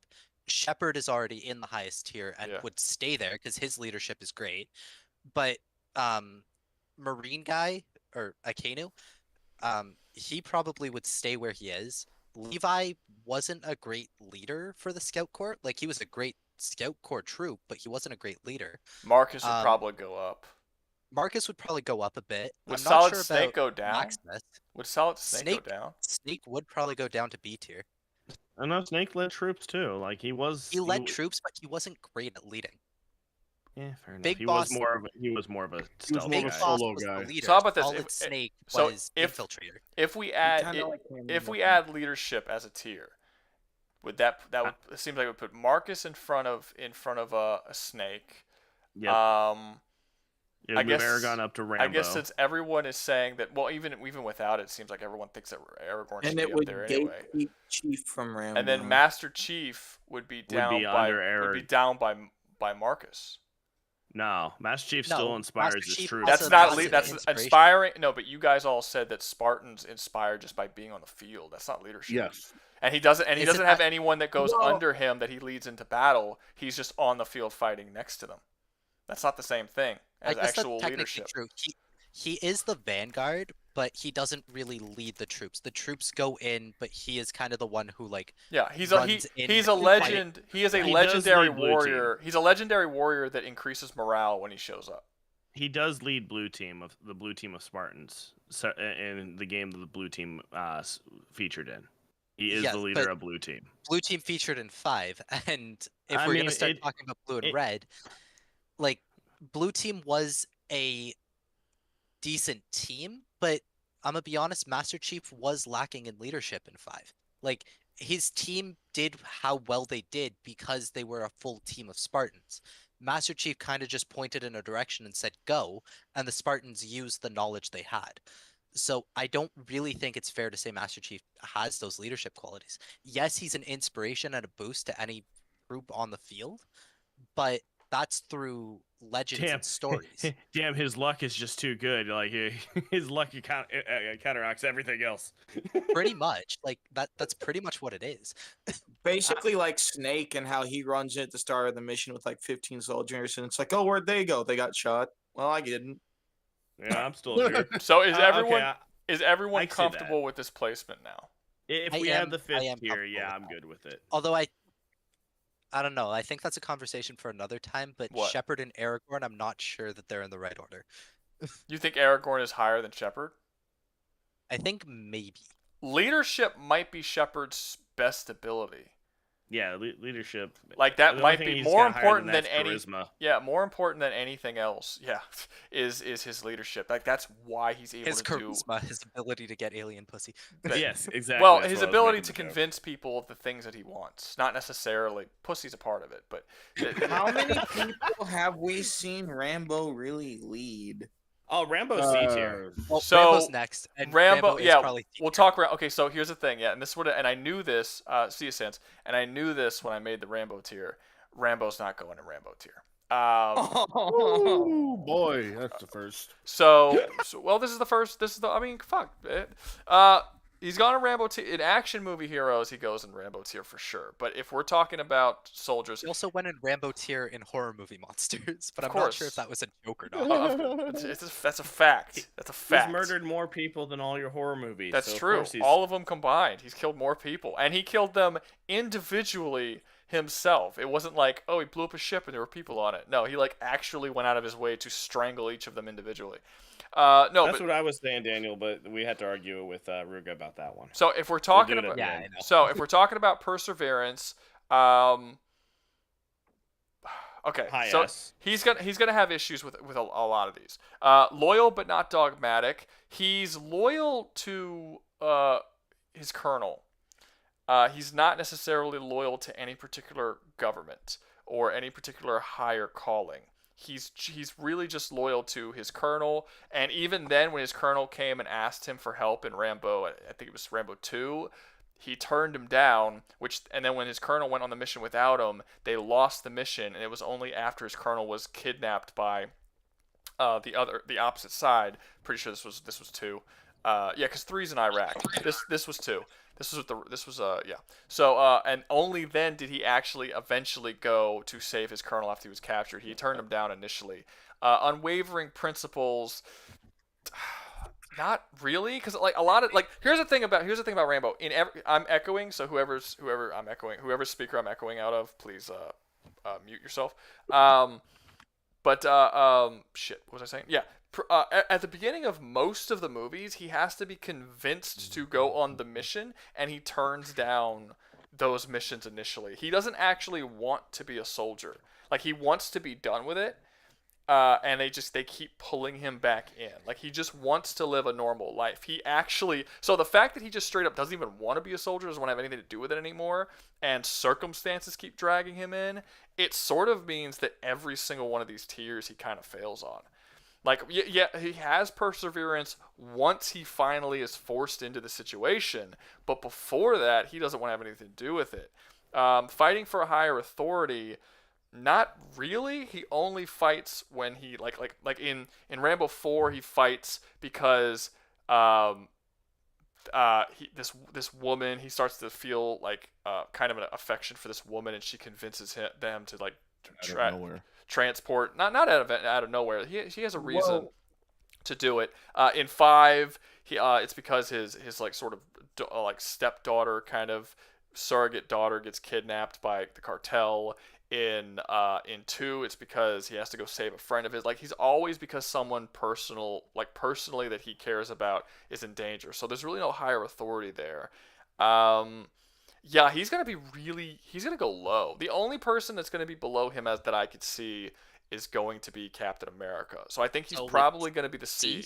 He's probably going to be a C based character. off of inconsistency? It's not a consistency. Because it's the same thing every aren't there peaks of Steve though that are just like higher peaks than Rambo? What do you mean peaks? Like when of leadership and of like dogmatic, non-dogmatic. Sure, but we're just taking the overall. No, he keeps he constantly betrays his own belief systems. Rambo doesn't betray his own belief systems. He's just not a particularly like Rambo is a good soldier because it doesn't matter what mission he goes on, he will succeed. Like, it doesn't matter what you put him up against, he will overcome it. But he doesn't actually want to be a soldier, and he doesn't like it. But once he's put on it, it happens. Captain America is always so flip-floppy on what he believes in at any given time and who he's loyal to at any given time. That's not the case for Rambo. So Rambo would absolutely go above Captain America. I just think he goes below basically everybody else. So I would put him in C. That's where I think he belongs. Above Captain America's D, but below pretty much everybody else on this list. I mean, the fact that he's the only soldier on this list that doesn't actually want to be a soldier is a pretty fucking big, like, hit against him, I think. Like, you know. Well, if you want someone else to be below him, we can talk about Stan American Dad real quick. No, we're good. Does anybody else think that he should be somewhere else other than C? No, I think C is actually pretty fair rank. Okay. Yeah, no. So Rambo is going to go in C, but just know that spiritually he's in the Rambo tier. Of course. Just in a spiritual Okay, let's way. get to the man and a half. Hey, Rouga, I got to do the tang. Okay. Is that a euphemism? No, I got to bounce, so I was gonna do the shout out that you told me I can do. So. Oh yeah, go ahead. So everyone, this is Chris Walden for Gaming. I'm gonna go ahead and do a bounce out now. I got my own channel. I did a mock Rouga video as my most recent one. If you want to go over and check that one out, it was can these legendary swordsmen survive the lands between? It's done pretty good. Thanks Rouga for letting me use that idea. You're awesome. And with that being said, everyone have fun, peace out, and put Doom Guy in the lowest tier. I'm joking. That's Goodbye. Have fun. That's Thanks what I'm here for. I will grab you guys a link to Alden's channel in just a minute. Thanks, Dan. That's what I'm here for, man. For you to leech off my success. Man, there's 5 people in the chat right now that came from me, man. I'm trying to help you too. Isn't that why I'm here too, to leech off off of both of your success? I guess. You know what, Omnisaya fucking oil man? Oh yeah, they want a link to Alden's channel. All right. Yeah, no, I'll go grab that. Yeah, go grab that link, and then I'll pin it when he gets it. Just hold up, guys. He's coming with it. I'm getting culture shocked with the Captain America thing. Okay, I got a way around this. Look at your computer upside down, or you could just tilt your computer upside down. Fixes the whole fucking problem. You know. Then he looks like he's at the top of the list. All right, there's a link to Alden Falor Gaming. But then Shepard's at the bottom of the list. Huh? Not to me. Okay. That's to. I said they could flip it upside down. I'm not fucking gonna look at it upside down. All right. So the link up here is Alden's channel. Also, Dan also has a channel. It's only kind of terrible. You're gonna love it. So go over there. I also haven't posted in like a week. It's like, I thought it's been like 3 days. I saw it the other day. It was like 3 days, 4 days. No, but it's been 5. Oof. 5 or 6. I guess if I don't look at something for 2 days, the days go up. Okay. Well, yeah, that's how days work. Yeah, I've just been super busy. I will be getting back to posting probably tomorrow, guys. Yep. So that's something that's cool. And it's called No Lost Soul. There is no clown episode. It's called Baby Oil Supreme, where he talks about mimes. It is not called Baby Oil Supreme. It's called Tech Guy Gaming. Which is so much worse. It's such a worse name than Baby Oil Supreme. All right. You know what? Rouga can be Rouga for all he wants. I think Baby Oil is topical. Baby Oil's amazing. Baby Oil Supreme is a fantastic name for a channel. It's so catchy and memorable. At the current moment, I have... You can make so much icons based off of Baby Oil. At the current moment, I have, I think, 5 or 6 videos out, and it's just me playing through different games. I'm aiming to make different content in the future. On their hardest difficulty. I figured this would be the easiest way. Yeah, on the hardest difficulties. I just figured this would be the easiest way for me to start, especially since I can do these Let's Plays with very little editing. If you feel interested, go check me out. If not, don't really care. It's not a great channel. You should do a way to sell yourself. I did so much better on selling it. Okay, let's go. So no fucking mimes. No. So all mimes. All every day, all day. Anyway, shall we talk about Doomslayer? Yes, the man and a half, and let's rip and tear till it's done. Yeah. So Doom Doom Guy. Please stop. Gizmo. Please stop. Much like mimes, Doom Guy doesn't speak. Shit, fuck. I swear to fucking God. No, okay.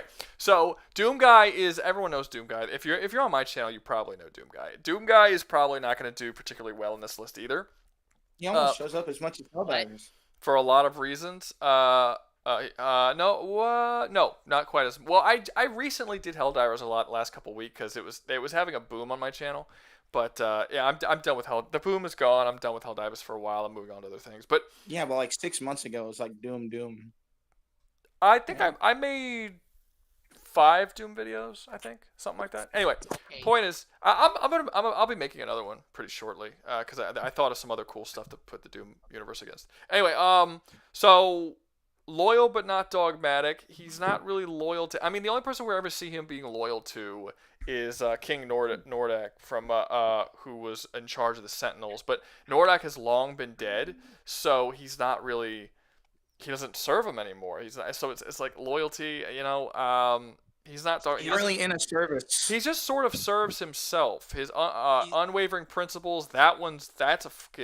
That's a Rambo tier, that for sure. And perseverance is Rambo tier. But as for fighting for a higher authority and a loyal but not dogmatic, neither of those. He's not technically a soldier anymore. I added Doomguy because everyone kept telling me to add Doomguy. I actually think BJ Blazkowicz would have been a much better choice on this list than Doomguy, because Doomguy's not a soldier. He used to be a soldier, but now he's just a warrior. He just fights to eliminate demons and to wipe them out, and to essentially he's a godlike being whose purpose is to wipe out demons. Well, Rouga, remember, you got to remember now we have the leadership category, which he has none of. He doesn't. Yeah, that's what I'm saying. Actually, he has led troops before. He did. And they've fought for billions a long time. and billions of years ago. He led troops billions of years ago. He has not. A twinkle in his lifetime ago. Yeah. One thing I do want to say. Well, then, he is loyal to his if wife. by that count we should put Aragorn lower, because apparently. See, Trip. You see how Dan started talking, and then after he was talking, then you started talking over him, and then Dan stopped talking because he heard you, and you just kept going over and over. Stop doing that. Dan, what were you saying? Go ahead. Doomguy is technically loyal to his wife, but I mean, that's more of a joke thing anyway. He's also loyal to his bunny. If you want to go there. He was loyal to Vega. Yeah, he is loyal to his rabbit, but the AI that was helping him, he actually respected the AI helping him. He trapped him in a fucking god sphere. He tore Alden's head off. Like, what? No, that's Alden. I'm talking about Vega, the AI. No, Vega he trapped in a fucking sphere so that he couldn't stop him from killing Davith. He trapped him in a god sphere. Yeah. Yeah. Wait, Doomguy isn't loyal. He follows his principles unwaveringly. It's all about him. Yeah. He's kind of like the Marine guy all over again, but with a slightly better version guy? of him. The Marine guy. Akainu. Oh, on his I thought you were talking about some kind of like offshoot dollar store version of Doom Guy called Marine Guy. No, I'm talking about. Hey man, Akainu. have you played the Marine guy? Like, yeah. I'm talking in respect to this tier list. Doomguy is actually very similar to Akainu, but I think he does better in the categories that they both do really well in. I would think Doomguy would go above him. I would actually think he would go lower. Levels. I think he would actually go lower because he has no connection to any military at all anymore. Like, you know what? I actually agree with that. I think he has higher highs but lower lows, which would put him lower. Yeah, overall. That makes sense. Yeah, like Akainu. At least Akainu is actually in the fucking military. Like he actually at least to some extent follows some sort of military structure. He gets orders that he doesn't follow when he wants to do his own thing, but he doesn't completely go against them. Literally, no one can tell Doomguy what to do. It's not possible. He will always do what he wants to do, does not care what anybody says. What Doomguy wants is always what's best. And anyone who goes against what Doomguy wants is actually like going against what is best for the universe as a whole. Like, he is designed to be perfect in basically every way, and soldiers aren't perfect. Like, that just is the way it is. So whoa, are you implying that Akainu isn't perfect? Yes. Yes, Akainu isn't perfect. Whoa, but bro. Even when Davith tried to tell him what to do as like a part of the creator of the universe, Doomguy just said, "Fuck you, I'm gonna beat you in a fist fight." Well, okay, I think that kind of shows that you probably didn't play a lot of Doom. Davith's the bad guy. I'm aware, but he still tried to tell Doomguy what to do, and he didn't listen. Why would he listen? That's he's the villain of the game.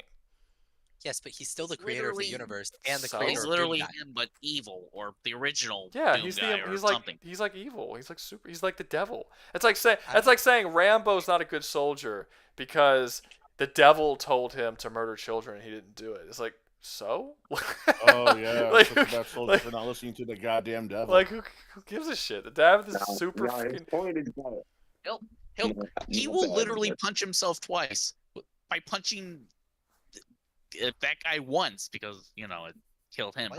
Connection. No, I don't know.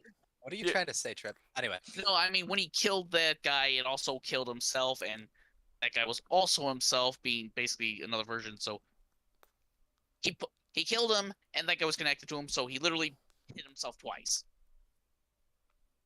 Okay. I'm expecting a JonTron reference or something, man. What are you saying? No, I mean, No, he hit a guy. I kind of get what Trip is trying to say. He's just saying that because David is him, he punched himself twice, which David is not doesn't him. even really they're apply. not. They're not the same. They are not the same person. It's not a clone. They're Yeah, no, completely they're- different beings. They're different beings, hold on. and Doom Guy shouldn't have even been able to reach Davith.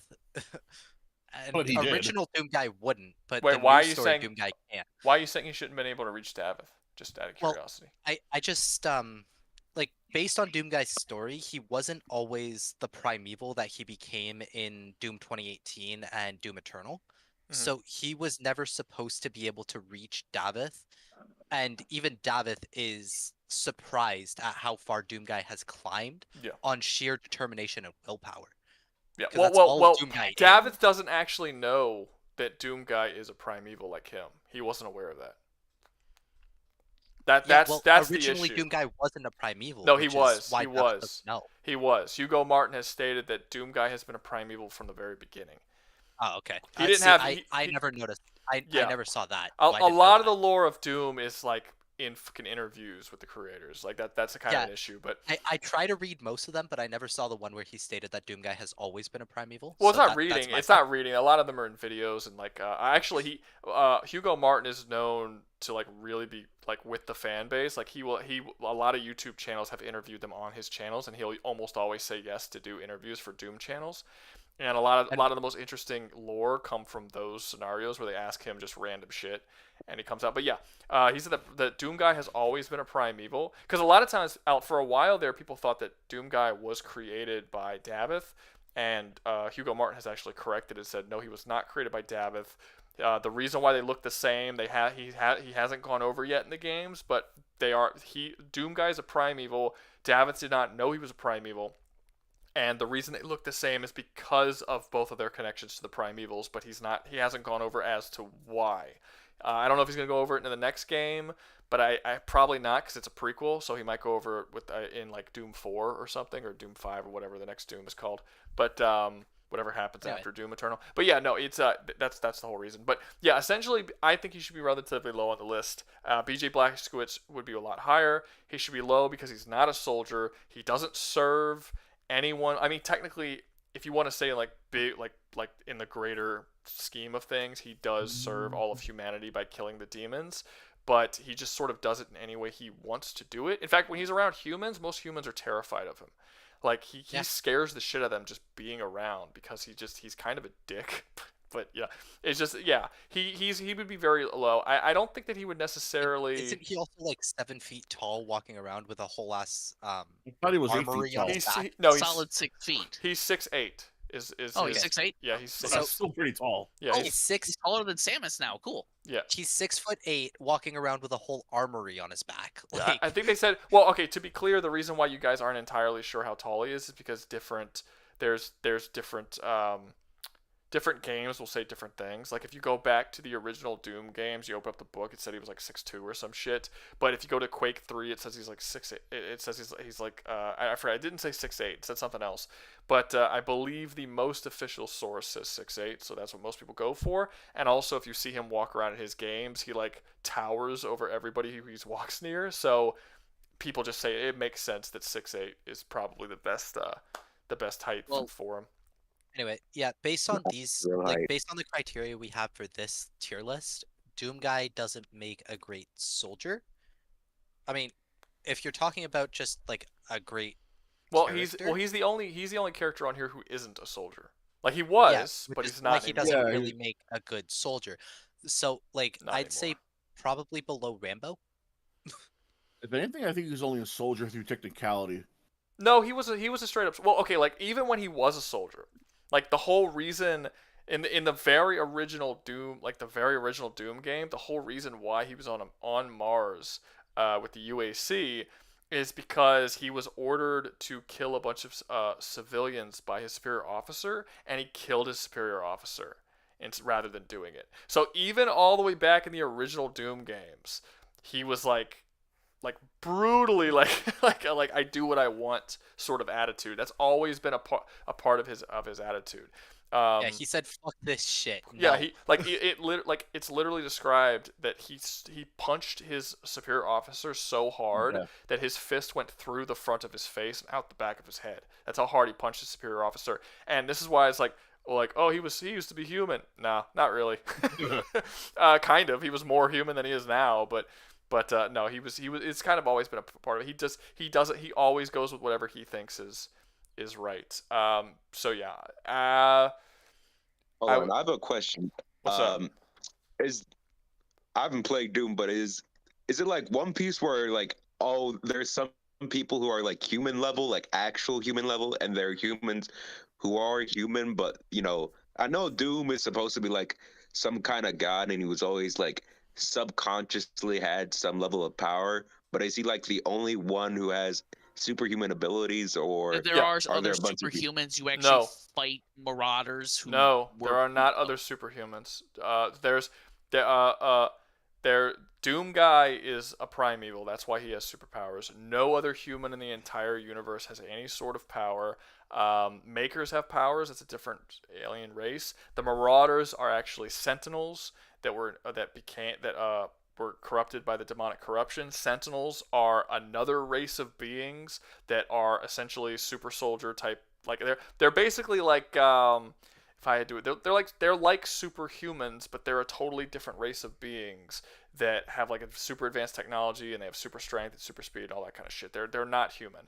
It's a different race from a different planet, and those are called the Sentinels. But if we're talking specifically humans, the only human that is like actually more than human is Doom Guy.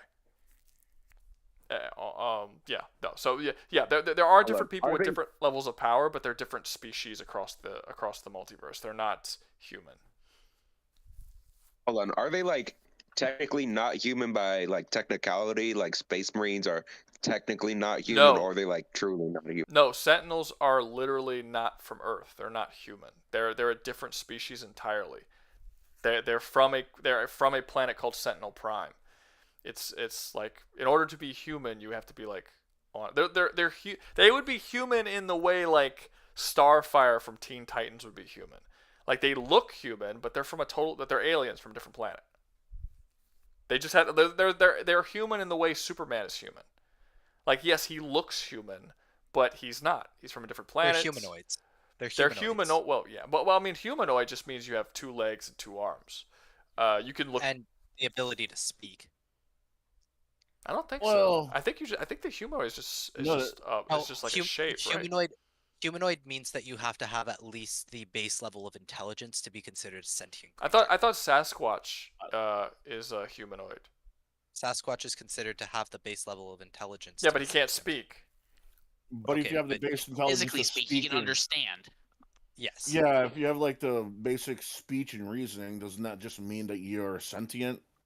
Yes. So as long as you are a sentient creature, which Sasquatch is considered to be I mean, that would be a dog. A dog is a sentient creature. A dog is not a sentient creature. A dog is absolutely a sentient creature. Chewbacca, like, Chewbacca's intelligent. He only can't speak because he has that physical limitation. I think y'all are adding stuff to the definition of humanoid. I think humanoid just means that you're shaped like a human. You have arms and legs and stand upright. I think y'all are adding definitions to it. That screams more humanoid to me. That doesn't really scream sentience. Sentience just, to me, it feels every creature, every living creature in real life is sentient. There isn't a creature that isn't sentient in real life. Like, they can all think. They might have different levels of intelligence, but something that's not sentient would be like a robot. Sentience is being self-aware of your existence. An amoeba is not aware of its existence. Well, we actually don't know. Maybe. I mean, we don't have that information, but we can assume not. But like, a dog, you could say a dog is sentient. Elephants are sentient. I mean, I'm sure there might be like some really fucking stupid animal, but I mean, I don't know. But I just feel like I don't know. Maybe. Hello, everyone, and welcome to the philanthropist tier list. What? No, philosophical tier list? Philanthropist means you donate movie. Yeah, that means you donate money. That would be. I got to ruin my joke. Yeah, you fucked that joke up bad. Prime is the city. Oh, sorry.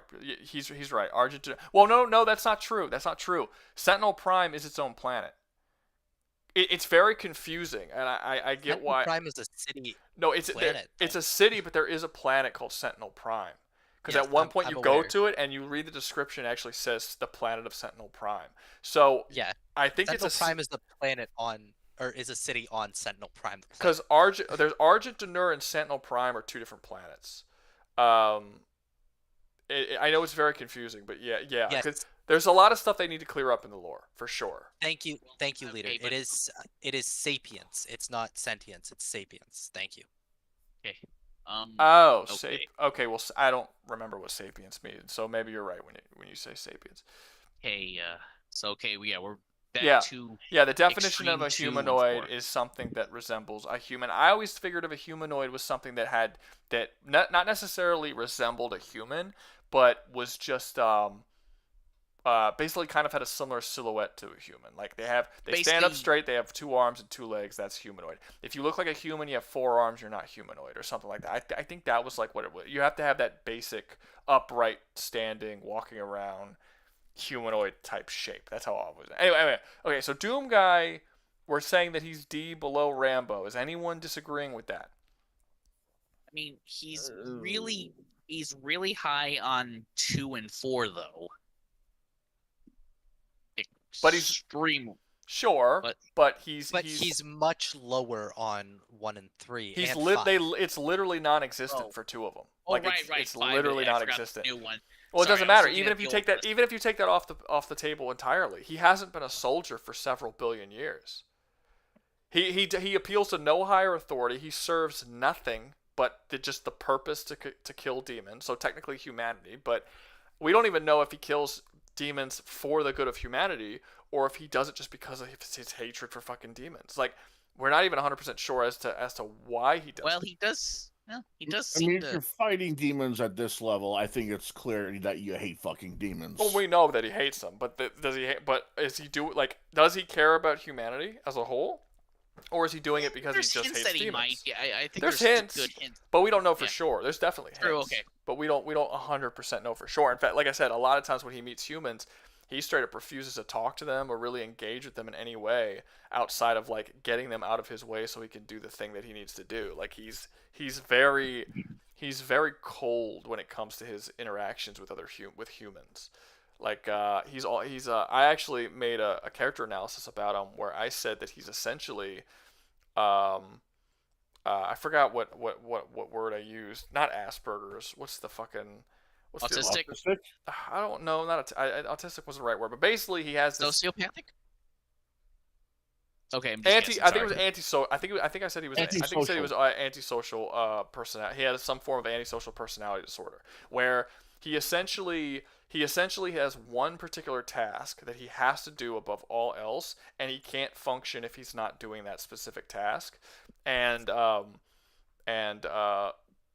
basically like I go through it. I did a lot more when I actually made the video. I went into detail, but it's been months and months since I made the video. But yeah, basically I said that he probably has some form of anti-personality and social disorder, and that's likely that would explain all of the behaviors that he has. But yeah, go watch the video if you care. It's one of my older videos. But yeah, does anyone think he should go somewhere else though? Let me see. Wait. No, I think it's he protects humanities and mortals. He cares about the innocents. That's literally why he killed his officer. No. I don't think. I'm not saying that he doesn't. I'm saying. No. I know. We just said that We just said that there are instances where there are hints to it. My point that I'm saying is when he killed. No, it's clear that he does it to some extent. The question is he doing it? Is he doing it more so for his hatred for demons, because Hugo Martin has also said that he absolutely despises his hatred for demons, or is it more so to protect the innocent? Which one is more? Because the truth of the matter is that even after you defeat all the demons and stuff, he goes into a fucking coma because his purpose is done, and he never actually is ever shown interacting with any human. And we know that he cares about the innocent because that was his whole thing with the bunny Daisy, and you know, and that was the thing. And you're right, that was a thing where he punched his superior officer because he forced him to shoot on it. And we know he cares about the innocent. I know. I'm not saying he doesn't, but he doesn't seem to care that much on screen when he interacts with other humans. What does he just not like when the innocent are abused, or does he actually care for individual people? Because he doesn't act like he cares for individual people. And I think that's the issue that we're talking about. Like, there isn't a single scene where he shows a soft spot for any person ever throughout the entire franchise, which is crazy. He was actually pretty hesitant on ending Vega's life, a sentient AI, basically. He wasn't hesitant on ending Vega's life. He did it. There was no point where he was he "Oh, picked it up." Oh, right. I forgot. I keep forgetting. Really, Rouga, add it? The DLC for Eternal. You just played an ad. I did. It's been a while. I just remembered it, and I played a thing for it. Anyway, okay. No one's. I said, is C fine? No one said no. It's not fine. So it's fine. I don't think he's C. Well, Leader's gonna have to tell me why he doesn't think he's C. I think Leader's stuck in an ad right now. Well, you still have 27 other people watching. How is half of these people not downloaded ad block? I don't know. But yeah, I mean, no, YouTube blocks videos if you have ad blocks now. There's literally a way you can get into the coding of ad block and block the ads that way. People don't. That's my money. Shut up. Stop fucking with my money. Okay. Next up, we got Lieutenant Aldo. When Leader comes out of a fucking when Leader comes out of his ad. If I don't give him another ad, then if Leader comes out of his ass. His ad. Nasty. We'll move on to Lieutenant Aldo Raine, who is seen in Glorious Bastards. It's on my list. It's okay. on my list. That's my answer too. There's this really strange thing that happens when I ask people if they've seen something, and then they just scream some kind of quote from the movie. Can you tell me yes or no like a normal goddamn human, please? That's like the 5th time that's happened where I asked if someone's seen a movie and they just quoted the movie and didn't answer the question. Wait, hold up. I've only seen that one scene with the Jew hunter guy. Oh. Are we talking the bear Jew? Yeah, they're all. No, the Jew hunter guy. Oh, okay, the Jew like the opening. He's talking about the opening scene, the one that everyone's seen. Okay. So wait, no one in this chat's seen it? I've seen it. You've seen it? Yeah. Oh, God damn it. Okay. The one where he goes, when bingo! When you say you've seen it, you're supposed to talk about it. Yeah, it's like, yeah, I've seen it. I'm done. Oh, yeah, I've seen it. I've seen it at the end. Go on. No, I'm kidding. But yeah, I've seen it. This guy does show some leadership qualities. He looks like and acts like he actually does care for his fellow soldiers. He's extremely smart. I'll give him that. He plans and coordinates stuff out when he has to and needs to, and he does so with fairly high succession. But success, I feel, yes. Well, yeah, very high succession. Very high succession. Here's my thing. I don't think he goes very high at all, and the reason why I don't. Who said that? Oh yeah, I was agreeing with you. No, that was you. Okay, I thought that was somebody else. I don't think he goes very high at all because he constantly goes against his superiors. He's really only joined the war because he wants to kill Nazis. He doesn't care about literally anything else other than killing Nazis. His only principles that he has is that he's going to kill Nazis no matter what. Like I said with the higher authority thing, anytime he straight up just disobeys orders so that he can kill Nazis. In terms of his leadership, he was perfectly okay with allowing his entire crew to suicide bomb to kill the Nazis. Yeah, I was about to get to that. Yeah, he's perfectly okay with allowing them to suicide bomb themselves. And as far as perseverance, I don't think there's ever a time where he needs to show perseverance. Like it's just essentially the movie is just a montage of him fucking up Nazis in super horrible ways. So, yeah, he's not gonna go very high. I think that if it wasn't for the fact that he was in a very specific scenario where the United States military put him behind enemy lines just to go fucking nuts and kill Nazis, I think he would be a terrible soldier. I don't think he would do any of the shit that he's supposed to be doing. I think he would absolutely go against orders constantly. Yeah, I think he's probably a high C. He might be below Rambo. Yeah. I was actually gonna get into to how he treats his fellow man. As much as he actually gets along with them, he has no objections to using them as cannon fodder, because of that's the suicide bombing is one big example, and another example I like to bring up is the whole diner scene. You know, when one of his guys accidentally gave himself away, using his index finger and middle finger to make the way his three fingers normally. Yeah, like you know what scene I'm talking about. Yeah, he's just really too nonchalant about it all. He hears about losing a guy, he's like, oh, okay, whatever, let's just keep killing Nazis. It's like, a leader wouldn't really be like that. Like, a leader would accept that soldiers will get killed, but he wouldn't just dust it off. Yeah, I mean, by the end of the movie, literally, well, spoilers for people who haven't seen it, but I mean, there's only like 2 bastards that are even alive by the end of the movie. Like, he gets them all killed. So it's good movie. I really like the character. I really like all the characters. This is a fantastic movie. Dan, you should absolutely go watch Inglourious Bastards. It's really solid. But I have a chance. Aldo Raine, and also it should be important to note, Aldo Raine is arguably not even the main character of the movie.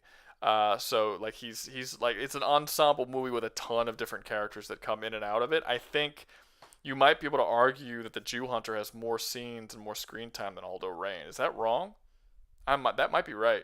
No, I think he's got like equal amount of screen time. Because Aldo Raine isn't, because the bastards don't show up that often in the actual Inglourious Bastards movie. I mean, a third of the whole group. No. A third of the movie is devoted towards the theater stuff, and then you have a lot of scenes, and the Jew Hunter actually shows up in all the storylines, whereas the bastards only show up in the bastard storyline.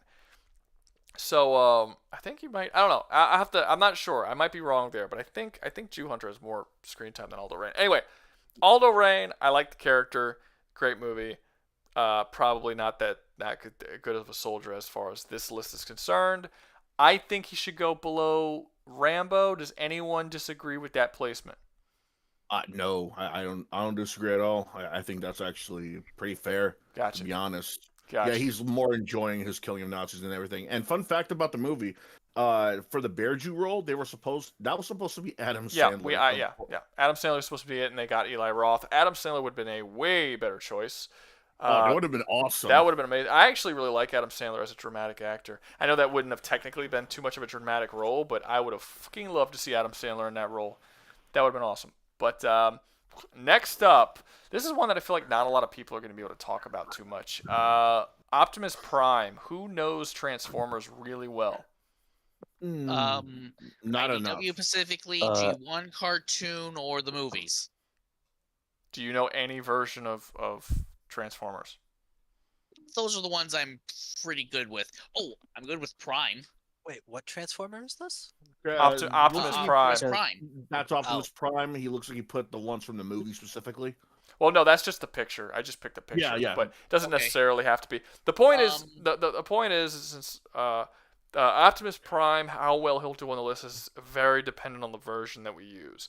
True. For instance, if we're using the show G1 version, he's against killing in any way, which automatically I think would put him pretty fucking low on the list. I mean, I don't think you could be a soldier if you're not. He's not against. He's not He's against pretty it, but he hardcore against it. I mean, like. Do I have to show the scene? No, I don't. I don't ask questions people can't answer. Okay. I don't know what you're talking about. The first 5 minutes, he was literally Optimus Prime. He mowed down scores of Decepticons. Like, Sure. no, they are dead, blown Sure. up. I'm not saying he never killed people, but there was a general rule in the 1980s cartoons where murder was was frowned upon, and they would avoid doing it. There's a reason why that show has who knows how many episodes, and fucking all the Decepticons were alive through pretty much all of them. They tried to avoid murdering people, and they wrote that as a characterization in most of those characters, whether it be Optimus Prime, He-Man, the G.I. Joes. It's one of the reasons why the G.I. Joes aren't on here, because the G.I. Joes straight up never killed ever across the entire series, whereas at least Optimus Prime, he has some here and there, but for the most part he was against killing. That was a pretty Well, I mean, to unless you're one person at a time. Okay, sorry. No, Trip, you started talking first. Go ahead. Okay. Well, part of it is that life is considered very sacred to at least the Autobot cause. Yeah, it's dumb though. He's a soldier. Like that's the whole he's a soldier fighting in a war. So I think that's dumb. Now, a lot of people, and this is actually something that didn't bother me that much, but it bothered a lot of people. In the movies, Optimus Prime became very viciously brutal, and a lot of people didn't like it. Like he would just straight up say things like, I'm gonna kill you all, and it's like, and everyone was like, this is dumb. This isn't Optimus Prime. He's a soldier in a war. Like I always thought that the whole reason why he had the no kill room is because it was a 1980s show for kids. Pretty much, yeah. Bringing him into a movie, now you might say that he's not going to just say I'm going to kill you all, and that might be out of character. Fine, but having him murder a lot of people in a war between Autobots, it made sense to me. I didn't hate that as something to be a part of the movie. But they haven't considered that maybe Optimus just snapped all of a sudden. Let Dan. There's a war. Let Dan speak. Dan, what were you saying? Also, given the new movie that just came out, who's echoing? Cavasora and Dan, go ahead.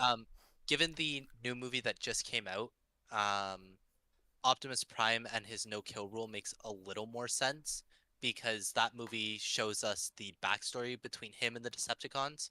Which the animated movie? Yeah, the new animated movie. Well, the animated movie isn't canon to the movies, is it? It is, actually. Oh, it's wow. a flashback that's canon. So it is actually completely tied into the lore of Transformers. And so... Wait, to the Michael Bay films? I believe so, yes. What? I'd have to look it up, but I believe so. Okay, look that up, because I don't think that they've actually they don't even continue those movies anymore. They rebooted the whole franchise, so I don't know why they would make a prequel to that film series once they've already rebooted it and they've moved on to a new film series. That sounds super wrong. I'm not gonna lie. And they go back in and wrong. In that movie, they have Megatron and Optimus Prime being best friends and shit. Yes, they were. In many iterations, they started as but best not friends. in the movies. That's what I'm saying. I think he's they wrong hinted that's a they prequel. Passed together. They were allies. They've hinted. They yeah, but not that. best friend. Well, yeah, because in many of them, Megatron betrayed the Autobots, and that it's a splinter faction of the Autobots. That's what the Decepticons are.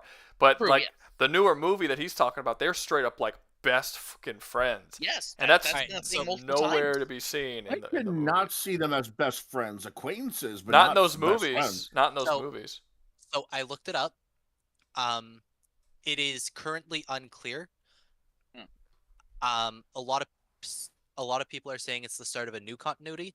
A lot of other people are saying that it is actually a prequel to Michael Bay's movies. Yeah, I don't think it fits. Right now it's currently a split. But anyway, even if not, the reason he doesn't want to kill is because the Transformer race is low in numbers already. Well, that's another thing too. He's perfectly okay with killing in the Michael Bay movies. He's not. Yes, he is. He tries to avoid killing Decepticons if he can. He'd rather. How many of the Michael Bay movies have you seen? I have seen all of them. He said he'd rather. No, very aggressive, he every time he gets into a fight, he murders. If he can, he murders a Decepticon. There's never a point ever in anywhere in those movies where he's fighting and he attempts to not murder someone. Like I said, there are multiple instances throughout the films, multiple, not just one, where he threatens before the fight even starts to kill the Decepticons he's going after. People hate his character in those movies because of how viciously brutal he is to the Decepticons he fights. They think it's uncharacteristic of him. That version of Optimus Prime does not give a shit about killing. He does it all the time. Didn't correct me if I'm wrong. Didn't he tear out one of the Decepticons' hearts? Yes. During a battle in Yes. Egypt? He ripped out one spine. He tears them in half. He cuts them in. He fucks them up. At one point, he fought like 4 Decepticons at a time. He killed like 3 of them, like brutally. Like, say all you want about like him not liking to kill his own kind. If you're shooting someone and they die, that's just the unfortunate casualty of war. Now, if you're deliberately ripping a guy's spine out, that's something else. He kills them with his bare hands. He That's what I'm brutalizes them. saying. They're like early God of War level fucking fatality type kills that he Just does to these mechanic and not flesh. So Yeah. it's That's personal. RPG. Yeah, That's so- like beyond personal. Yeah, I don't think there's ever. I can't think of a single point in any of the movies where he ever talks about like wanting to avoid kills or like the sanctity of life. He talks about the humans in that way, but he doesn't talk about the Autobots that way at all. Decepticons. Yeah, the Decepticon. Like I don't think he ever talks about the Decepticons in that same light. Like he's totally cool with killing them. Okay, but so which version are we generally using, though? I mean, shit. Even the humans kill them in a lot of them. Like in the first movie, the humans killed. I remember one human killed like 2 of them with a grenade launcher. Like they murdered the fuck out of them. But yeah, it would depend on what version of the character that we're using. In general, most of the criteria he covers. The only thing that I would say that would probably make him shittier is 1, he failed. His fucking planet fell.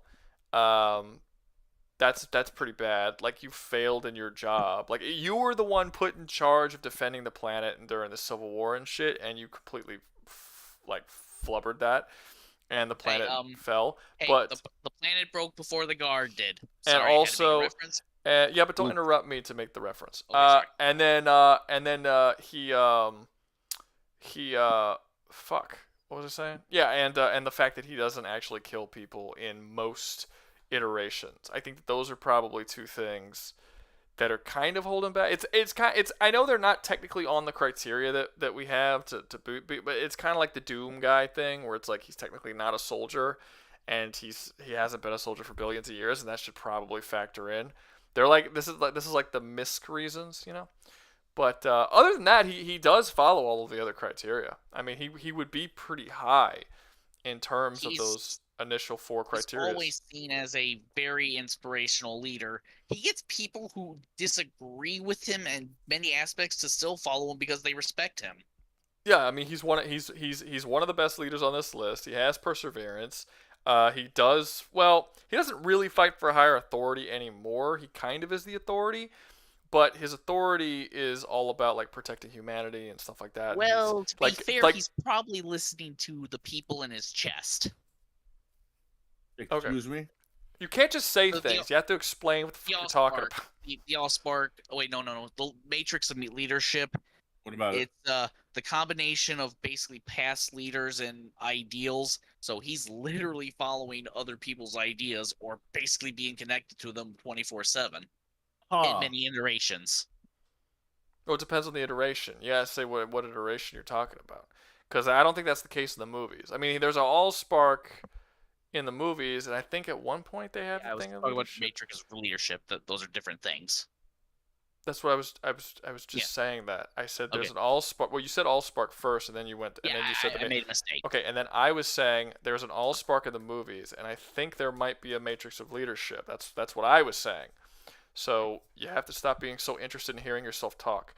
But I think there is. I don't remember for sure if there was a Matrix of Leadership in the film, but I think they did talk about it. Maybe they renamed it. I don't know. If someone in the chat can remember if that existed, but I don't think it worked the same way. I don't think it was like in his chest and it guided all his actions. It's been a while since I've seen a lot of those movies.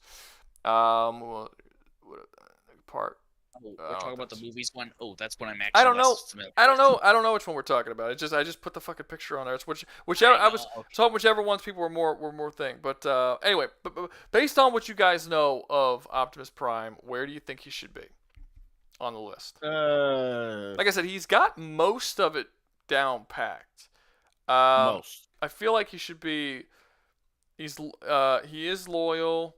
He does have unwavering principles.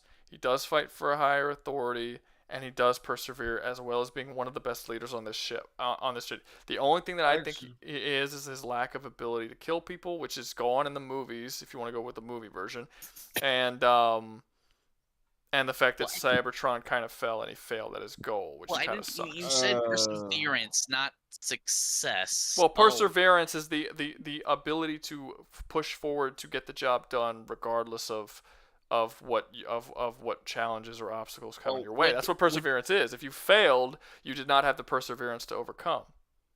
Well, what if you brought it back to life?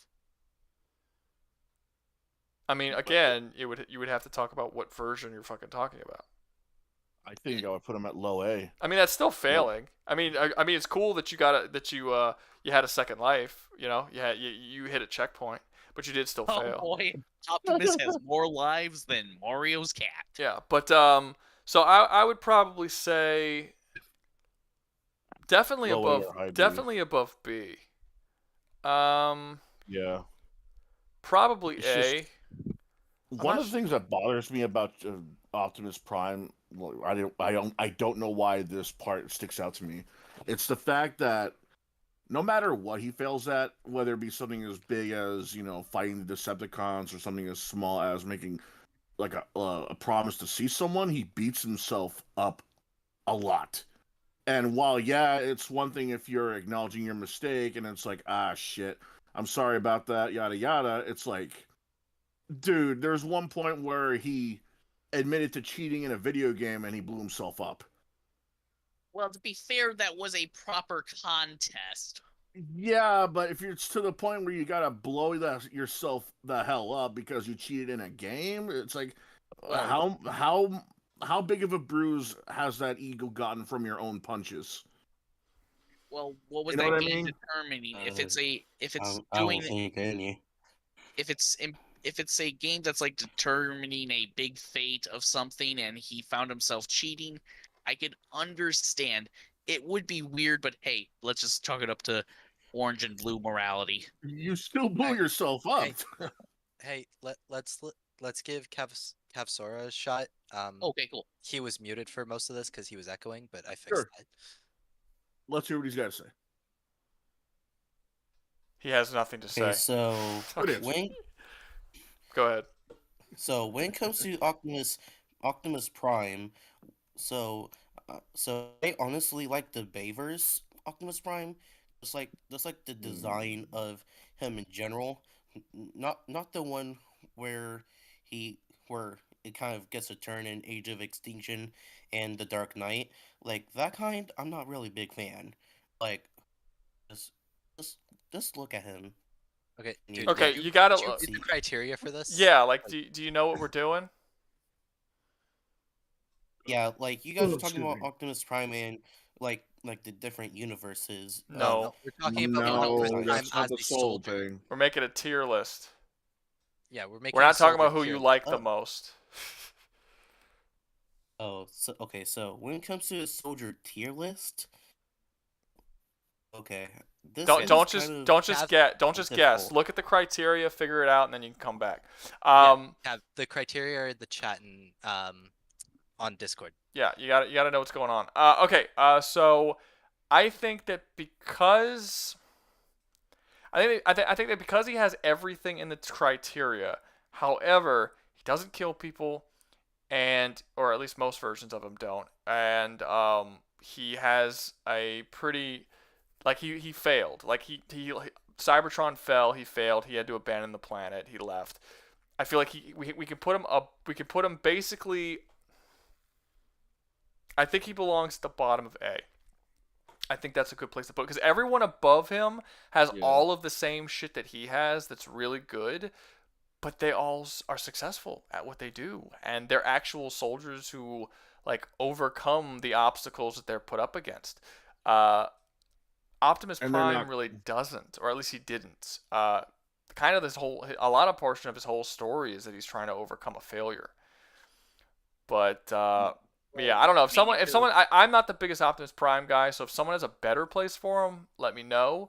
But I think just based on those two factors, I would put him at the bottom of A. But I said low A or high B. I think either one would have been good because either way, like Optimus Prime has done a lot of good, and he does fit a lot of criteria. It's just the fact, like I said, he beats himself up way too much. Do you really want to be led by a guy who has low self-esteem like that and is like, yeah, we're all gonna die, we're all losing? It's like, okay, why am I fighting I'm then? never a doomer about it, but I get it. The one time in a British comic variation of this of a publication. Okay, dude, yes. you are getting into super obscure stuff, Trip, and like Well, we he's already the one who's just talking played. about He's referencing it, not Trip. Trip's just don't. I mean, look, I don't know the different I was asked to put in Optimus Prime. I don't know the different versions of Optimus Prime. I don't know what is the best. We didn't do every version of every single other character. We did one version. That's why so pick initially asked which Well, one. I didn't know. Comic book version as an example. Like he generally does beat himself up a lot in the pick a cartoons, version. the Pick a movies. version. Since Trip's the only one who knows anything about Optimus Prime, pick a version. That's the one we'll go with. All right. I'm down with that. Yeah, cartoon one. Trip, pick one. All right, then the cartoon version. Whichever one you think will do the best, pick that one. G1 cartoon version. There you go. The one from Transformers Prime. Trust me, he had no problem killing in that one. I mean, don't say it just based on what I said. Like, just pick the Well, one that if you had 1,000 fucking Transformers fans in a room and you asked them all, which one would you pick? Which one do you think they would all pick? Jen, okay, I admit I don't know what everyone else would say because, oh boy, if you put it, if you put it like that, no one is gonna say Bavers. No one's gonna say Bavers, no, but they will say like the G1 cartoon. That's what I would think would probably. If we're going based off, yeah. Sorry, Like, if we're going based off, Cav, give me a second. If we're going based off G1 cartoon, does he fit the A rank below Solid Snake? Let's see, he is a soldier. He was the original Autobot soldier, or at least in the current war he was in. Let's see here. Very loyal to his cause, even if he thought Megatron was cool just 5 minutes ago, then rethought it, and then started his cause. Okay, where do you think he should be on the list instead of going through the whole thing? Where do you think he should be? Okay, let me take a look here. Definite, probably at the tail end of S, actually. S. You think that's over Marcus Phoenix? Over Master Chief? No, he said tail end of S, so he'd be below Master Chief. Below high is just like still S rank. Wow. Literally, he's basically seen as a model leader. He is very persevere. He has great perseverance. Fights for essentially, basically the Autobot cause, and Dan, what was the reason we had Marcus Phoenix in A? So the reason Marcus was in A is because we hadn't added leadership yet, but and once we added leadership, we moved him up to the top of A. Marcus is a very loyal, but literally starts his games in a jail cell because he disobeyed a direct order from a superior. He is very he's the embodiment of perseverance in the Gears of War games. And he embodies the other two pretty well. Like, he's not perfect in any aspect, but he's like probably an 80% or like an 8 out of 10 across the board. So I think that's why we put him in A. Okay, so since Optimus Prime failed to save his planet, since he doesn't okay, fine. He doesn't have a higher power that he well, there was his creator and of course. Well, no, because they're gone. He's in. I've seen G1. It's just him. He's the leader of his own little band, and they fight against the Decepticons, but he is the leader. There is no one above him. But even in G1, yes, he is the leader. However, he does still answer to the Allspark. Does he? And the Yes, the and Allspark Matrix is still. of Leadership, like both of those do pretty much guide him. They give heavily. him orders? Essentially, yes. His I thought he I gave him a literally power has boost. every predecessor in his chest giving him guidance. That's not I thought orders. it was like All it gave of him a them. power boost That's or not the something. same thing Yes, as it does do orders. that too. Yeah, no, that's the matrix of leadership. That is literally like any past Autobot who was a leader, is incorporated into the matrix of leadership. The Allspark actually gives him orders. Okay, so that gets it. Okay, fair enough. So Dan, where do you think he should go? Because you seem to know a little bit about him, and you're not talking about him at all. I'm not really talking because like G1 I'm not super familiar with. Like honestly my lore on Transformers is iffy, but I think he would probably belong. Maybe he gets over Solid Snake, but I don't see him passing Phoenix. I looked up a little bit about Phoenix during the whole thing, and from what I remember, from what I saw, he led his team through another battle despite having PTSD or something. Like he fought through that. Yeah, he fought through that. Rouga, did you play an ad? I did.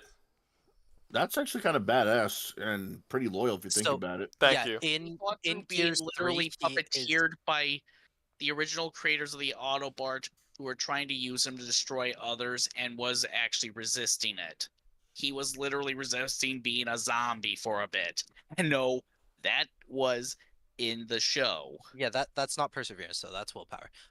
Well, I guess willpower ties into perseverance in a way. Anyway, what I was gonna say, yeah, in Gears 3, Marcus leads a whole platoon through a battlefield while suffering under the effects of massive PTSD. So he is quite literally going right back into the heart of his trauma while suffering under effects of his trauma.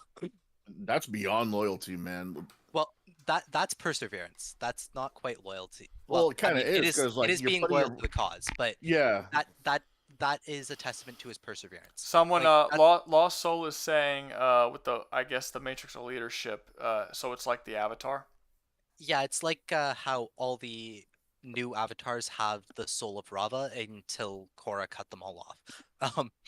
God, I hated that. Added. Okay. Oh my god. Korra changed so much shit. I was so annoyed by. All right, so are we all okay with Optimus Prime being in the middle of A? I'm okay with that. Well, I got one more perseverance feat for Optimus Prime. I don't think his perseverance is gonna get him over Marcus at this point. Like, I understand you want to keep telling us about him, and like I have no issue letting you do that, but I don't think it's gonna raise him up past where he is. Because going based off his feats in G1, which I looked up a few while we were talking, Optimus is a very good character and a decent soldier, but he probably gets like 7.5 across the board, except for perseverance, which I would say is probably a little higher. But that doesn't boost his average high enough. He literally ended up having to fight the entire universe once. No, that's not a joke. Yeah, Nearly everyone was put in the What do you hate mean plague. by that, though? Yeah, What do you mean by Everyone that? was affected by the literal hate plague. Everyone was going insane. He was like one of the only 3 entities in existence who was not infected by it. Yeah, but again, that's comic. That's not. No, that was in G1. That was in the G1 cartoons. How did I forget that? I didn't find it, but anyway, I think we're good to leave that there. Okay, fair enough. Okay, okay, fair enough. But I said what he did, and we're agreeing.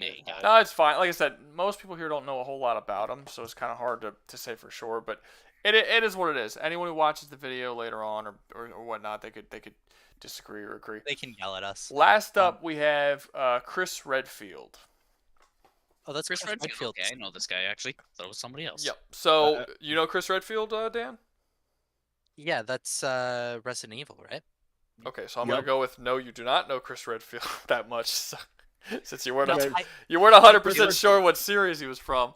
No, I do. It's my girl has been making me play the newer ones, so Leon Kennedy is the one who comes to my mind when people say Resident Evil right away. Yeah, that's with fucking most people, oddly, because it's weird. It's like, okay, so this is something I've always had an issue with when it came to the Resident Evil series.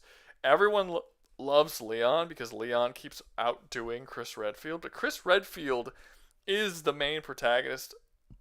Oh shit! Sorry. Games. Of the well, not only more games, but of the series as a whole. So, the original game comes out. The original game comes out, right? Resident Evil, and everyone liked it. It was good. They enjoyed it. Resident Evil 2 comes, and that starred Chris Redfield. That was the first protagonist of the entire series. Then Resident Evil 2 comes out, and it does everything Resident Evil 1 did, but better. And everyone's like, "Oh my god, this is amazing!" It was like the Sam Raimi Spider-Man 2 to Spider-Man 1, right? It was a perfect mix, and that starred Leon Kennedy. So now everybody was talking about Leon Kennedy, and Chris Redfield kind of got overshadowed. Then they made a couple of games, and then eventually Resident Evil 4 came out. And this completely rejuvenized the entire series because the series was actually failing, and they hadn't had like a game sell as well since Resident Evil 2. Resident Evil 4 came out, one game of the year, awesome, everyone loved it, starring, guess who, Leon Kennedy again. Then Resident Evil 5 came out, and they're like, let's do that again, but this time we'll bring back the original guy, Chris Redfield. So they did. They brought Chris Redfield, made Resident Evil 5, and everyone just said it was a shitty Resident Evil 4. So you keep every time Chris Redfield gets his own game, it's just like a not as good version as one that Leon Kennedy gets, whether it comes out before or after. And it's not fair because Chris was the original protagonist of the series. He gets a bad rap. But yeah, and he's actually more of a soldier than Leon is. Like Leon's not a soldier. He's a government agent. He's a government agent. That's not. It's not that he's more. He's just straight up not a soldier. He was a police officer that he was a police officer that because he survived the Raccoon City incident, he was hired on by the government to basically be sort of like an inspector who would go out and like see different zombie. He's more like a zombie detective that has to go and figure out what's going on. And at one point he was hired in Resident Evil 4. He was hired to track down the president's daughter after she was not assassinated, but kidnapped. And that was like a whole thing. And but so he's not a soldier at all. He wouldn't apply. Well, actually, no. He did do work. He actually worked with Krauser, especially.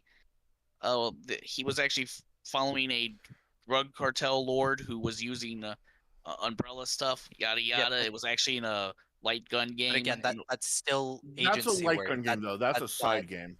Well, I don't remember. Okay, so he does have a point, though. There is a point in Resident Evil 4 where you have to fight against Krauser, and him and Leon and Krauser clearly know each other. And I think it may be implied in that game that Leon did used to be in the military. But that might be prior to the events of Resident Evil 2, which is the earliest we see him in the series. It was in between.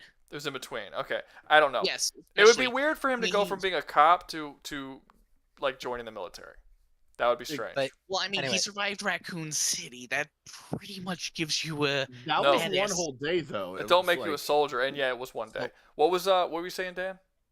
What I wanted to say is I didn't mean to get you started on like the reason people dislike Chris Redfield and not Leon Kennedy. I was just saying that my girl was making me play the remakes. Yeah, I know. So I went on the rant because I wanted to rant about it.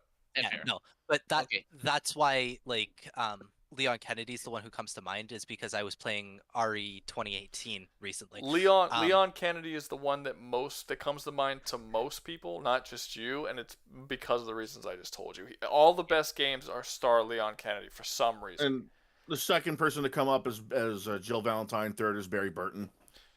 Yeah, Barry Burton comes out a lot, mostly as a meme character. I do like Chris.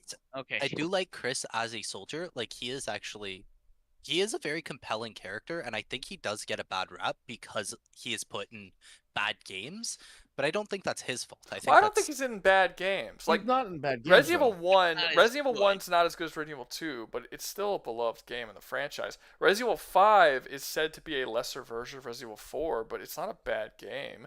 It gets a little ridiculous. Like when he starts punching boulders at the end, and that's what everyone jokes about. Like Okay, let's hear it. Chris Boulder punching Redfield. Like it gets a little ridiculous towards the end of the game. Okay, But let's see. the game's Loyalty. fun. Yeah, the only reason people have a problem with 5 is because of the AI with your partner Shiva. Well, there's a lot. There's a couple of reasons. The AI isn't very good with the partner. That's true. But you also have. They didn't like how instead of Resident Evil 4 was just like a long story that you would play through, and Resident Evil 5 was It was much more arcadey, where like you had levels, and at the beginning of each level you would pick your setup and like swap it in, and it felt more like an arcade. Mercenaries? It felt more like an arcade like an arcade action game as opposed to Resident Evil 4, which felt more as like a survival horror that you actually had to go through and you had to deal with ammo consumption and things like that. It was them trying to it was He them was trying also to in kinda Code Veronica. Let Dan talk. Dan, what were you saying? RE5 was them kind of trying to do a sort of return to form from like their arcade games, because their arcade games worked really well as arcade games, and they thought, oh, this will sell well on console because people like these types of shooters. It doesn't sell well because people were associating Resident Evil at that point with horror shooter survival. Well, the thing is that this happens with every single iteration. Let's say so. Resident Evil has actually completely changed their genre of game 3 times, or not. Genre is not the right word. Their style. So when the first came out, they were like the third-person game where you can't move the camera and it had. Let me finish talking. Just let me talk. I'm saying it. I don't need 3 people to say it. I'm saying it. They have a camera in the room, and you have your little character, and you could turn and shit and walk around. Okay, and then eventually, when Resident Evil 4 came out, it became a third-person shooter. It was a weird third-person shooter, but it was the same basic gameplay, but they just changed the camera angle. And then once people got tired of that, they did the same thing again, but now they made it first-person with Resident Evil 7. So it's all the same game with very similar game style, but every time the games start getting stale, they change the camera angle. But what happens with every single one of those games is that eventually each of them get farther and farther away from survival horror, and they become straight-up action games. Resident Evil 4 is still, for the most part, a survival horror game that kind of leans a little closer to action. Resident Evil 5 is straight-up an action game. Resident Evil 6 is an over-the-top, ridiculous, fucking cartoony-ass action game. And then when you get to 7, they got back to horror. Resident Evil Village, a lot of people didn't like, because now they're getting way too close to action again. So it's like, it keeps happening. I thought a lot of people did like Village. People did like. It was like people a really did popular one. Oh yeah, people liked it, but but I mean, like most Resident Evil games, it's mixed. It wasn't like Resident Evil 3 remake where everyone fucking unanimously hated it.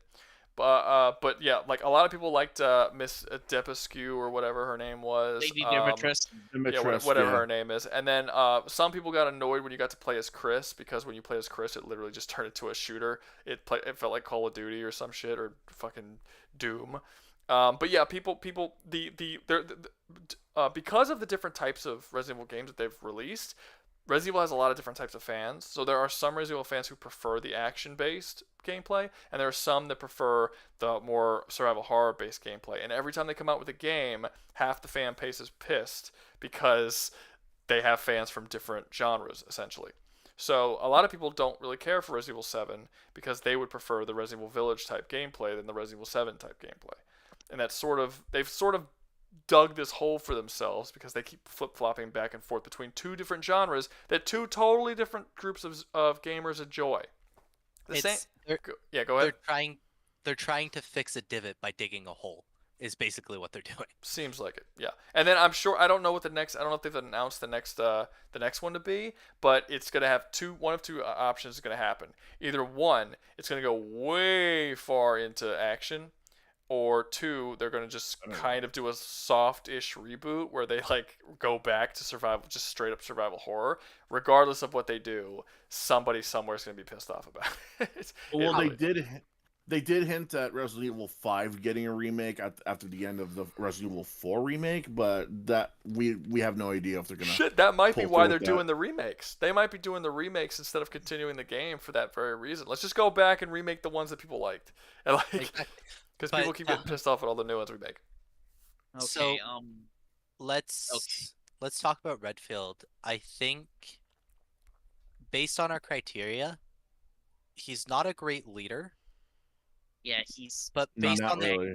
based on the other 4, I think he gets up to high B, maybe low A. Who here has played Resident Evil 6? I actually like the game, but I understand people's annoyance. Okay, so I'm gonna ask you a question. I do know because I played a little bit of it, but I didn't not enough to really remember what happened or whatnot. At one point in that game, Chris Redfield gets into a fight with Leon Kennedy over a disagreement.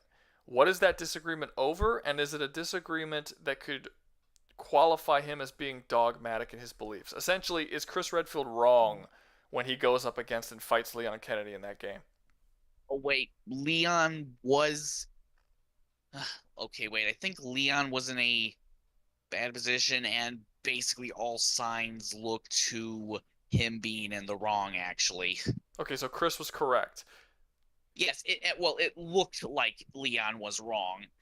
It was a misunderstanding. Of course it was. That Chris wasn't doing it in a completely I don't think it's been a while. I admit to the friend, but it wasn't a dogmatic reason. It was a Leon was sus kind of way because he actually was working with a person who was. Yes, I remember the person he was working with was connected to an organization that they were fighting against. She was fighting against the organization, but everything just looked wrong. Would you say that Chris Redfield was unreasonable in that particular moment? Man, it's been so long. Fair. I mean, fair enough. You're not. It's not. That's the only thing. Because other than that, he fits. Stop fighting. He does fit all the criteria that I can recall. Pretty much, I would say out of everyone here, he's probably what I used quintessential to describe Master Chief. I don't think quintessential is the right word there. I'm sorry, not Master Chief. Commander Shepard. Commander Shepard. No, I did. You're right. I used it for Aragorn. I used quintessential for Aragorn. I don't think quintessential is the right word there. I think quintessential is the right word for Chris Redfield, because he's like what you would picture if you think of a soldier. I think Chris Redfield matches it the most closely than anybody else. He doesn't have all the sci-fi shit. He doesn't have all of the like crazy over-the-top stuff. You know, he's not a fucking action movie hero. Other than Boulder Punchy, he's not this crazy action hero. He's just a solid soldier. That like he's another thing in 6 I do remember is that was a low point where he was more questioning his cause. In the end, he got back up to it again after his ally sacrificed themselves and basically told him to keep going. So where do you guys think he should be? I already said I think high B, low A. High B. Yeah, high B. Why you put him all the way down by Levi and Akainu? Why? Because like this is a very top heavy list. You have some really, really good soldiers. Yeah, I know. And Aragorn isn't quintessential soldier, he's quintessential hero. Oh, so like, he should be in D, I guess, since he doesn't qualify. Well, no, he's still a phenomenal soldier, don't get me wrong. But like I could make an argument for Chris being like high A, but you have so many good soldiers, and this list is top heavy. Like bad soldiers are good. Wait, hold up. Somebody just Daniel Boyce just said if it's Resident Evil 6, both Leon and Chris were after Ada Wong. Ada killed his entire squad. That's why Chris was after him. Yeah. Oh, right. That's true, yes. Chris became a drunk afterwards because his squad was killed. Okay. I think yeah. Okay. That sucks. That's... Yeah. So yeah, I think he would. I think he would. I think he would be close because Chris, again, other than boulder punching, is more realistic of a soldier. Like to Daniel's point, like he becomes a drunk after his entire squad dies. That's something that would not happen to Commander Shepard or Aragorn or a lot of the other characters on this list because they're beyond what like normal human psychology. You know what I mean? Like it's like the shit's not going to affect them the same way because of their level of perseverance. Yeah, Chris is more realistic. Yeah, he will be affected by things that would not affect the other characters on this list. And I mean, yeah, go ahead. In that same vein, like Rambo suffers from extreme PTSD, and so does Marcus Phoenix. And Phoenix pushes through it. He doesn't become a drunk. Rambo, I'm pretty sure, is on all sorts of meds. He is. He takes massive amounts of PTSD medication. When he doesn't, he sees like hallucinations and shit. You click the button and I didn't get an ad. Oh, I'll click it again. Just for you. Just for you, I'll click it. To be fair, that was more of a falter moment for Chris Redfield than a. That is, I do know it will factor in, of course. Yeah, I mean, it's still good. I mean, yeah, no. Well, Rambo, it's a little different because his PTSD does not stop him from going to war. His PTSD actually does the opposite. It makes it harder for him to live a normal life. Like, he's more comfortable at war than he is at home. Chris Redfield's actually stopped him from, like, actually doing his job, what he needs to do. I still think he would go over Rambo, though, because even though he's weaker in that particular area, he's basically stronger in every other particular area. Yeah, so, which is why I say, like, he has probably, high perseverance. It's just that one time it was just all getting to him overall. Yeah, I still think, yeah, but just that one, he's right. I mean, that one thing, it does matter. That's why I think he should be higher than high, because I don't think he should be with Levi Okay, and maybe low A. Yeah, that's below what I was Snake. saying. Like, I said like high B or low A. Yeah. I could make an argument for him to be above Snake, but I don't necessarily think I need to. Like, I think low A suits him. Yep. I think so too. Does anyone disagree with low A for Chris? And also, I still got no ad. I'll click it again. There you go. All right. Anyone think Chris should go anywhere else? Right there. Hey, I know nothing about Resident Evil, so I'm just letting he you was guys asking do the chat. work. Nah. Oh. All right. I'm saying nah. Okay. So we're good at A, and that's the end of the tier list. Everybody, we did it. That's actually pretty quick for us, ironically. Well, that's because we had 6 less characters than we normally do. Chat, I'm so sorry about the 3 ads in a row, and also Rouga, I don't know why, but I'm just not getting ads. Okay, I'll give you. Hold up. Let me get you a 4th one real quick. Okay, well. So, Rouga? What? I have an idea for a bonus. Oh, Do we want a bonus? So, I mean, I'm open to the idea, but okay. What's your bonus? I mean, I'm willing to listen. You know. So V1 from V what? Who said V1 from V1. Ultra Kill? He's talking about V1 from Ultra Kill. Are you one of the people who keep sending me fucking messages telling me to make Would You Survive challenges with V1 from Ultra Kill? Probably. That might be the most no, fucking requested no, goddamn character. I get it a lot. Okay. Wait, isn't that guy a cop cyborg? It's that's V. It's kind of a Okay. You mean V for So, Vendetta? okay. V for Okay, so Oh, you're talking about Cyberpunk. V2 is whatever. No. okay. V1 Ultra Kills Okay, so in Ultra Kill lore, V2 is that set robotic police officer. V1 is basically Doomslayer, but on a lower rank. Yeah, the whole game is essentially a Doom Eternal. I don't want to say rip-off, but definitely heavily inspired. Doom Eternal parody? Not a parody. It'd be funny then. I would say it's more like Quake. I mean, Quake and Doom were made by literally the same people to be very similar game types. Well, I mean, Doom was made using the Quake engine. Like, it was literally called the Quake engine. Well, no, Quake it's id Software makes both Quake and Doom. Yes, I'm aware, but they made the Quake engine and then made Doom before they made Quake. I have an idea for a soldier. Feel free to say no. No. Okay. Fair enough, you know. No, it's wait, hold up. RoboCop, Okay, same so- genre. RoboCop's not a soldier either. He's a cop. We could do best cops I mean, at some point. we Yes. lost What about, a lot of the chat I've been meaning to make a list had like that. ideas earlier. Oh yeah, they were posting all kinds of shit earlier, but it is what it is. I'm not about to fucking. Well, I have a. So Rouga. Yeah. So I'm not the one that's been spamming the V1 stuff. I was the one that was pretty much begging you to make a Who Would Survive Generation 0. I don't know if I remember that. Maybe I do. I don't know. I get a lot of comments. You know, I was kind of surprised Captain Titus was not on this list. Rouga, what was it that you told your chat like 6 times now? You basically Nope, never don't say take it. Let it lie. Fair enough. Let it lie. Let me see. The Doctor was once a soldier. Also, how many streams does that make now before you got a Would You Survive request in a stream? I got one. No, I get one basically every. We had a whole conversation last time I streamed about possible ones. We've been getting them pretty much every stream, for the most part.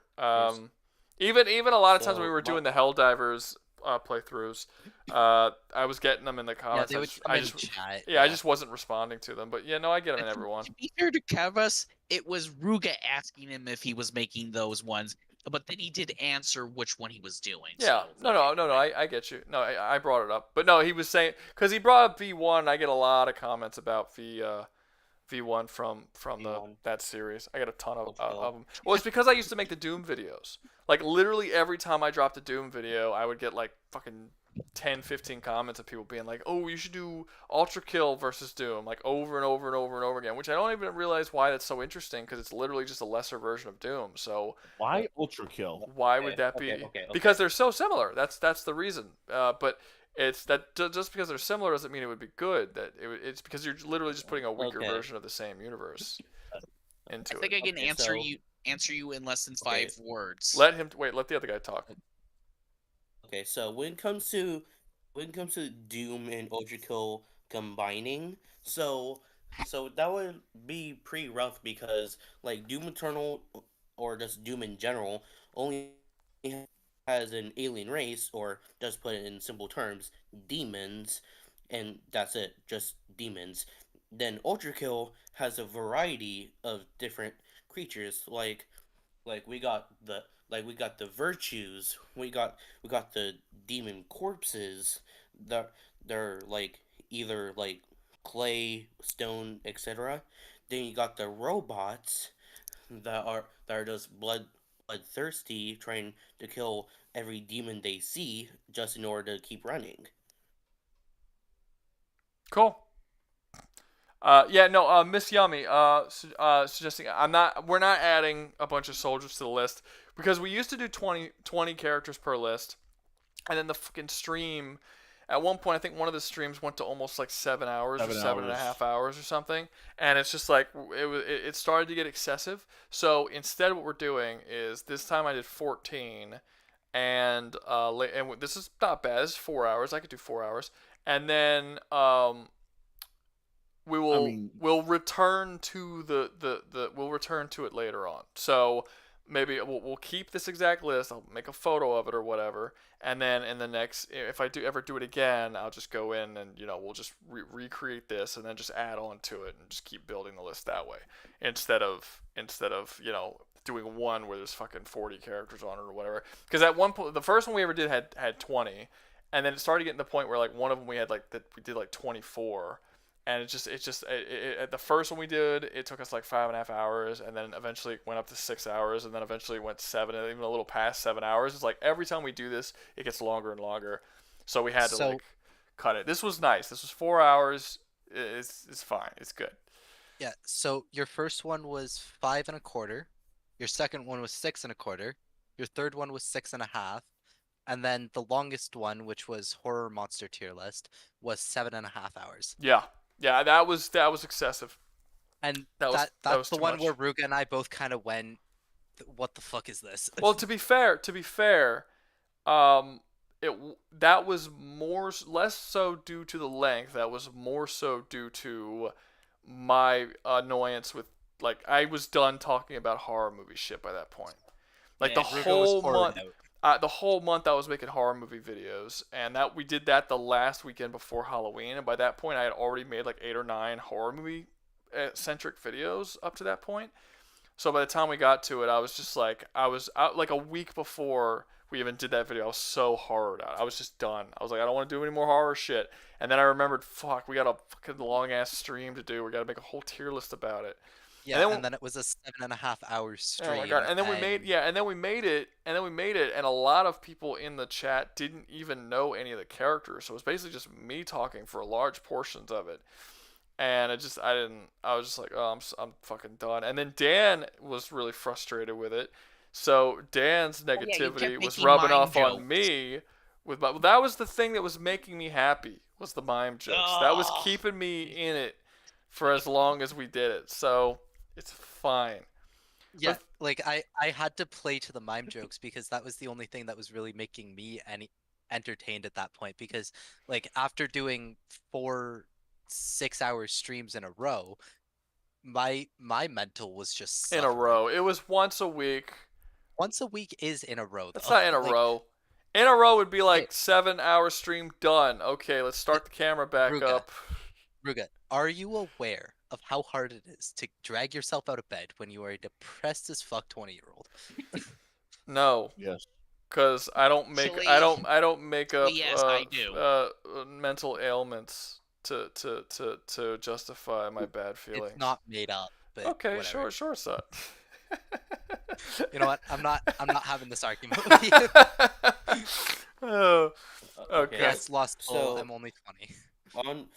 On my opinion on where V1 should go on the tier list, I would say like below Doomslayer on the C tier.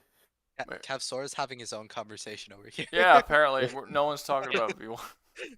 Yeah, sorry, buddy. All right, let's see. The villain one was pretty good. The villain one, I like the villain one. My favorite tier list that we've done so far is probably still action movie heroes, maybe. But I did like the villain one.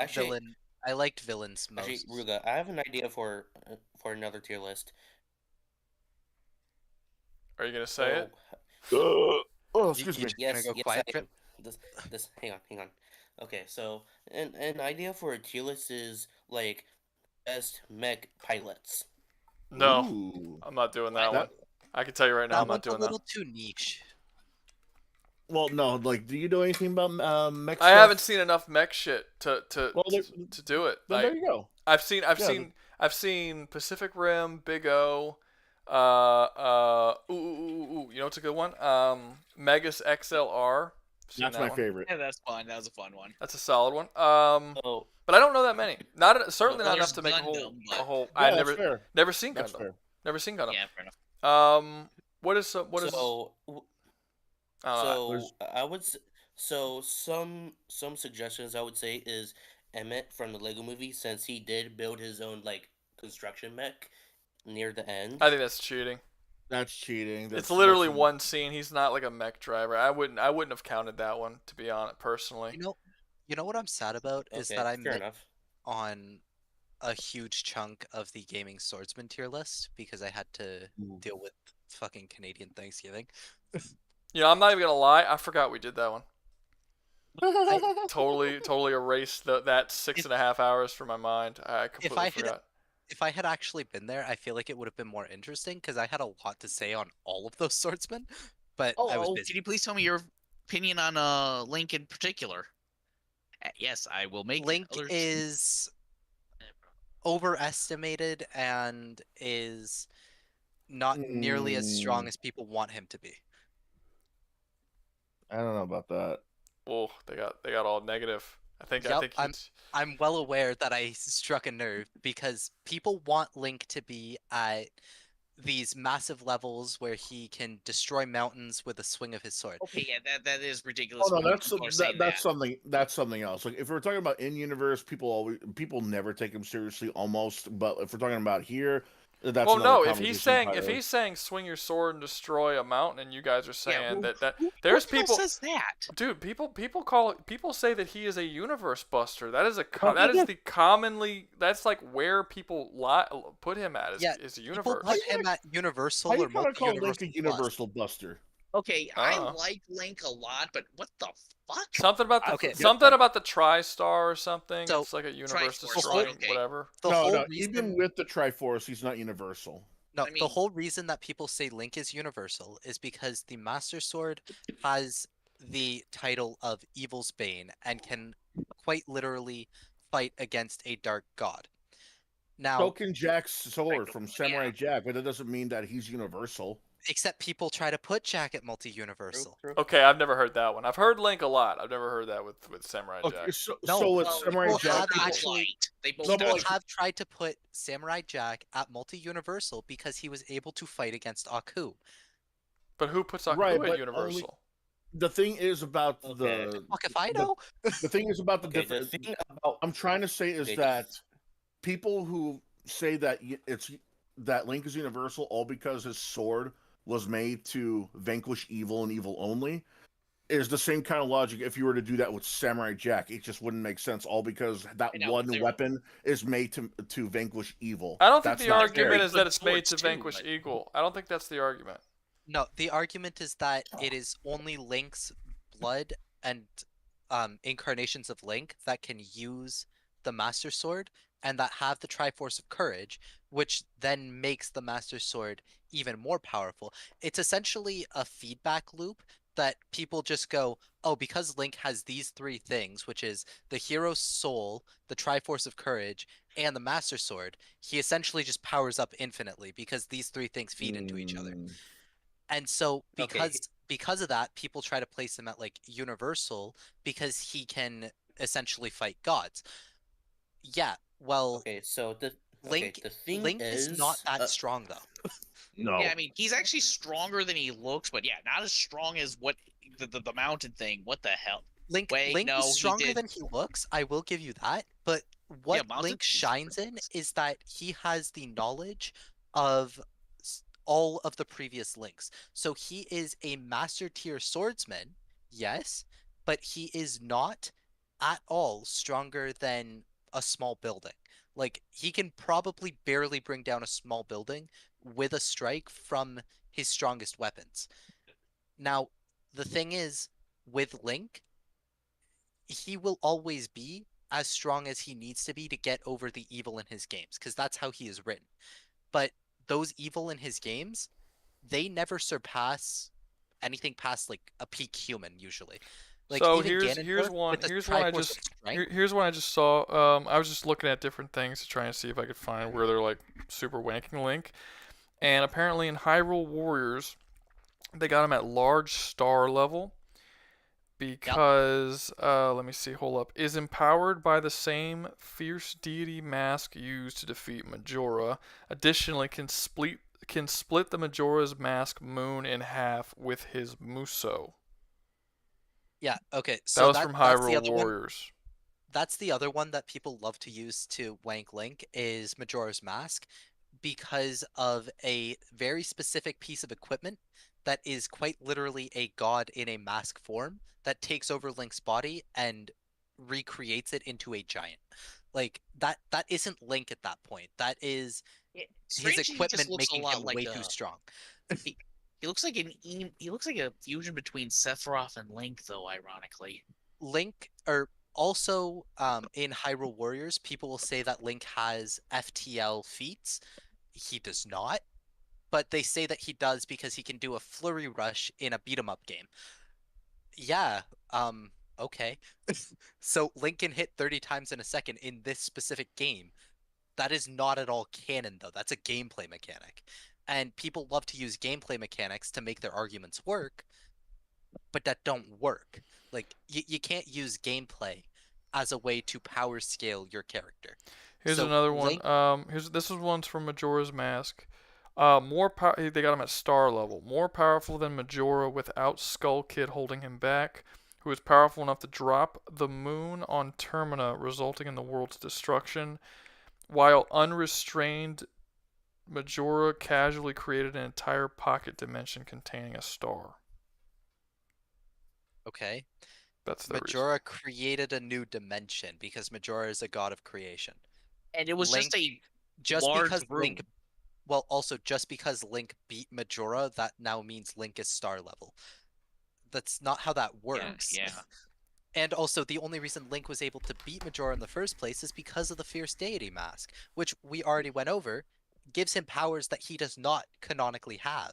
Like, that Fierce Deity Mask is sealed away because it is too dangerous to be used, because it does not give the user control over their own body.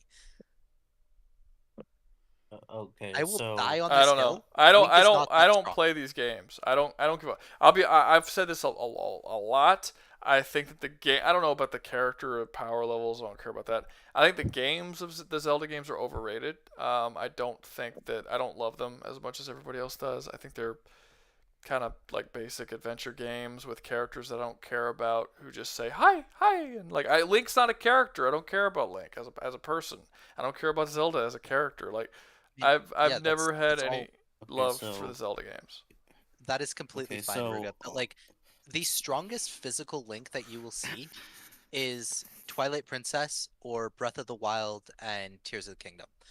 Oh, I think Skyward Sword was pretty strong too. Nope, Skyward Sword has less physical strength than Twilight Princess Link. Oh, really? I mean, they both. Okay. I mean, I personally would use the giant sword to fight. Remember that 6-sword armed metal guy? Guys, y'all hear this dude trying to talk?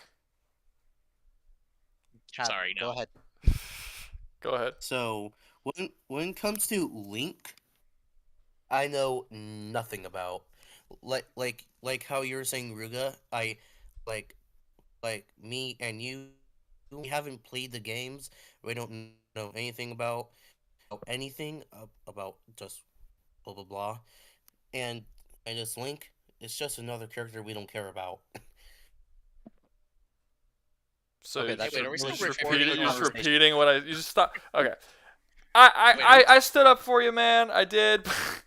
You can't interrupt a conversation to tell them that you don't know anything about the conversation that they're having. Okay, go back to talking about what you were talking about, Trip. But like Trip, I I just don't understand where you're understand coming from anything. using the big Goron sword in Skyward Sword. However, the big Goron sword is canonically no heavier than the Master Sword. It's just balanced differently, so Link can still use it. No, it was the enemy's big sword that he was using. Oh yeah, no, that one.